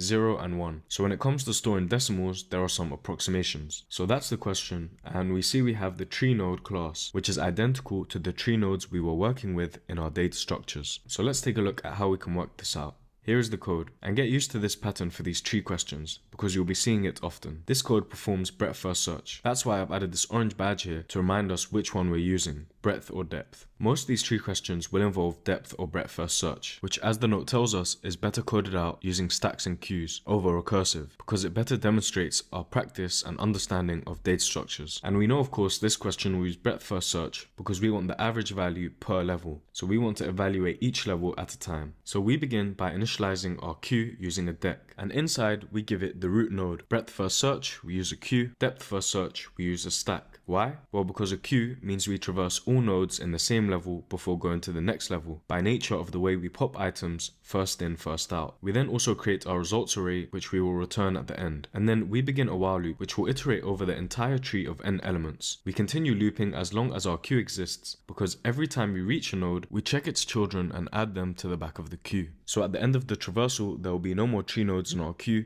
and we know we've finished. Inside our loop, we want to process our tree level by level, so we create our level array, and we begin a for loop which iterates over all nodes in the current level. And at this point, I think it will be better to walk through the code to see why this works. At the start, we receive our root node. One element in our queue gives us a for loop in the range of 1, so we pop this node from our queue and append it to our level array. Then the key here is we append onto the queue the children of this node. And so what will happen at each level, remember one for loop is one level, is that each node will have its children added to the queue ready for the next level. So on the next iteration of our while loop, when we take the length of our queue in the for loop, we will for sure have the exact number of nodes at that next level. In this case, we add the 9 and the 20 node to our queue. Our for loop finishes, and we add to the results array the average value of the nodes at that current level, which is 3 at the root. And then we would just repeat the same procedure with the next level. A for loop in the range of 2, because we have 2 items in our queue. Pop the 9 off, add it to our level array, which we reset to empty at the top of our while loop.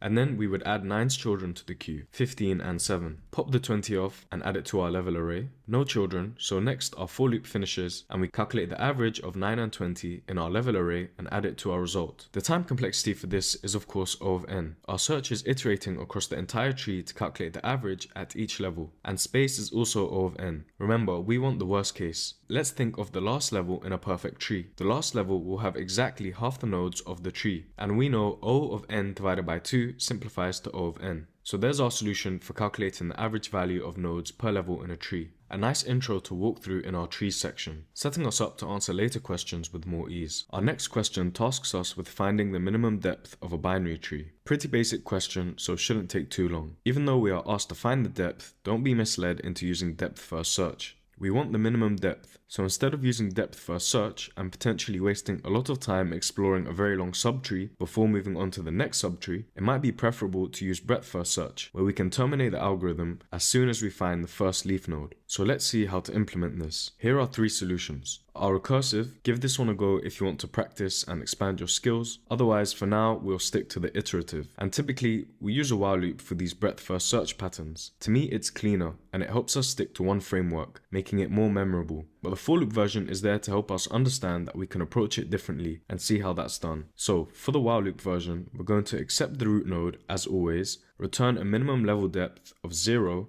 if our root is null as an edge case, create our queue which will contain tuples of the node and the current level. So we begin with the root and a level of 1. So for each node in our breadth first search, we're going to check its children and add them along with their current level plus 1 to our queue. The first node we reach with no children, we know for certain we have found our minimum depth because we are searching each level at a time. So fairly simple, and I don't think we need to walk through the code here, but let's quickly see the first example. We begin with our queue of 3 as the root and the level of 1. Inside our while loop, we pop off this 3 node and the level 1, check its children, add the 9 node plus 1 to the level into our queue, so that gives us a tuple of 9 and 2, and do the same for the 20 node. On the next iteration of our while loop, we pop off the 9 node along with the level value of 2, we check and see that it has no children and return the level of 2. The time complexity for this is of course O of n. Our breadth first search processes each node, and in the worst case we process all n nodes. Space is also O of n, as again at the very last level of our search in a complete tree we would have up to n divided by 2 nodes, which simplifies to O of n. And so there's our solution to finding the minimum depth. And as we've seen this tree search pattern twice now, as well as in our data structures, we should be able to reuse it relatively easily when facing the rest of these questions. Naturally, our next question after finding the minimum depth is to try and find the maximum depth. Now the solution is going to be very similar to the previous question except for a couple of lines, so definitely pause and give this one a go. The left side solution shows us our remix of the previous question, where everything is identical except for our condition upon which we finish our algorithm. Instead of returning as soon as we find a leaf node, we want to keep going until the queue is empty, because we know at that point we've traversed our entire tree and processed every node at every level, and the last node will for certain be on the last level because we are traversing in level order, so we can return that last node's level.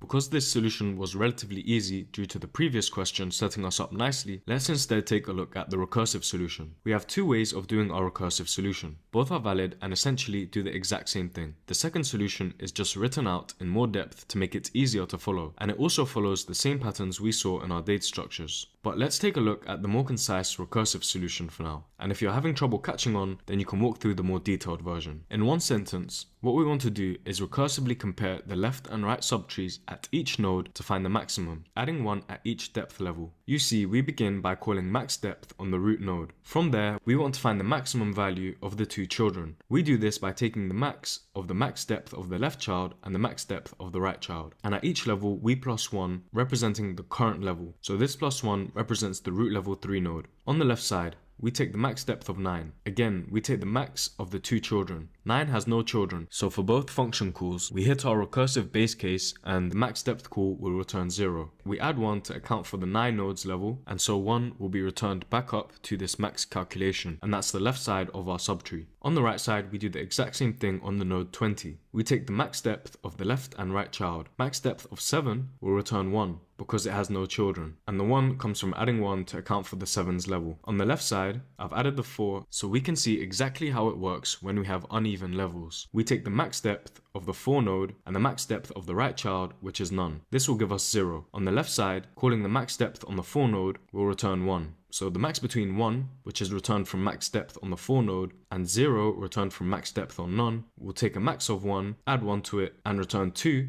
as the answer to our max depth on the 15 node. The max between 2 and 1 is 2.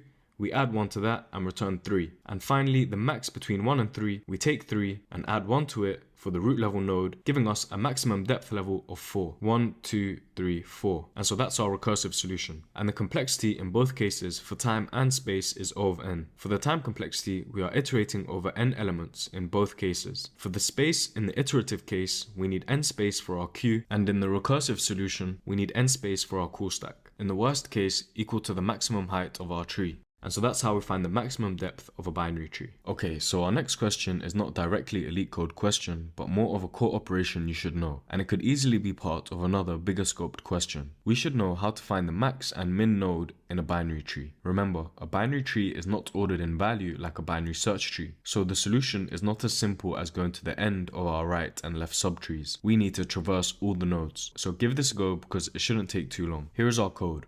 It's pretty simple. We're going to do a breadth first search over our binary tree, again using a queue and again using a while loop conditional on the existence of this queue. So the pattern is again the same. This time, however, we're going to keep track of our max value node. We can set it to 0 for the sake of this example, but of course, if we had a question, we need to be careful about the constraints, because this could ruin our solution. For example, if all the values in the tree were negative. So we initialize this outside of our while loop to keep track of the max node. Perform our search as standard, adding children nodes to the tree and performing a check at the end to update our max value. Of course, if we wanted the minimum value, we would just change this to be a less than sign. It's O of n time because we are traversing all the nodes, and O of n space for our queue. A nice and easy one there for finding the min and max values. Next up, we want to perform a level order traversal and return the nodes in that order. That's our question. Level order simply means breadth first search. Here, as we see in the example, we're printing 3, 9 and 20, and 15 and 7. This is different from the traversals we have seen in the data structures practice, like in order, pre and post order. The question here wants us to return each level in a separate array. And if you want a hint, you will remember that we worked with levels before in the average node value per level question, so we can use some ideas from there. So there's a couple things going on here, and it's marked as a medium, but I definitely think it's doable. We are just performing breadth first search, as we have seen a few times now, and printing the nodes at each level in separate arrays. So definitely pause now and try to give this one a go off memory. Otherwise, let's take a look at our solution. As always, the same setup for our search, and again a pretty similar solution to our average node value per level question. We begin by taking care of the edge case, which is an empty tree. In that situation, we just return an empty array. If we do have a root, we initialize our queue using a deck and our tree list that we will return at the end. We begin a while loop, and inside we create our level array, which we will add all the nodes from the current level to. We do this inside the loop to reset it to an empty array at the beginning of each new level. Then we begin a for loop in the range of our queue. We know our queue will hold the exact number of nodes at the current depth level because inside our loop we append all the children of the current nodes. So for example, at the root node we append 9 and 20. But first, of course, we append the current node's value to our level array. After that, we append the level array to our tree, and we begin our while loop all over again, resetting our level list to be empty. So let's quickly walk through one more level in our tree. Our for loop will be in the range of 2.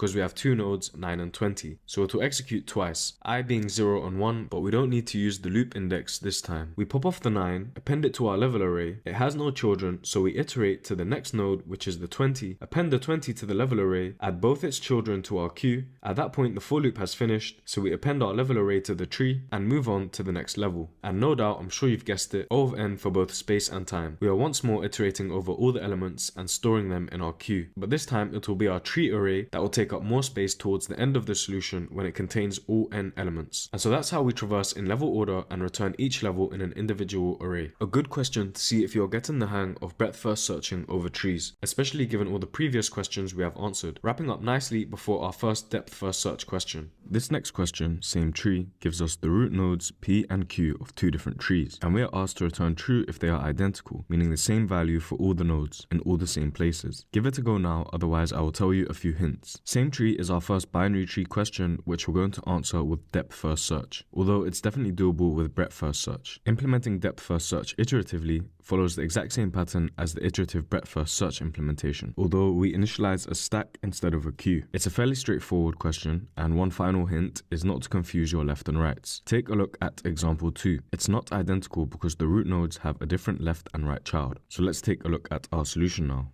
As we mentioned before, a very similar pattern to our breadth first search. We begin by initializing our stack, and typically we add the root node. Depending on the question, of course, we might add something different or some extra information. In this case, we are adding both root nodes. And just a quick note is that you should start to see the point of going through these questions with a very similar answer pattern. It's to understand the core problem solving pattern and be able to notice how we can manipulate our pattern to achieve a working solution. So in this case, we've seen a similar approach before, for example, when we added the tuple of the node and the level to our data structure. So this time we can extrapolate that knowledge and add a tuple of both root nodes to our stack. We pop them off and then compare at each level whether they are equal. And then of course we add their children to the stack to repeat the process. Let's quickly walk through a false solution to see why these statements are required, because with identical trees we won't get to see exactly how this works. So in example 3, we append both root nodes with value 1 to our stack. We pop them off, both of them exist, so this if statement doesn't execute, neither of them are none, and 1 is equal to 1, so we don't return false. In that case, we can append their children. The reason is, if both nodes are none, both don't exist. For example, at a leaf node, we might append none for the left and right child. So in that case, if both nodes don't exist, it's okay to continue with our solution because this is identical on both trees. However, if this if statement does not execute, we know either node 1 or node 2 has some value. In that case, if either node 1 or node 2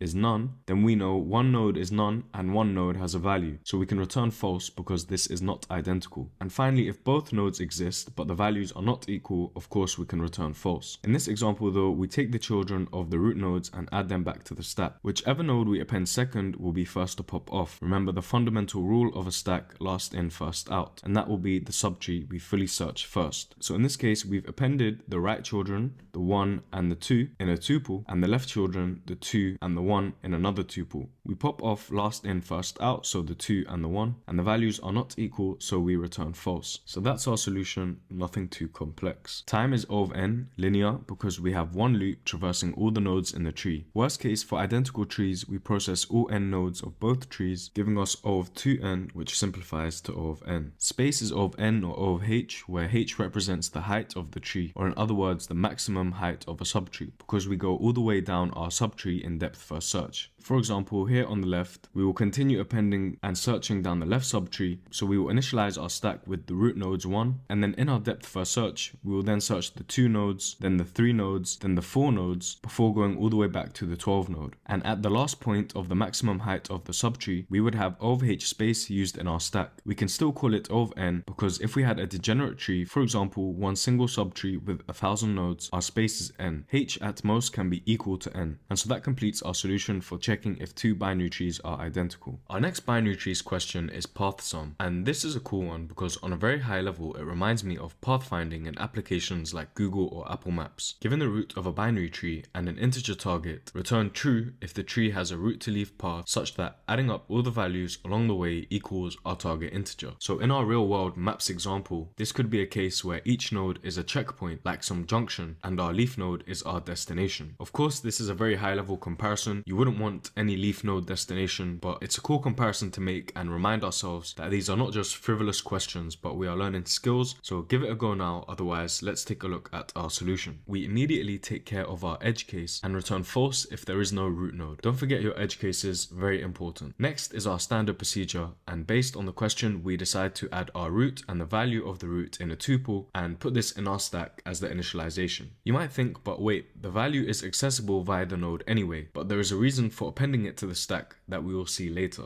Inside our while loop, as always, we're popping off the values from our stack, and the first of our conditional if checks is to identify if we have reached the end of our algorithm. This is a common pattern you will see if you haven't noticed by now. We typically check if our algorithm has finished as the first thing. For example, in our edge case at the top, as well as inside our while loop, we check if the algorithm has finished before continuing to add the children to the stack. The reason is it's more efficient, and oftentimes the operations that come after could render our successful case unsuccessful. So we check if our node is a leaf node. If it is, and the value is equal to our target sum, well, that's everything we need, so we can finish and return true. But so far we've only added the value of the current root node, and we want the total path sum. So let's see where that's coming from when we continue to traverse our tree. So if our success case conditional check is not true, then we check for both children whether they exist. If they do, we add to the stack that child node and its value plus the current value. From the root, we have only one way to reach any node. This is not a graph, so it makes our solution much easier. It means we can append at each stage the current value plus the sum of the values so far. And that's why if one subtree does not evaluate successfully, we can continue our depth first search to a different node on a different level or on a different side of the subtree, and the next node we pop off will still have the correct value. For example, popping off the 2 after the 7 does not evaluate successfully, the path up until either the 7 or the 2 has been the same, giving us the same sum value so far. And we will see this in the example we walk through right now. So here's our first example, and we begin at 5 and our target is 22. We initialize our stack with the root node object and its value 5. We pop these off and we check if it's a leaf node and we've reached our target sum. It's not true, indicated by this red X, so we append onto our stack the children of the root 5 node. In the second iteration of our while loop,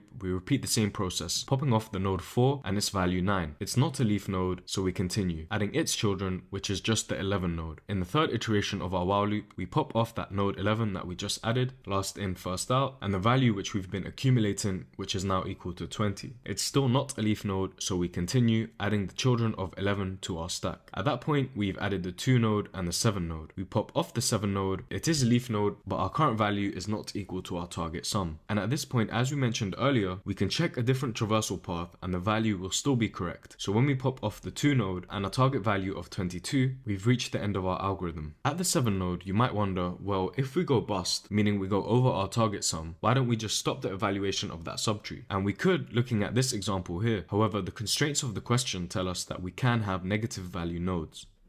So if we want a complete solution, it's mandatory for us to continue our evaluation and let it do its thing. As with most of these questions in this section, we're using the same high-level algorithm, giving us O of n time to check every node in the worst case, and O of n space for our stack to store our nodes. And so that's our path sum solution. Diameter of a binary tree. This question wants us to find the longest possible path between any 2 nodes in our binary tree, given the root node. For example, in the first tree we are shown, the longest path is from node 4 to node 3, giving us a diameter of 3. You can think of it as the number of links if that helps. 1, 2, 3. And this is a rare case where the recursive solution might be easier to understand than the iterative. Let's take a look at both solutions now. And just a quick note on what both solutions have in common. Both are performing depth first search to process each node, and at each node we are calculating the maximum diameter found by considering the sum of the left and right subtrees. In the iterative solution, we have a few extra steps to find these depths. In the recursive solution, the depths are returned back up the call stack. And once we have the depths at each node, we can calculate the maximum, updating our global tracker to make sure that we always have the max. For the iterative, it's a good solution to go through because we are using multiple data structures. One of those questions that you might need to sit down with, draw it out, and spend some time figuring things out by yourself. We begin with our initialization, a stack to maintain our nodes for searching, each with a boolean indicating whether it's been visited yet or not, a dictionary to maintain the max height of each node's subtree. So from that node, how high is the subtree? How many more nodes exist further down? And our global diameter, which is set to 0. The second section is our iterative depth first search. For each node, if it's not been visited yet, we push it back onto the stack as visited, so we're visiting each node twice. We also append its unvisited children. If the node has been visited, the heights of the left and right subtrees are taken from the dictionary, or we set them to 0 if it's a leaf node. Then we update the diameter based on the maximum of the current diameter and the sum of the left and right subtrees, and we also calculate the max height and store it in the dictionary. That's the code. Intuitively, it works because for the traversal, each node is visited twice, once to explore its children and a second time to calculate the heights of the subtrees. The way we push nodes onto the stack means that a node is only revisited after its children and their subtree heights have already been processed. That way we can retrieve them from the dictionary and do our calculations. The diameter of the tree at any node is defined as the sum of the heights of its left and right subtrees, which makes sense based on the question, ensuring we capture the longest path. So for example, at the root node, the max of the left subtree is 2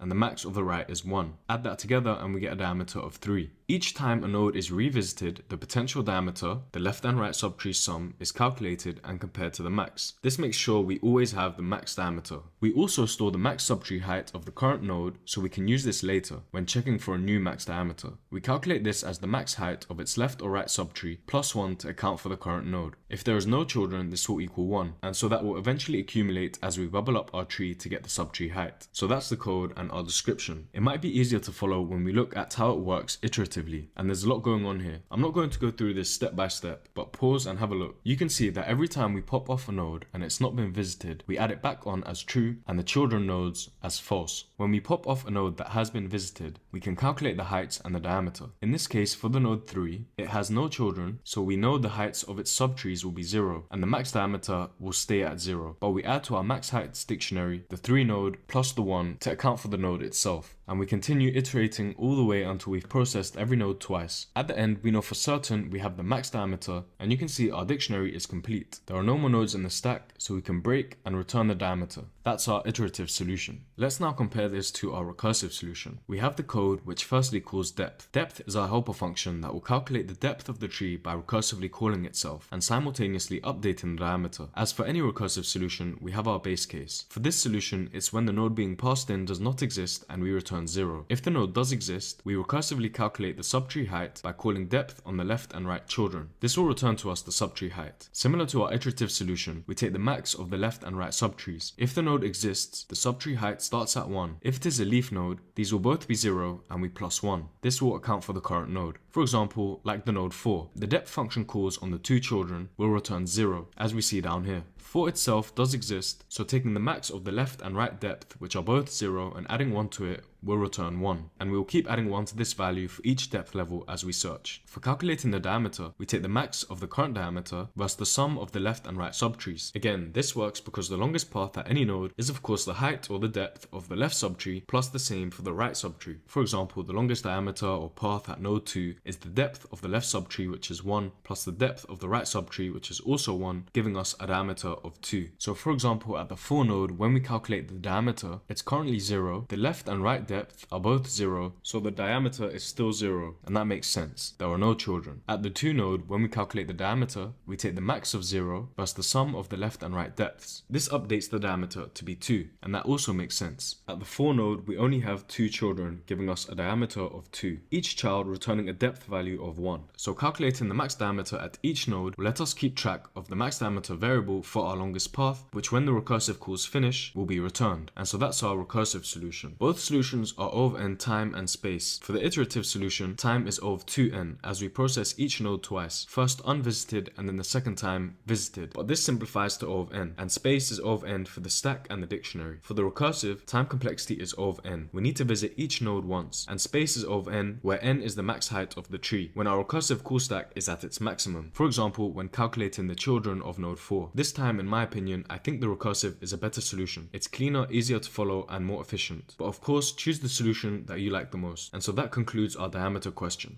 Our penultimate binary trees question asks us to invert a binary tree. And this is one you might often hear people talk about or make jokes on for it being a difficult question and very different to the actual work you do as an engineer or developer. For example, if you were an engineer and you'd not done any data structures or algorithm practice, you might feel anxious because the question sounds a bit difficult. But now we've done all the previous work up until this point, you'll find this surprisingly easy. We're given the root and we want to invert the tree. After that, we return the same root. Pretty straightforward, especially compared to the last question. I'll give one more hint in a second, otherwise you can pause now. Inverting the tree in this case is vertical because we are swapping each node's left and right child. At every single node in the tree, the right subtree becomes the left subtree and vice versa. So that should tell you a bit about the operations that you're going to have to carry out. So let's now take a look at how we do this. 7 lines, that's all it takes. We initialize our stack with the root for a depth first search traversal, nothing new there. For this question, the breadth first search solution is pretty much identical apart from the use of a queue of course. For this solution however, we iterate over the stack, popping the nodes off and at each point swapping around the left and right child. We then extend onto our stack the pair of the children. And there's 2 things here. We could have explicitly checked if the children exist before pushing them onto our stack. So in this case, if we reach a leaf node, we're pushing none onto the stack. But it's okay because straight after we pop, we check if that current node exists anyway, so there's not much issue there. And secondly, we're adding both children at once, so we use extend. The extend operation means we're not adding the array into the original list. For example, when we extend the list with the 4 and 5 using extend, the elements inside the array are added onto the original array. But when we call append,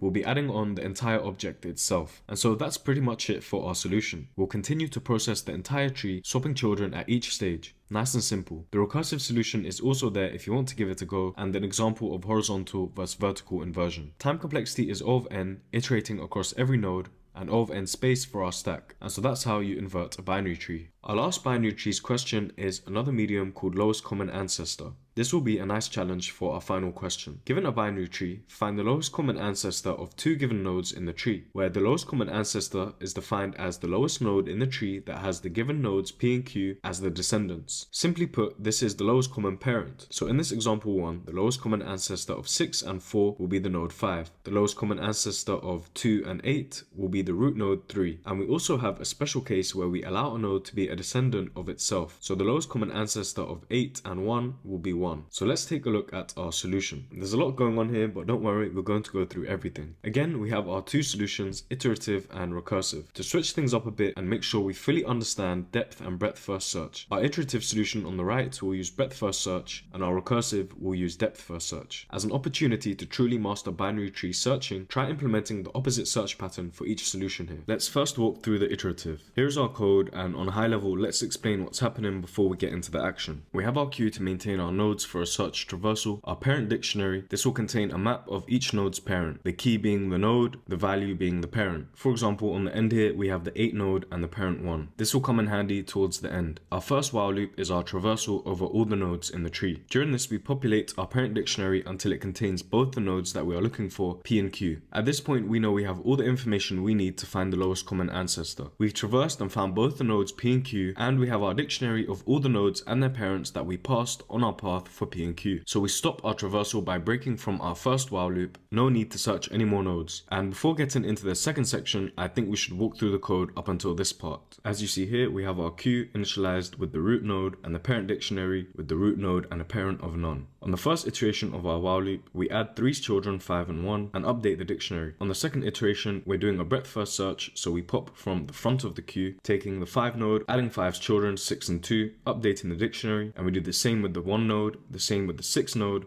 and the same with the 2 node. At this point, the final if check in our first while loop executes. We have the node 6 and the node 4 in our dictionary. P is 6, Q is 4, and that takes us to this second block of code. Here we initialize an empty set and call it ancestors. This will store all the ancestor nodes of P so that we can check if Q has the same ancestors. We do this with 2 while loops, one for P and one for Q. In the first while loop, we add all the ancestors of P until we hit none. So all the ancestors of P up until the very first root node. That way we know for certain the lowest common ancestor of P and Q will be in this set. The second while loop is how we locate which of all these parents is the correct one, the lowest common ancestor. We first check if Q is already in ancestors. If it is, we know Q itself is the answer. Otherwise, we check our parent dictionary for Q's parent, updating Q. If Q's first parent is in the ancestors set, this is the lowest common ancestor. If not, we check the dictionary for the parent of Q's parent, and we continue this way in the while loop until we find the lowest common ancestor and return it as our answer. There is another less intuitive way to do this, which takes up less space, which we'll walk through after our explanation here. So this column is our first while loop. You see the very first thing we do is add P to the set, update P to its parent, add the 5 to the set, update P to the 5's parent, and finally add that which is the root node to the set, and at that point the parent becomes none, so we break from the first while loop. On the right side we have our second while loop. Q, which is 4, is not already in our set, so we update Q to be the parent of Q, which is 2. 2 is also not in the set, so we update Q to be the parent of Q, which in this case the parent of 2 is 5. Finally, this if check executes because 5 is in our set, and we know we found our lowest common parent of 6 and 4, which is 5. Let's now take a look at the less intuitive way to do this second part, which takes up less space. We use 2 pointers and initialize them to P and Q, and what we're doing is iterating up their respective parents until the pointers are equal. At that point, we return the node as the lowest common ancestor. So in the simplest case, for the 5 node and the node 1, one iteration and they are both equal to their lowest common ancestor. But there is a second case where one of the pointers reaches is the root node and the other pointer is still somewhere in the tree. When this happens, the pointer iterates one more and becomes none. When that happens, we set the pointer to be the opposite of the target node P or Q that we first set it to be. This solution will work in 2 iterations max, meaning the pointer won't switch from the root node to the opposite P or Q more than once, and the solution of course won't loop forever. This is because when we switch the node to be the opposite of the target, the pointers will eventually traverse the exact same total distance as each other. This total distance will be their respective paths to the lowest common ancestor and any nodes between the lowest common ancestor and the root. Switching at the end ensures this synchronicity, so I've included this solution in the notes also. So if we set the first pointer to be at the 6 and the second pointer to be at the 4, and we have our dictionary so we can do our traversal.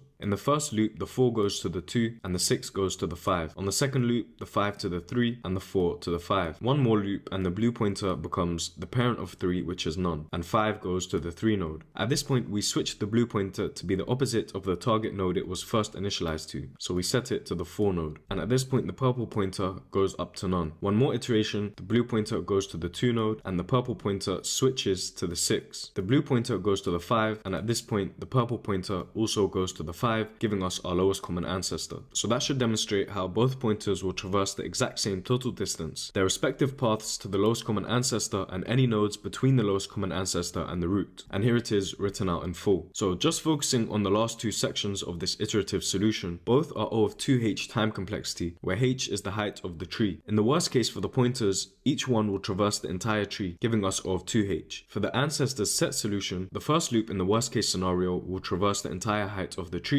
to collect all the parents, and the second loop doing the same. So both will be O of 2h for time. Again, just focusing on the last section for now.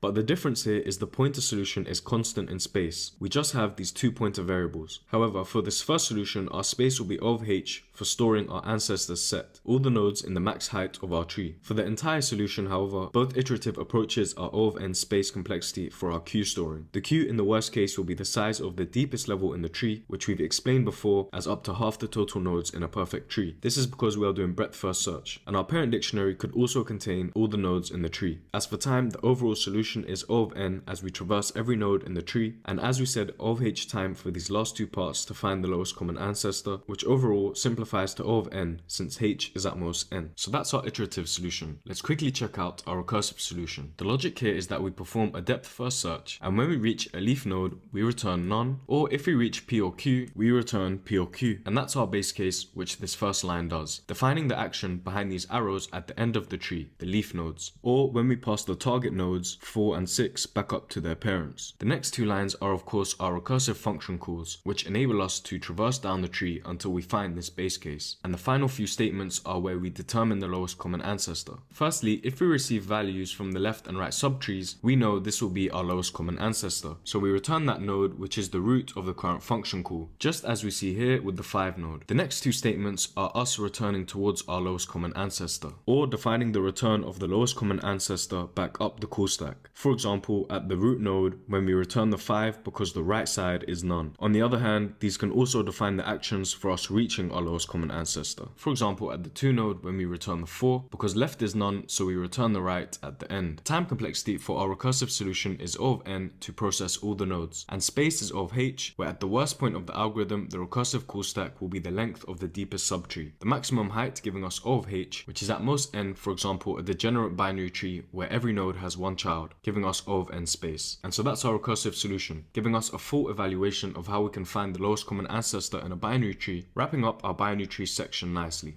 Our next section is binary search trees, and a reminder that a binary search tree is a data structure which is a form of a binary tree. It's an ordered binary tree where the ordering is such that every node in the left subtree is less than its parent, and every node in the right subtree is greater than its parent. In other words, any node's left child is less in value to itself, and right child greater in value. So let's get straight into our first question, where we want to search our tree to find a single node. This is one of those core operations that could easily be part of another bigger scoped question, like the mediums. You shouldn't have too much trouble with this one, so definitely try giving it a go. Otherwise, let's take a look at the code. We're going to take the root node of the tree and the value that we're looking for. While our node exists, we're going to traverse down the tree and update the current node. If the node is too small compared to the target, we go right, and if the current node is too large, we go left. Eventually, we'll find the equal node and return, or we reach the end of the tree, updating the current node to be the child of a leaf node which is none, break from our loop and return none as the question asks. And remember what we said previously about checking the end of the algorithm towards the start of a code block. This is another example, and one more programming concept that we can also learn here is that we can directly use the root without creating this current node variable. That's why we have these two solutions side by side. In Python, when we pass the root into the function here, we're creating a reference to the same object, but a new local variable root inside our function. This can then be reassigned without modifying or overwriting the original reference outside the function. For example, when we reassign this current node or root to be the left or right child. So that's our solution. Time will be O of n because in the worst case, we could search the entire height of the tree to find our node, or break from the while loop and return none. And space will be constant because we're only keeping track of the root variable or the current node that's passed in. So a nice introduction into binary search trees using the fundamental property of left being less and right being greater than to find a node based on the given value. In our next question, we have another core operation which is inserting into a binary search tree. It's marked as a medium, but I definitely think it's easier than most mediums. We've looked at inserting recursively in the date structures practice, although the iterative is never too far off, just a while loop or an extra date structure to store some information. So now to contrast that, we can look at the iterative approach. And although it's easier than most mediums, it's likely marked as such because there are two smaller scoped problems. First, we have to find the node's position in the tree, a similar concept to the previous question, and then we have to insert the node, making sure to maintain the binary search tree properties. Let's take a look at our solution.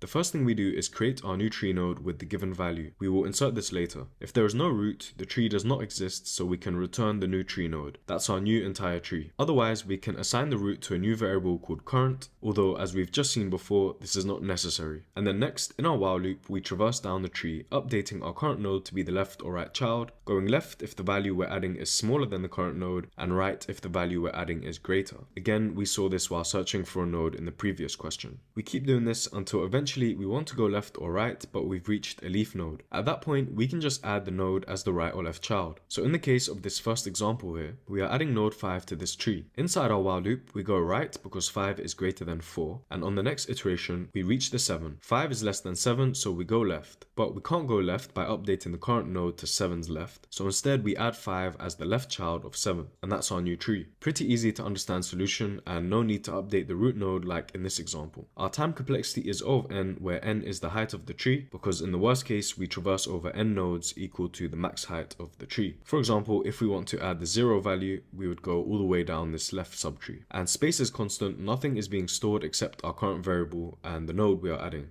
And that completes inserting into a binary search tree. Nothing too complex. Our next question, we want to convert a sorted array into a binary search tree. So working with another date structure which we have seen before and should be experts on by now. The question says, given an integer array nums, where the elements are sorted in ascending order, convert it into a height balanced search tree, meaning the depth of the two subtrees at any node never differs more than 1. So you see in example 1, based on our input nums, we have -10 as the smallest value, so that will be the furthest down the left subtree, and then -3 and so on, building our height balanced tree. So despite being marked medium, this is a bit of a difficult one, but give it a go. Otherwise, let's take a look at our code. We have two different styles of our recursive solution, but let's ignore that now and focus on our iterative. We use breadth first search, so the overall style should be very familiar. And we're going to use some concepts from our array section to complete our solution. And here's a walkthrough of that example. There's a lot going on here, but don't worry, we're going to cover every single step. We begin with an edge case check. If there is no input nums, then there is no tree to build and we can return none. Otherwise, we begin by initializing our tree. We can use n, the length of the array, to perform a floor division, finding the middle index and taking that number to create our root node. This is necessary for ending up with a tree that is balanced in height. And then we set up our queue for our traversal. The item structure inside our queue here will be a tuple of 3 elements. The first element will be a node, specifically the parent node. The second element is our left pointer, and our third element is our right pointer. This sets up our mechanism for building our tree initialization and our breadth first search initialization. initialization. So using the array from the example, we see we have 5 elements inside. That gives us a midpoint using floor division of 2, and at the 2 index we have the value 0, so we can create that as our root node. And the core mechanism inside our while loop is that at each stage we're going to select the middle element of our array or our subarray and add it to the tree to maintain the balanced nature. For example, at the start when we just took the 0. After that, to set up the first iteration of our traversal, to the queue we add the node 0, which will be the parent node reference, and then we add a left pointer at 0, the very first index in the array,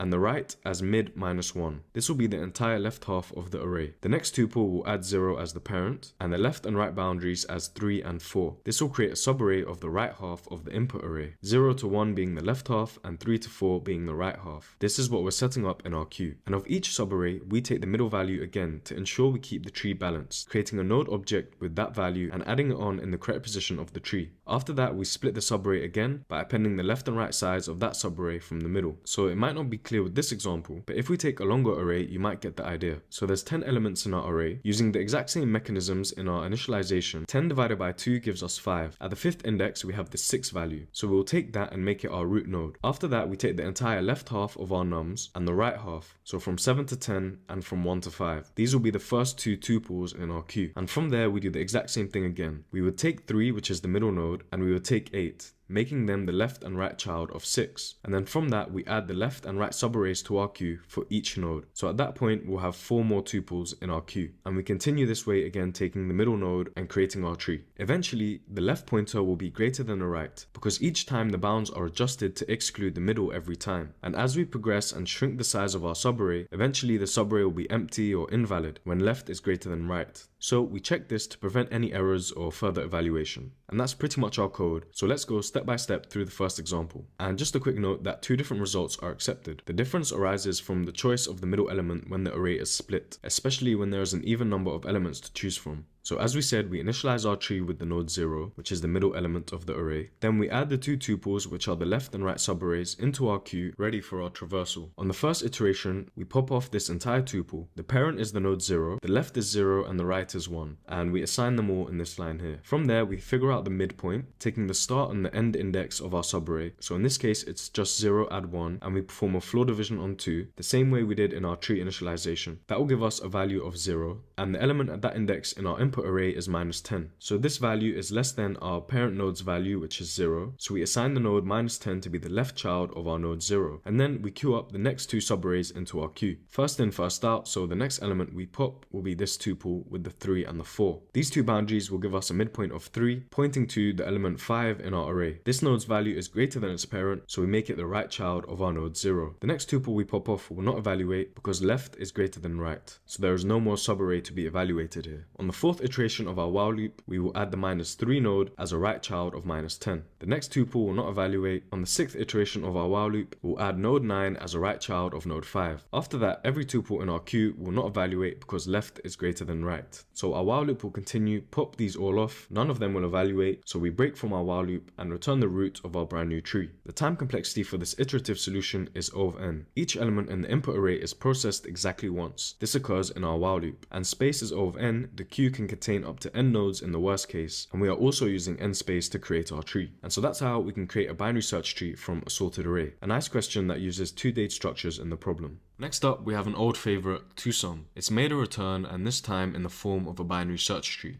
Given the root of a binary search tree and the integer k, return true if there are 2 elements that exist in the tree such that they are equal to k, and false otherwise. For example, node 2 and 7 are equal to our target 9, so we return true. So this is another question that builds on some previous concepts we've encountered, piecing together different parts of our knowledge tree. And actually, this will be a bit simpler than the arrays version because the question is not asking for us to return the index, but just whether it is true or false. So let's take a look at the code. We begin by initializing our queue for our breadth first traversal level by level. We also create a set. The set will hold all the values of the nodes we've seen so far in our traversal, similar to the hash map in the original question, but no need for an index key value pairing. Then we traverse over our entire tree, at each point calculating the difference between the target and the current node value. If this difference is in our set, we know we have 2 nodes that can sum up to the target, so we can break and return true. The other case is where our queue is empty, so we finished our traversal. Then we know for certain there are no 2 nodes that can sum up to the target, and we can return false. So pretty straightforward, and I don't think we need to go through it line by line. However, I've gone ahead and drawn out the first example from the question, so pause and look over the details if you want a line by line walkthrough to help your understanding. Time is O of n, since in the worst case we traverse all the nodes in the tree and the last one gives us our solution. And space is O of n. If we do have to traverse every node to find our solution, then every node will be stored in our set. On top of that, we also have our queue, which can store n nodes. And so that's our two-sum solution for binary search trees. Lowest common ancestor of a binary search tree is our next question.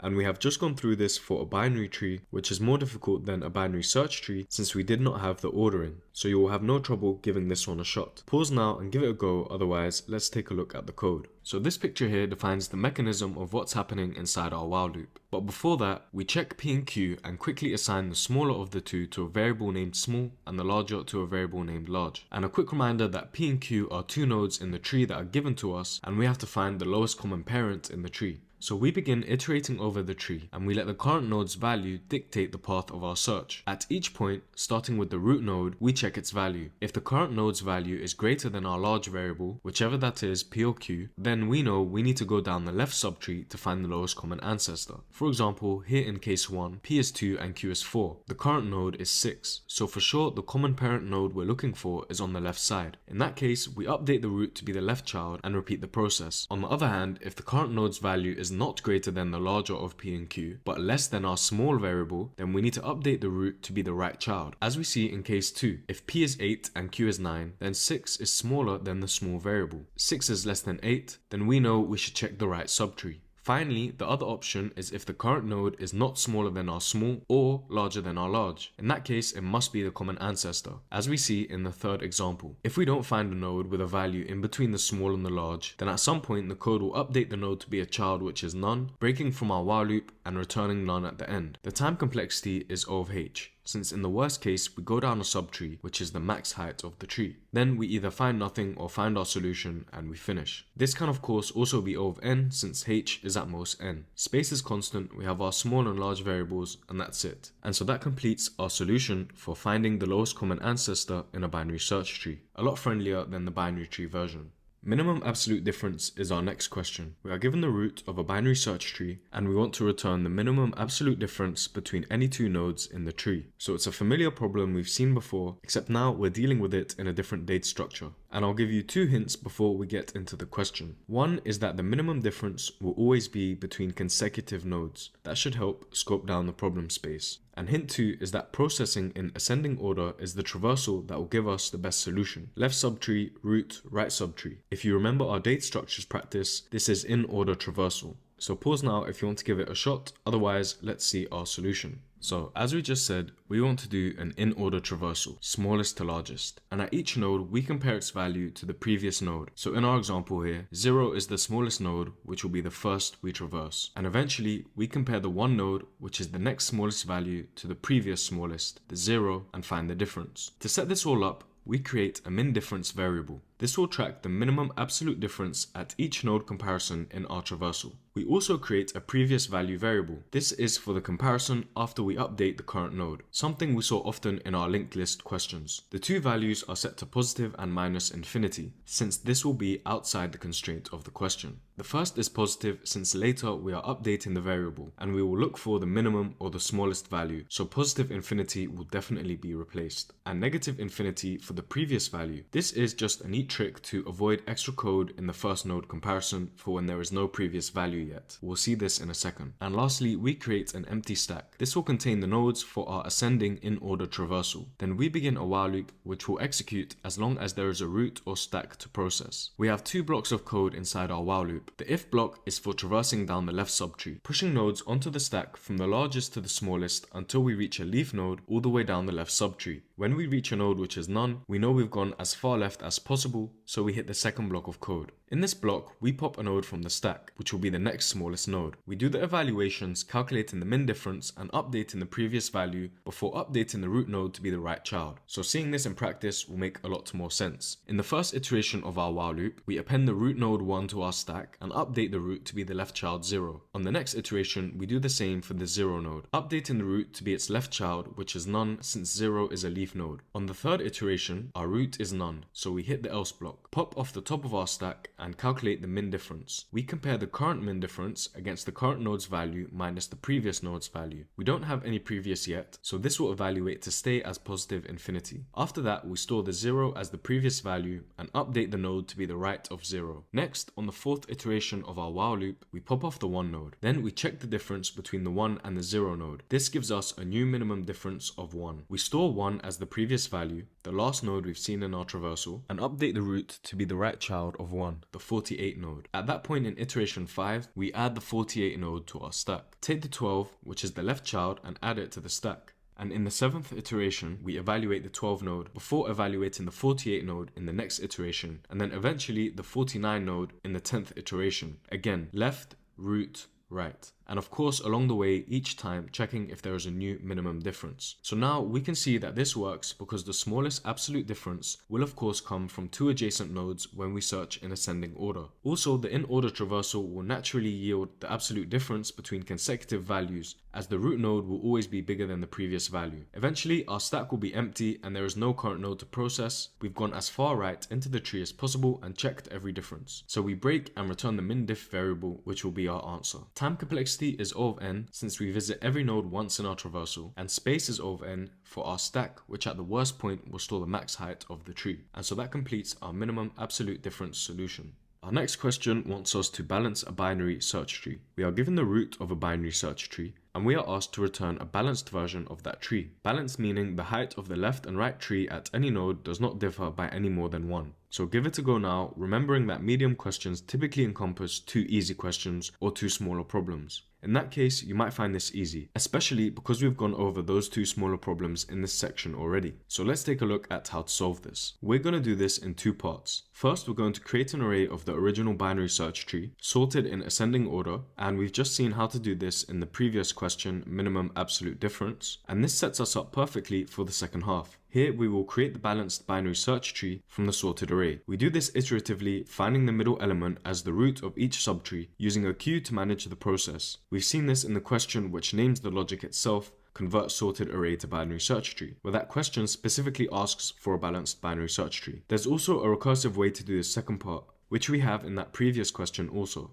We have already gone through both of these blocks of code in detail, step by step. So if you're unsure of this solution, go back and take a look at these questions. And if you're still confused, try taking pen to paper and drawing it out for this question. Overall time complexity is O of n. The in-order traversal processes each node exactly once, despite the nested while loops. Those just help navigate the in-order traversal. For the converting of the array to the tree, the algorithm processes each element of the array once and inserts it into the new tree. Space complexity of the entire solution is O of n. The in-order traversal uses n space to store elements inside the nodes array, and at most storing the max height of the tree in the stack. For the conversion, the queue can at most hold n elements in the worst case, and n space for the new tree. And that's the balance a binary search tree question. A perfect example of using 2 previous questions or concepts to come to a solution for a harder question. Deleting a node from a binary search tree. This is another medium and another foundational operation for binary search trees. Personally, working through this operation here is what took me to the next level. Writing the code from scratch, drawing out how it works, writing it out again off memory, this really took my Python skills and data structures knowledge to a very confident level. We're given the root node of a binary search tree and a key or a value of the node that we want to delete while keeping the tree intact. Again, there's 2 smaller scoped problems in this medium, and this time we're actually told what they are. One, we want to search for the node to remove, a core operation we've gone through a few times now. And 2, if we find the node, we want to delete it. So this isn't just as simple as deleting the node, we have to keep the tree intact. So a final hint is that for the second part, when we are deleting the node, we have 3 cases from the simplest to the most complex. Case 1, we're deleting a leaf node, so it has no children. Case 2, the node has 1 child. And case 3, the node has both children. So give it a go, it's definitely quite involved, so don't be surprised if you spend a bit longer than expected. Otherwise, let's take a look at our coded solution. We can do this recursively or iteratively. I prefer the recursive in this situation. It's cleaner and, in my opinion, not too difficult to follow. This is the one we went through in the data structures practice in a lot of depth, so I won't cover it again. However, between the 2 solutions, the core mechanism will be the same. For example, the deleting of a node and rearranging of the tree. And in the data structures video, we covered all 3 cases of node deletion, so definitely give that another watch. Instead now, let's take a look at the iterative approach. Let's see how it works and compare it to our recursive. This will be a good exercise. So we have our two broader sections. The first smaller problem is to find the node we want to delete, and the second is to delete that node. So this section here is us finding the node.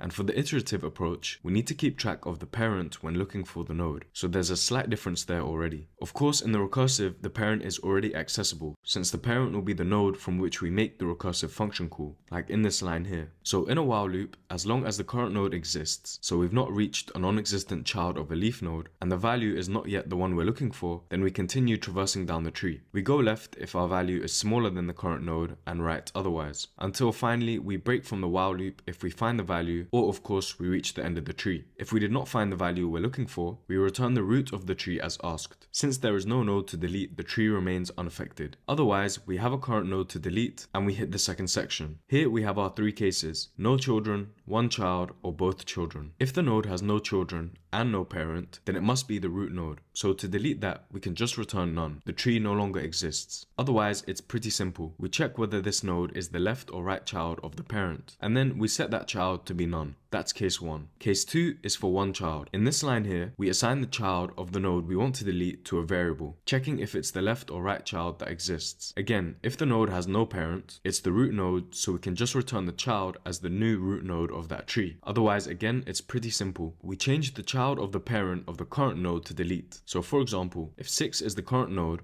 then we just set this child variable to be the right child of 6, the 7 node. We do this in this first line here, and in the final line, the parent of 6 is 5. 5's left child is not equal to current. Instead, it's equal to the right child. So in our else block, we assign the right child of the parent, which is the 5, to be the child of the current node we want to delete. So essentially, we're breaking these two lines and creating a new one like this, removing the 6th node from our tree. And that's case 2. Finally, case 3, both children. In this event, we have to find the next smallest node. We can find the biggest in the left subtree, or what we do here is find the smallest in the right subtree. We went over this function in the data structures video, so in the recursive solution, we reused that function. And it might be a better idea to create a separate function for this, because it makes the code cleaner and we can reuse this function elsewhere in our code. So I've taken the example from the question here, and I've added this 3.5 node so we can really see how things work. So in this block of code here, we want to find the smallest in the right subtree. We want to traverse down the left subtree of the right child of the node we want to delete as far as possible. So we begin with a successor parent of 3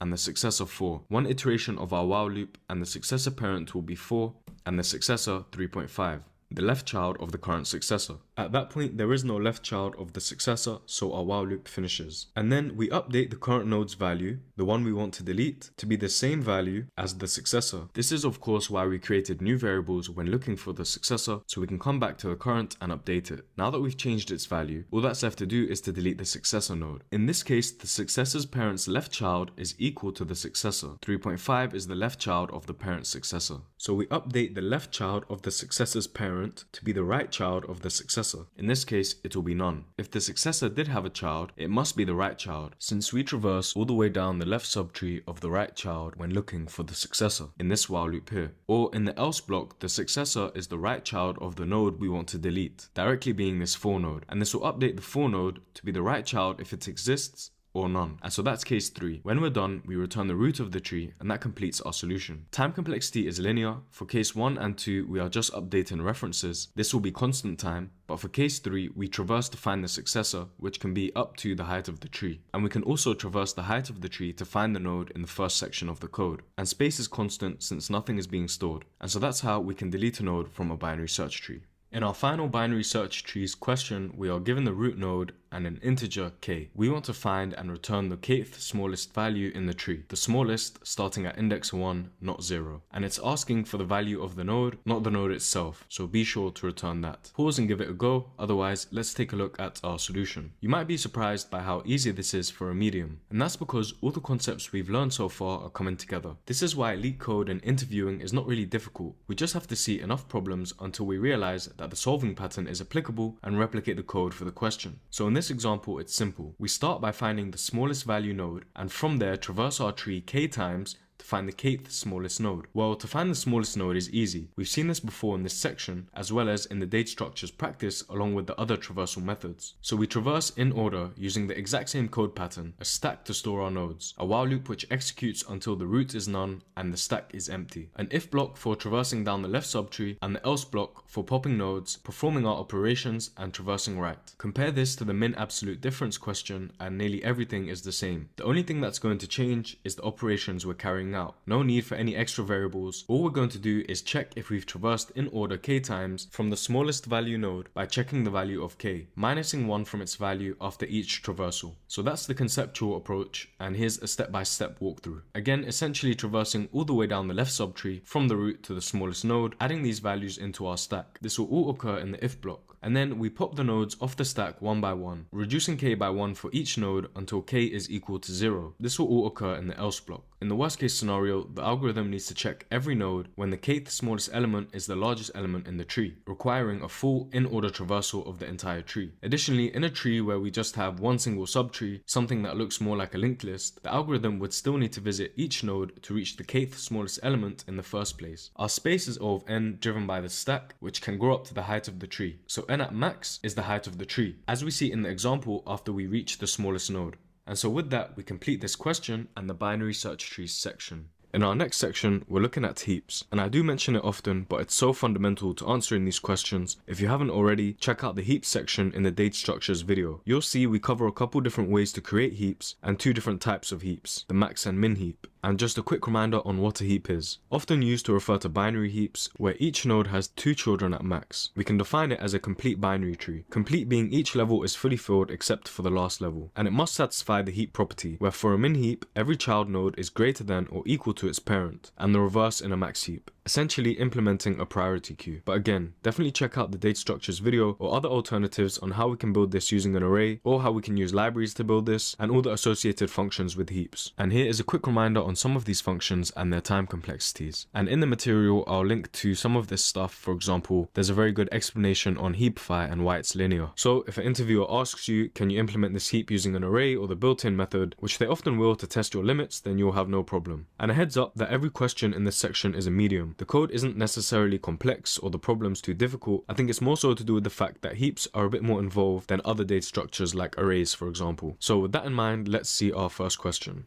Kth largest element in an array is our first heaps question, where we are given an integer array nums and a single integer k. We want to return the kth largest element in the array, a reverse of the last binary search trees question we saw. Since this is an arrays based question, it can easily be done by sorting the array and returning the kth index, but we want to do this without sorting, and using a heap is a very good way to go about this. In this question, I really want to cover a lot of areas on heaps to give us a good foundation for tackling the rest of the section. So let's take a look at the code, and here we have 3 solutions. On the top right, we have the most concise way to do this. The heap qn_largest function internally uses a heap to find the k largest elements from the nums array argument input. It sorts the heap in descending order, largest to smallest, returning a list. And you can see from the definition of the heap q module that the n_largest function returns a list of the n_largest elements from the dataset. And the -1 index at the end is returning the last element in this sorted list, which will of course be the kth largest element. So here's a quick example. We have an array of numbers from 1 to 10 unordered, and if we print the n largest numbers passing in k, which is a value of 3, we get 10, 9 and 8. If I change this to 5, we'll get the 5 largest items, and if we add the index -1 on the end, we'll get the last item, the kth largest item, so in this case the 5th largest item. The time complexity for this is n log k, and let's break it down. The heap construction takes O of k time, and there are 2 parts to this, the initial construction and the heapifying process. Adding the first k elements into an empty array, O of 1, constant per element, giving us O of k to create the heap. Then we order and arrange these k elements into the heap structure using heapify, which is also done in O of k time. And we can see from the documents that heapify is linear in time using no extra space. Without dissecting the inner workings of the heapify operation, we can just say heapify is linear because we start from the bottom non-leaf nodes of the heap/tree and work our way up towards the root, minimizing the number of comparisons and swaps needed. If you want an explanation on the exact inner workings and exactly why it's linear, I'll link some extra reading materials because there's a bit of maths involved and it needs some time to digest. So you can go through it in your own time at your own pace, but I wouldn't expect this level of detail in the interview, so it's not the most necessary thing to learn. So we initially create a heap of the very first k elements. Then we need to check the remaining elements, the n minus k elements, to make sure that our heap contains the k largest elements. So what the code does is for each remaining element, we check and compare it to the root. If the new element is larger than the root, then we replace it, and we reheapify to maintain our heap of the k largest elements. The time complexity for each insertion into the heap is log k. In general, inserting into heaps is log n, since the height of a complete binary tree with n nodes is log n, and a binary heap is a complete binary tree. Then the height of a binary heap is also log n. Since the tree is complete, every level is fully populated with the exception of the last level. Then intuitively, this leads to a tree height that grows logarithmically with the number of nodes. Therefore, inserting into this tree/heap requires adding the element at the end and bubbling it up. This is of course the process of checking the node value with its parent and swapping if necessary. And in the worst case, we swap the node all the way up to the root, covering the height of the tree, requiring log n operations. So that gives us a time complexity of O of k plus n minus k times log k, which in the worst case, n is a lot larger than k, so we can simplify this down to O of n log k. And space is O of k. We have our heap of k length, which we use to create a separate array, which is also k length. So O of 2k, which simplifies to k. Let's now take a look at our second solution. In the middle here, we have the unoptimized approach, where we create our own heap using an array, push all the items into the heap using the built-in heap queue heap push function. This will ensure that each value in the array is in the correct index to maintain the parent-child heap property. By default, this creates a min heap. To create a max heap, we have to do some tricks with negative values and it can get very messy. So for now, we'll stick to the min heap. It works fine and the complexity will be the same. So in this first for loop here, we're pushing all of the elements into our heap. Let's take a look at how this first part works. We create our heap, and then for every item inside our nums, we're going to push it into our heap, passing in the heap and the number at each iteration. And when we print at the end, you see we have our ordered heap. 1 being the root node, a left child of 3 and a right child of 2. 3 has the left and right child of 4 and 5. 2 is the parent of 6 and 10. 4 has a left and right child of 7 and 8. And 5 has a left child of 9. That's our heap. Then in the next loop, we pop elements off the heap until the size of the heap is k. We use heap pop to maintain the structure of our heap. So if I change k to be 2, then the length of our nums, which is 10, minus 2, gives us a range of 8. So we'll pop 8 items off our heap. Let's see what that looks like. And here we are popping the 8 smallest items off our heap, leaving us with a heap which is the size of k, which is 2, containing the largest 2 elements.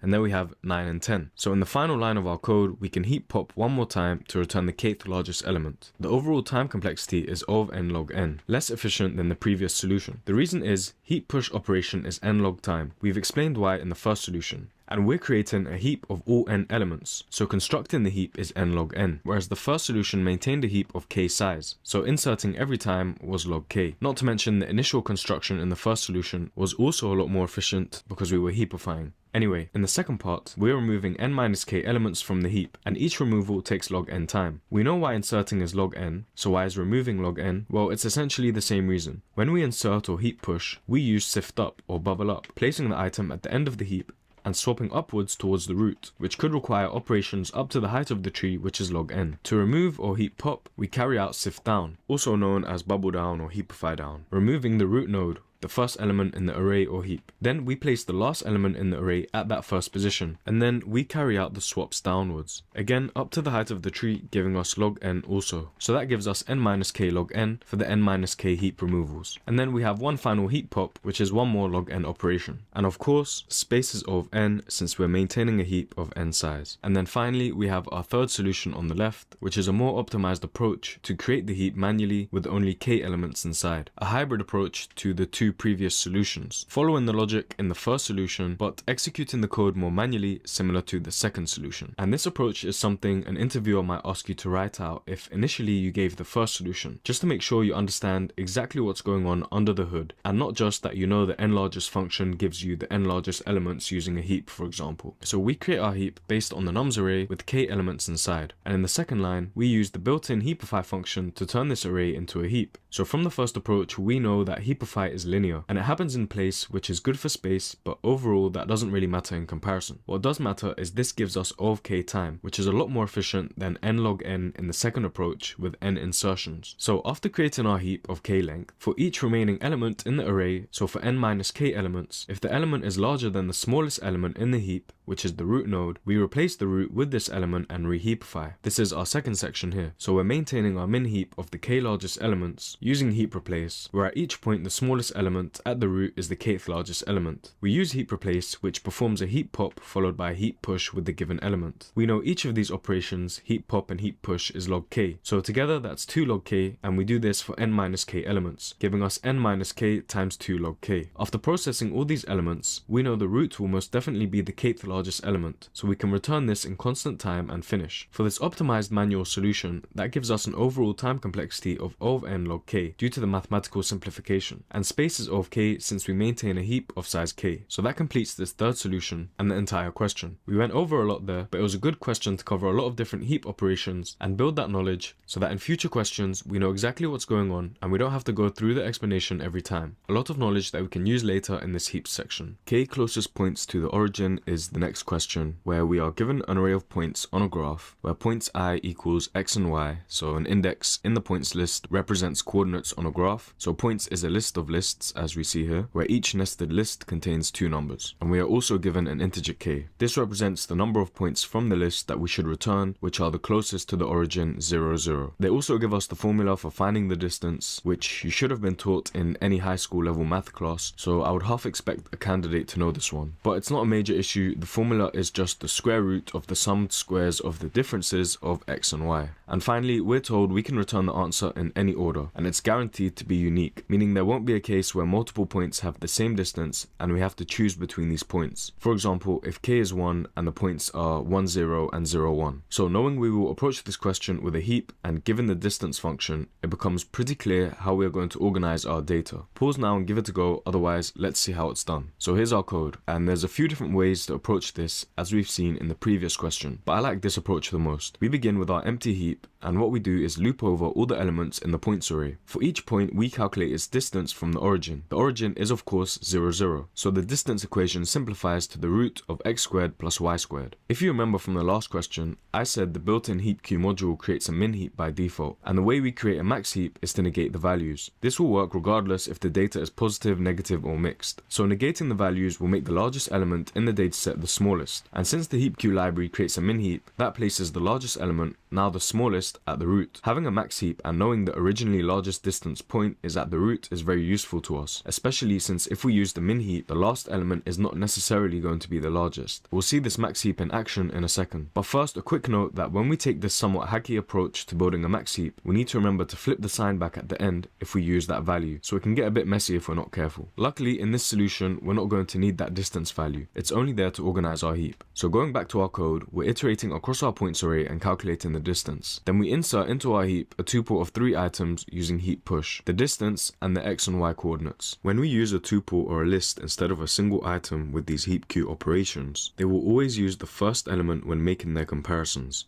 So we set the distance to be the first item in this tuple. So although we can use lists, I prefer tuples since they are immutable and therefore a bit safer. To make our algorithm as efficient as possible, we limit the size of our heap to k. We do this by checking at each loop if we've hit that limit, and if we have, we use heap push pop with the new tuple. Heap push pop first pushes an item onto the heap, reheapifies, and then pops, returning the smallest item from the heap. This is not to be confused with heap replace, which we've already seen. Heap replace first pops the smallest element and then pushes the new element. Same operations but different order. In this context, heap replace would pop the root and replace it with the new value. Even though the root is the largest distance, we don't yet know if the new value is smaller in distance yet. So if we wanted to use heap replace, we would have to compare the root first, and if the new distance was smaller, then we could replace it. Of course, we check if the new distance is actually greater because we have reversed all our values in the max heap. However, we can avoid all this trouble with heap push pop, which adds a new element onto the heap, so the size is now k plus 1, and again of course it heapifies with the new addition. So after heap push popping, we know for certain the root will be the largest original distance, so we can pop that off and continue. After checking all n elements, we have a heap of the k smallest distances, so using a quick list comprehension at the end here, we can return these points. Time complexity is O of n times log k, since in the worst case for all n elements we are doing a log k insertion, and space is O of k plus 1, which simplifies to O of k for our heap, and so that completes our k closest points solution.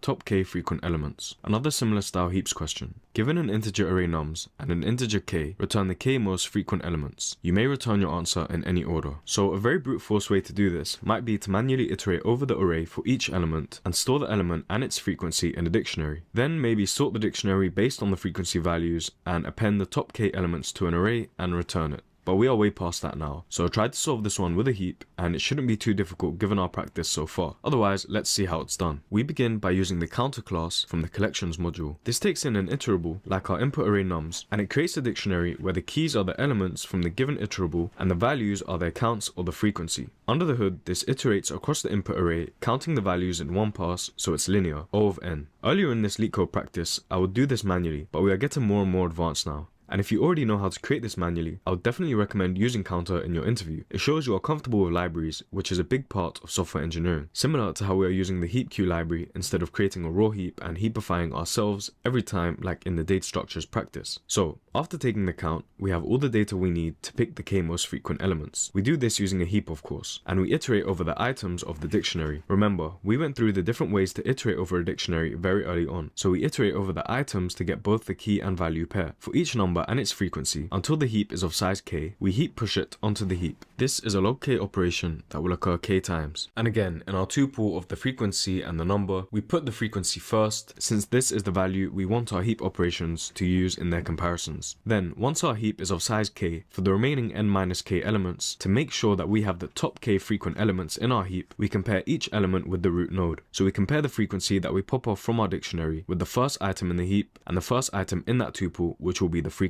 If the new frequency is greater than the root frequency, we replace the number in our top frequency heap. We do this with heap replace, which will also heapify and maintain our heap. Finally, using a list comparison, we return an array of the top k elements, with just the numbers and not the frequencies. And this is O of k, to iterate across our heap and append these numbers to the array. Overall, this gives us a time complexity of n log k. When n is large and k is small, our bottleneck is this iteration. We go across the n minus k elements and potentially we replace every element. Space is O of n, dominated by our counter list, although we also have a k-length heap and a k-length results list at the end. So that's top k frequent elements, another k-style heaps question. And now we can begin to see a common style of question where heaps are most useful, as well as a few problem-solving patterns we can reuse to tackle these questions. Here we have our last heaps question, and it's a bit different from the k-type questions we've seen so far. We are given an array of CPU tasks, which is essentially just a list of capital letters in the alphabet, and we are also given a cooling time, which is an integer n. Each cycle or interval allows for the completion of one task. These tasks can be completed in any order, but there's a constraint. Identical letter tasks must be separated by n intervals due to the cooling time. So in the first example, n equals 2, meaning we have to wait 2 intervals to execute a task of the same letter. So the fastest way to execute in this example is to process A, then B, and then wait and repeat. We have to wait because after executing A, there needs to be at least 2 intervals. So in one of the intervals, we can execute B, and in the second interval, there's no other option but to wait. If n is 1, then we can pretty much execute task after task as long as they're not identical. So we need to find a way to get the minimum interval time and return it. And quickly, before looking at the code, let's consider the logic first. This will give you the intuition to write the code yourself if you want to give it a go. If we have a setup like this, with 3 A's, 2 B's and 2 C's, with the cooling time equal to 1, the very most basic approach we can come up with is to process the tasks in random order. This gives us the following: process B, then C, then B, then maybe do A, and then we have to wait before doing A again, then we do C and then A one more time. This gives us 8 intervals. On the other hand, if we approach this solution by evaluating the most frequent tasks first, then we can avoid the idle time in the previous approach. At the start, A is the most frequent task, so we begin with A, then we can't immediately execute A again because we have a cooling time of 1. So after that we have 2 A's, 2 B's and 2 C's. So we can take either B or C, and in this example we'll take B. Then we have 2 A's which we can now process and 2 C's as the most frequent. So we can just take A.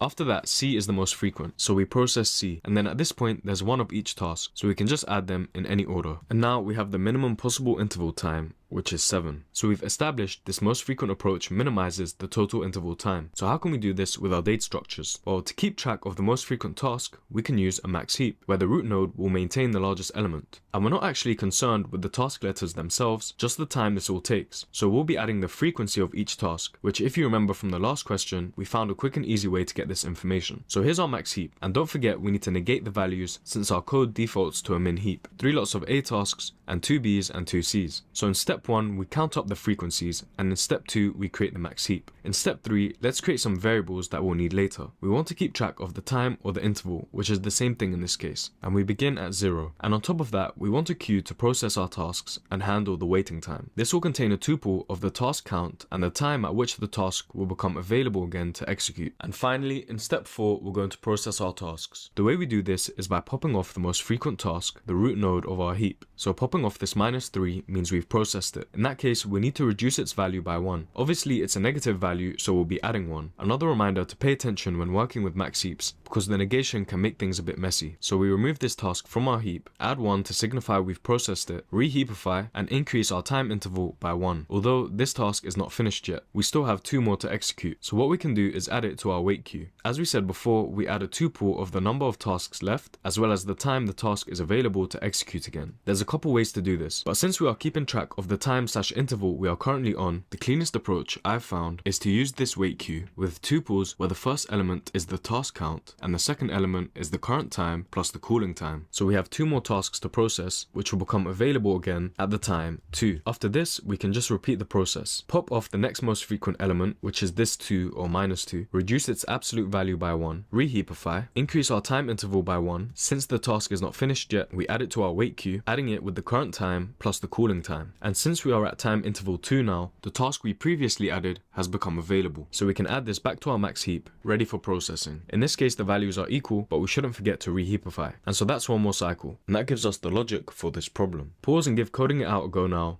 Otherwise, let's see it written up. Here's the code, and in step 1, we collect the frequency of each task, again using the counter class. In step 2, we create our max heap, iterating over just the values in the dictionary, since we're not concerned with the task letters, which will be the keys. We add the task counts to the heap, negating the values to build a max heap, then we heapify in linear time. In step 3, we quickly create our time or interval tracker, as well as our queue for handling the wait times. And finally, in step 4, we process the tasks. We do this with a while loop, which continues as long as our heap has tasks, or we are waiting for tasks in our queue to become available. And in a way, this resembles code similar to our tree sections, where as long as we add nodes to search in our queue, or a current node to process, we would continue. Inside our while loop, we immediately increase the time by 1. Then, if our heap has tasks, they will be available to execute, so we heap pop the most frequent off the root, and we decrease its absolute value by 1 since we processed the task. Then if the current task is not finished yet, so we have more of that letter to process, we add it to the wait queue with the time it will become available again. In this final if block, we check if the task at the front of the queue is available to process again. If so, we add it back to our heap. Of course, we only check the front of the queue since that will always be the next available task. And one thing to notice here that we didn't cover in the intuition is that this while loop condition will automatically process idle time. If our max heap is empty, but our wait queue has items, even if those items are not yet available, the while loop will continue to execute, adding 1 to the interval time, representing idle time, until the next task in the queue becomes available. So that's the code. Time complexity is n log n, since we have a heap of up to n elements, representing all the tasks which we are iterating over, and for each iteration, we are performing heap pushes and pops, which are log n operations, that in the end simplify down to n log n. And spaces of n for our task count dictionary are heap and our wait queue. So with that, we complete this question and our heap section. Next up, we have our graph section, and a graph is just a collection of vertices connected by edges, a powerful tool for representing data, especially when scaled up. For example, Facebook's social graph to map your network of friends and interactions, and even neural networks used in deep learning are at their very core just graphs. As always, I'd suggest to get comfortable working with the graph data structure and all the associated operations before taking on the problems, creating the graph, inserting, deleting, printing, searching, and all the rest. I've included here a reminder on the basics, creating a graph using a dictionary or a hash map, what this looks like, and how we can iteratively search both breadth and depth first. If you used a different alternative to the data structures video, this might seem foreign to you, since of course there's many different approaches. However, hopefully this isn't too far off. From the code of these traversals, you'll immediately see that graphs are not too far off trees, and even from the diagram, they look pretty similar. So when we face these graph questions, as we've increasingly seen as we progress through this LeetCode practice, we can reuse a lot of the problem solving patterns and the code we've seen before. So I'm not going to go through this slide since the code is from our data structures video, it's just here as a convenient reminder for us. Instead, let's crack on with the first question. For this one, I've added the details in the notes. It seems that the LeetCode website is down right now, but I managed to find some screenshots on the problem. Either way, let's give it a go. In the clone graph question, we're given the node of a connected, undirected graph. And let's pause there to see what this means. So we're getting into the weeds a bit here, but I've included this slide on the different types of graphs since the question mentions it. A connected graph is a type of graph where there exists a path between any pair of vertices, meaning it's possible to start at any vertex and reach any other by traversing the edges. For the most part, graphs will be connected. It's not too often you'll see a disconnected graph question. As for the directed graphs, they can be strongly or weakly connected. If they are strongly connected, then by strictly following the edge directions, we can again reach every vertex. Directed graphs will be considered weakly connected if only by ignoring the directions of the edges can we reach any vertex from any starting position. And of course, disconnected if there is no chance whatsoever to reach some vertices from certain starting points. So now that we know what a connected undirected graph is, let's go back to the question. And here we're asked to return a deep copy of the graph. We've already seen deep copies before, basically a clone who has the same properties as the original object but does not share the same references in memory. And that's summarized for us here in this diagram, where the colors are representing if the object is the same in memory. We're also shown what the node in the graph looks like. This is a Java class, so I've added the Python here above. So again, nothing too complicated, pretty similar to all the nodes we've seen before, where for example in a binary tree we would have a left and right child, but in this case we just have all the neighbors in a list. And below we're told we'll be given one node from the adjacency list, specifically the first node, and there's some text here to describe the input list. But if we head over to the whiteboard first, we can quickly summarize it.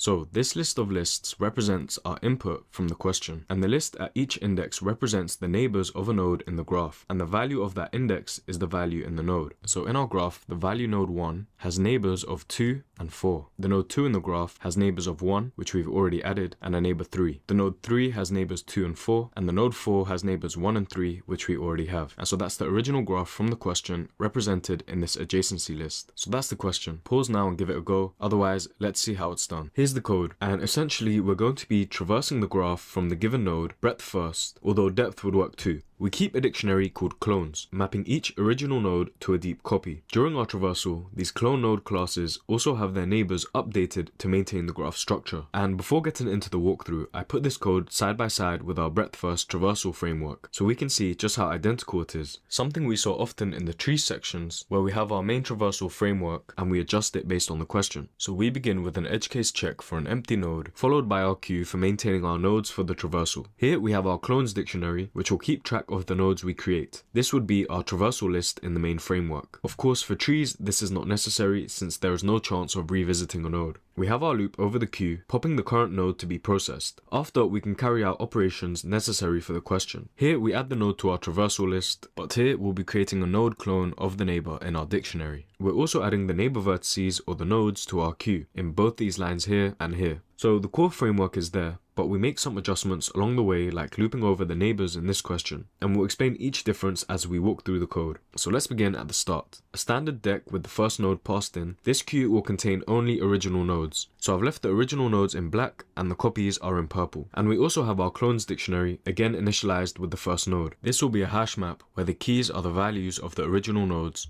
and the values of the dictionary are the clone node copies. So these two initializations here set up our traversal. Then we have our while loop, which continues as long as our queue has nodes to process. Each while loop iteration is represented in black with the number by the side. We pop off the node from the queue and we assign the clone from the dictionary to this current clone variable. At this point in the code, the clone will always be available to assign, and we'll see why in a second. So then we loop over the neighbors of the original node. This for loop has two main responsibilities. If the neighbor has not yet been visited, so we we do this by checking our clones dictionary, we want to ensure it's given an entry, so we can build the correct graph with the copies. We also want to queue up this node for our search, since it's not yet been processed. And although we've created the clone of the neighbor, we've not yet checked if itself has neighbors. And so this leads us into our second responsibility of the for loop. For each of the current node's neighbors we are processing, remember these are the neighbors of the original node, we want to add the same neighbors to the clone. And of course, we want those neighbors to also be clones, and we've just created the clone of the neighbor, so it will definitely exist. This happens outside the if block, since we process every node exactly once. So whether or not the neighbor is in the clones list is not a concern here. We just need to make sure that the neighbor is linked. So these lines in red here indicate every iteration of our for loop. So if we take a look at our adjacency list here, we see that 1 has the neighbors 2 and 4. So in this for loop, the first neighbor we see will be the 2. At this point 2 is not in our clones dictionary, so we create the copy node and add it. Append the node to our queue, and right at the end, make sure that the 1 copy has a neighbor of the 2 copy. And we repeat the process with the 4 node. In the next iteration of our while loop, we'll be popping off the 2 that we just added to the queue. Assign the clone to the current clone variable from the dictionary, and inside our for loop, the first neighbor we process will be 1, as we can see in our adjacency list. 1 is already in our clones, meaning it's already been added to the queue and traversed, so we don't need to traverse it again. We just jump to adding the node 1 clone as a neighbor of the node 2 clone. And in the next iteration, we process the 3 neighbor, adding it to the clones dictionary since it does not yet exist, adding it to the queue for searching, and making sure the node 2 copy has a node 3 copy as a neighbor. Then in our queue, we pop off the node 4. At this point, all the nodes have been added to the clone dictionary, so we just need to update the neighbors, and we do the same in the next while loop iteration, popping off the 3 and making sure it has the correct neighbors. And at the very end, we return the first node in our clones graph using the value from the node that was passed in to find it. And if we quickly scan our code, we can see that everything's correct. 1 has neighbors of 2 and 4. 2 has neighbors of 1 and 3. 4 also has neighbors of 1 and 3. And 3 has neighbors 2 and 4. And they are all copies. So that's our code, and that's the walkthrough. Time is O of V plus E. Each node is added to the queue and processed exactly once. That's O of V for each vertex. And for each vertex, we are looping over its neighbors. We are checking every edge twice since we are checking every node's neighbors. But this will boil down to give us O of E. Overall, giving us O of V plus E. And space is O of V. Our queue has at most all the vertices in the graph, and the clone dictionary will also maintain all the vertices. So that's how we can clone a graph. A nice question to experience the traversal concepts we've seen before, but this time in the graph date structure.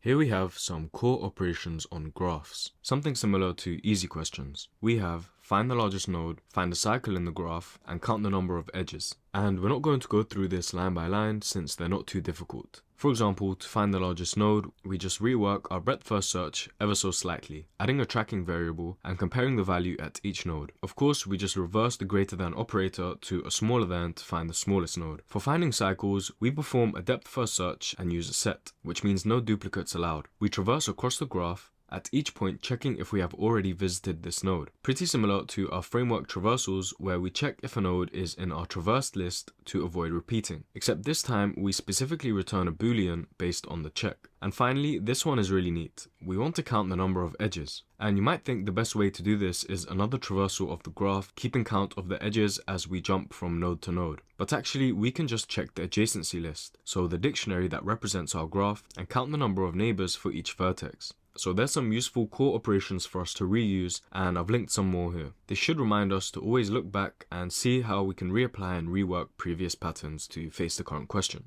Our next graphs question is another medium, but I think this one should be a hard. It's called cheapest flights with k stops. There are n cities, each city is a node in the graph, and we are given an array of flights, which contains nested lists of 3 integers: the starting from node, the going to node, and the price of the flight. Along with that, we are given 3 integers: the source node number, the destination node, and k, which is the max number of stops or layovers we can perform on our journey. Finally, if there is no possible route between the nodes, we should return -1.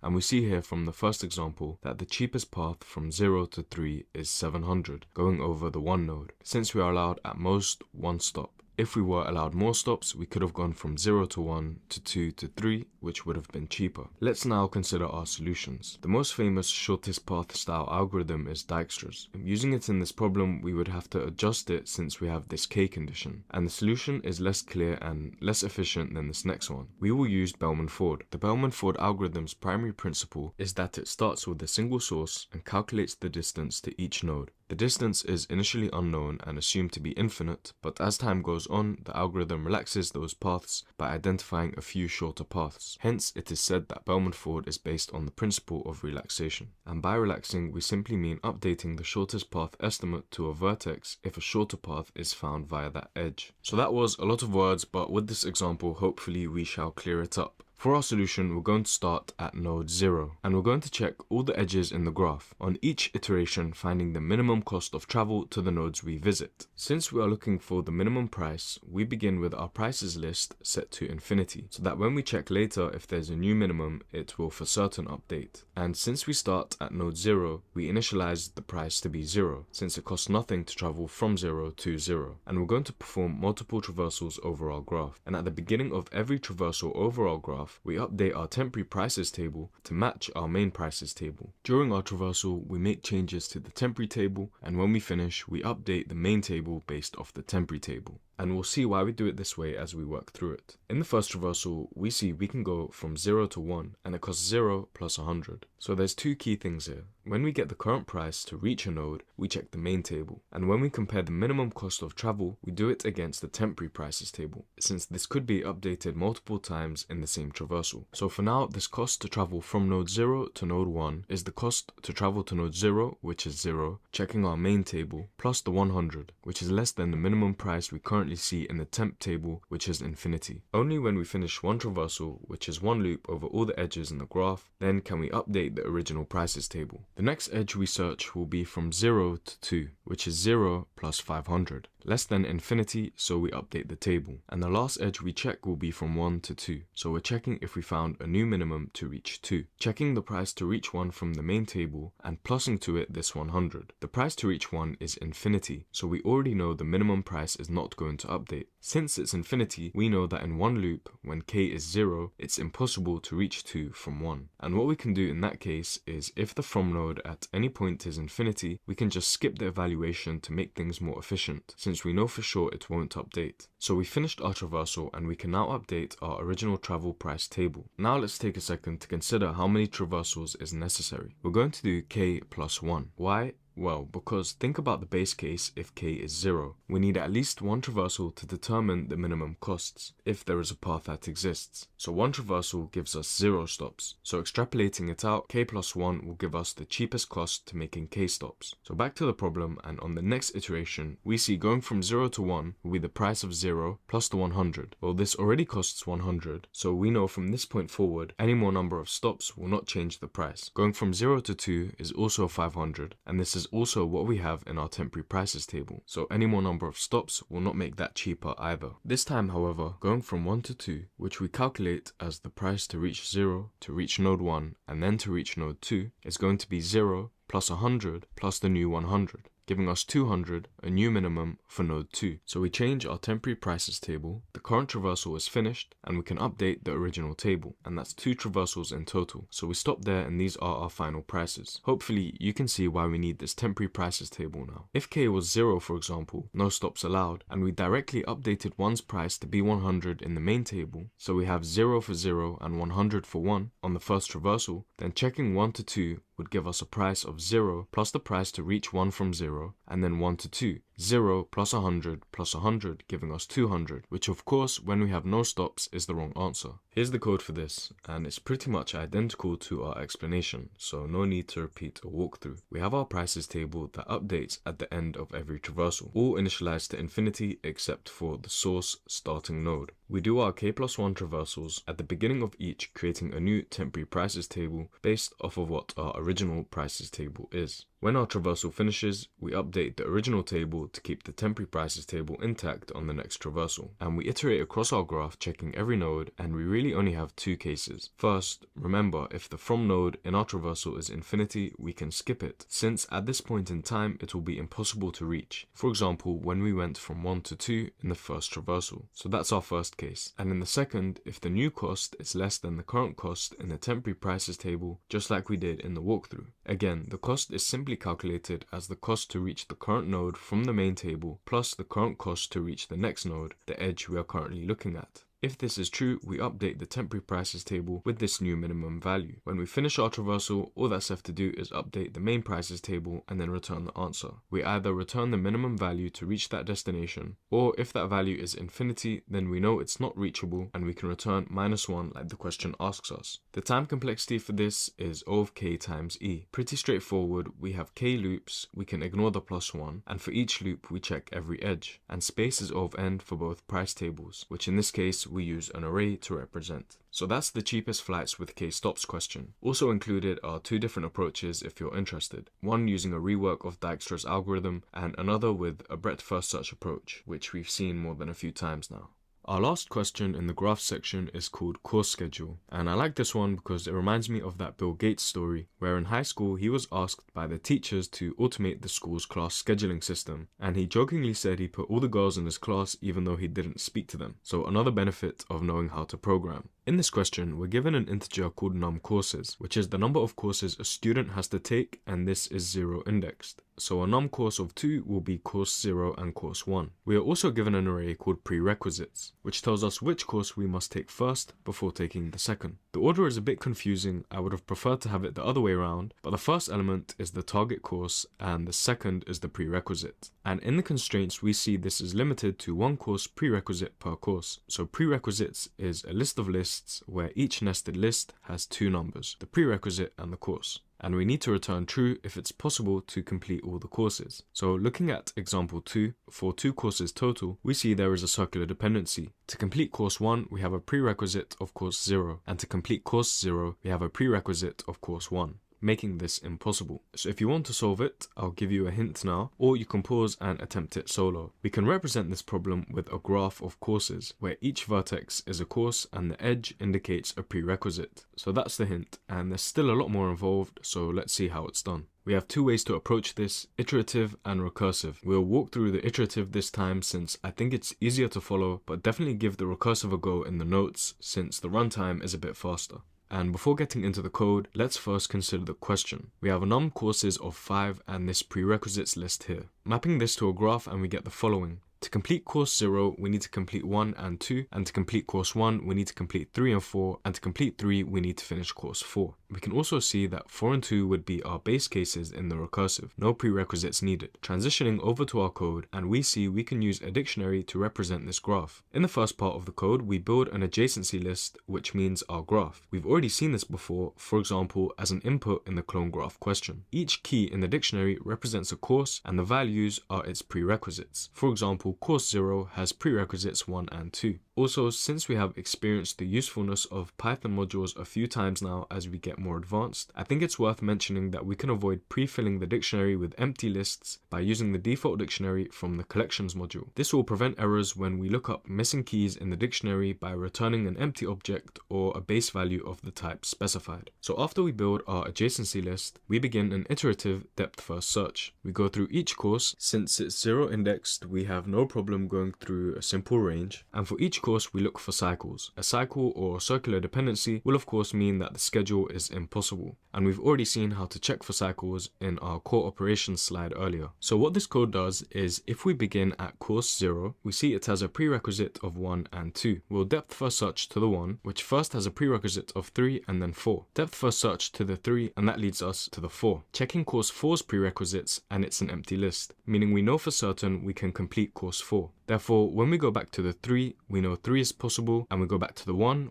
is possible. We already know 4 is possible, so now we can complete 1, which takes us back to 0. At 0, we check course 2. Course 2 also has no prerequisites, it's an empty list, so we know we can do 2 for sure, and then we can also do 0. The way we do this in the code is nicely written out for us to follow. A stack as always to maintain our nodes for searching, and this time we add the graph node in a tuple with an empty set. This is in blue to make it clear. At the start of each while loop iteration, we push the current course onto the stack with a set to track which nodes we visited on our search for the current course's completion. So we have in black our large for loop here, and in red is each iteration of this while loop. Of course, the very first while loop in each larger for loop will be the course from the range that we are evaluating. So at the very beginning we add course 0 with an empty set, and then we pop it off and check if it's in our visited set. On the first while loop this will always be empty, so we add the current course to the visited set and add the current course's prerequisites with the updated set, and we continue repeating this process. Pop off the 1, check if it's been visited, and add its children after visiting the 1 and updating the set. This way we explore all the prerequisites of a course before moving on to the next course in our for loop, as well as the prerequisites of those prerequisites. If we encounter a course we've already visited on the same depth first search exploration, then the course is impossible and we return false. And bear in mind we can have different depth first search exploration paths, so we can reach the 4 by visiting 0, 1 and then jumping to the 4 directly, or by going 0 to 1, then 3 and then the 4. At the end of each loop we know for certain that the course is possible to complete without running into cycles, so we can set the adjacency list for that course to an empty list. This optimizes the time of the solution if we have to check this list again, removing redundant explorations. So at the end of this for loop here, no more nodes to search in our stack. In the adjacency list, we give the 0 course no more prerequisites. Time complexity for this solution is O of V plus E, where V is the number of courses, our vertices, and E is the number of prerequisites, our edges. Building the adjacency list takes O of E time since we iterate through all the prerequisites. The iterative depth first search takes O of V plus E time in the worst case, because each vertex, or course, is visited at most once in the outer for loop, which accounts for O of V time. And for each visited vertex, we explore all its neighbors, the prerequisites, in the inner loop, which is proportional to the number of edges, E, giving us overall V plus E, and the space complexity is also V plus E. The adjacency list requires V plus E space in the worst case, where every course has prerequisites. Additionally, the stack in the depth first search has a maximum depth of all the vertices, as well as the visited set, so they will each have V space, but overall we are dominated by the adjacency list, giving us V plus E. And so with that, we complete this course schedule question and our graphs section. So that was the final section of this LeetCode practice, and we are now finished. We've gone over everything in the introduction, so I'll keep this short. By law of nature, if you've made it this far, you're ahead of 99% of people, and you're over the hump of the hard technical coding skills. But definitely continue working on these problems till they become second nature. And don't forget to continue the rest of the work in this journey, learning the ins and outs of software engineering as a field, applying for jobs, behavioral skills, and all the rest. And I would wish you good luck, but if you've made it this far and completed all these questions and put in this much work and effort, I have no doubt in my mind that you don't need the luck.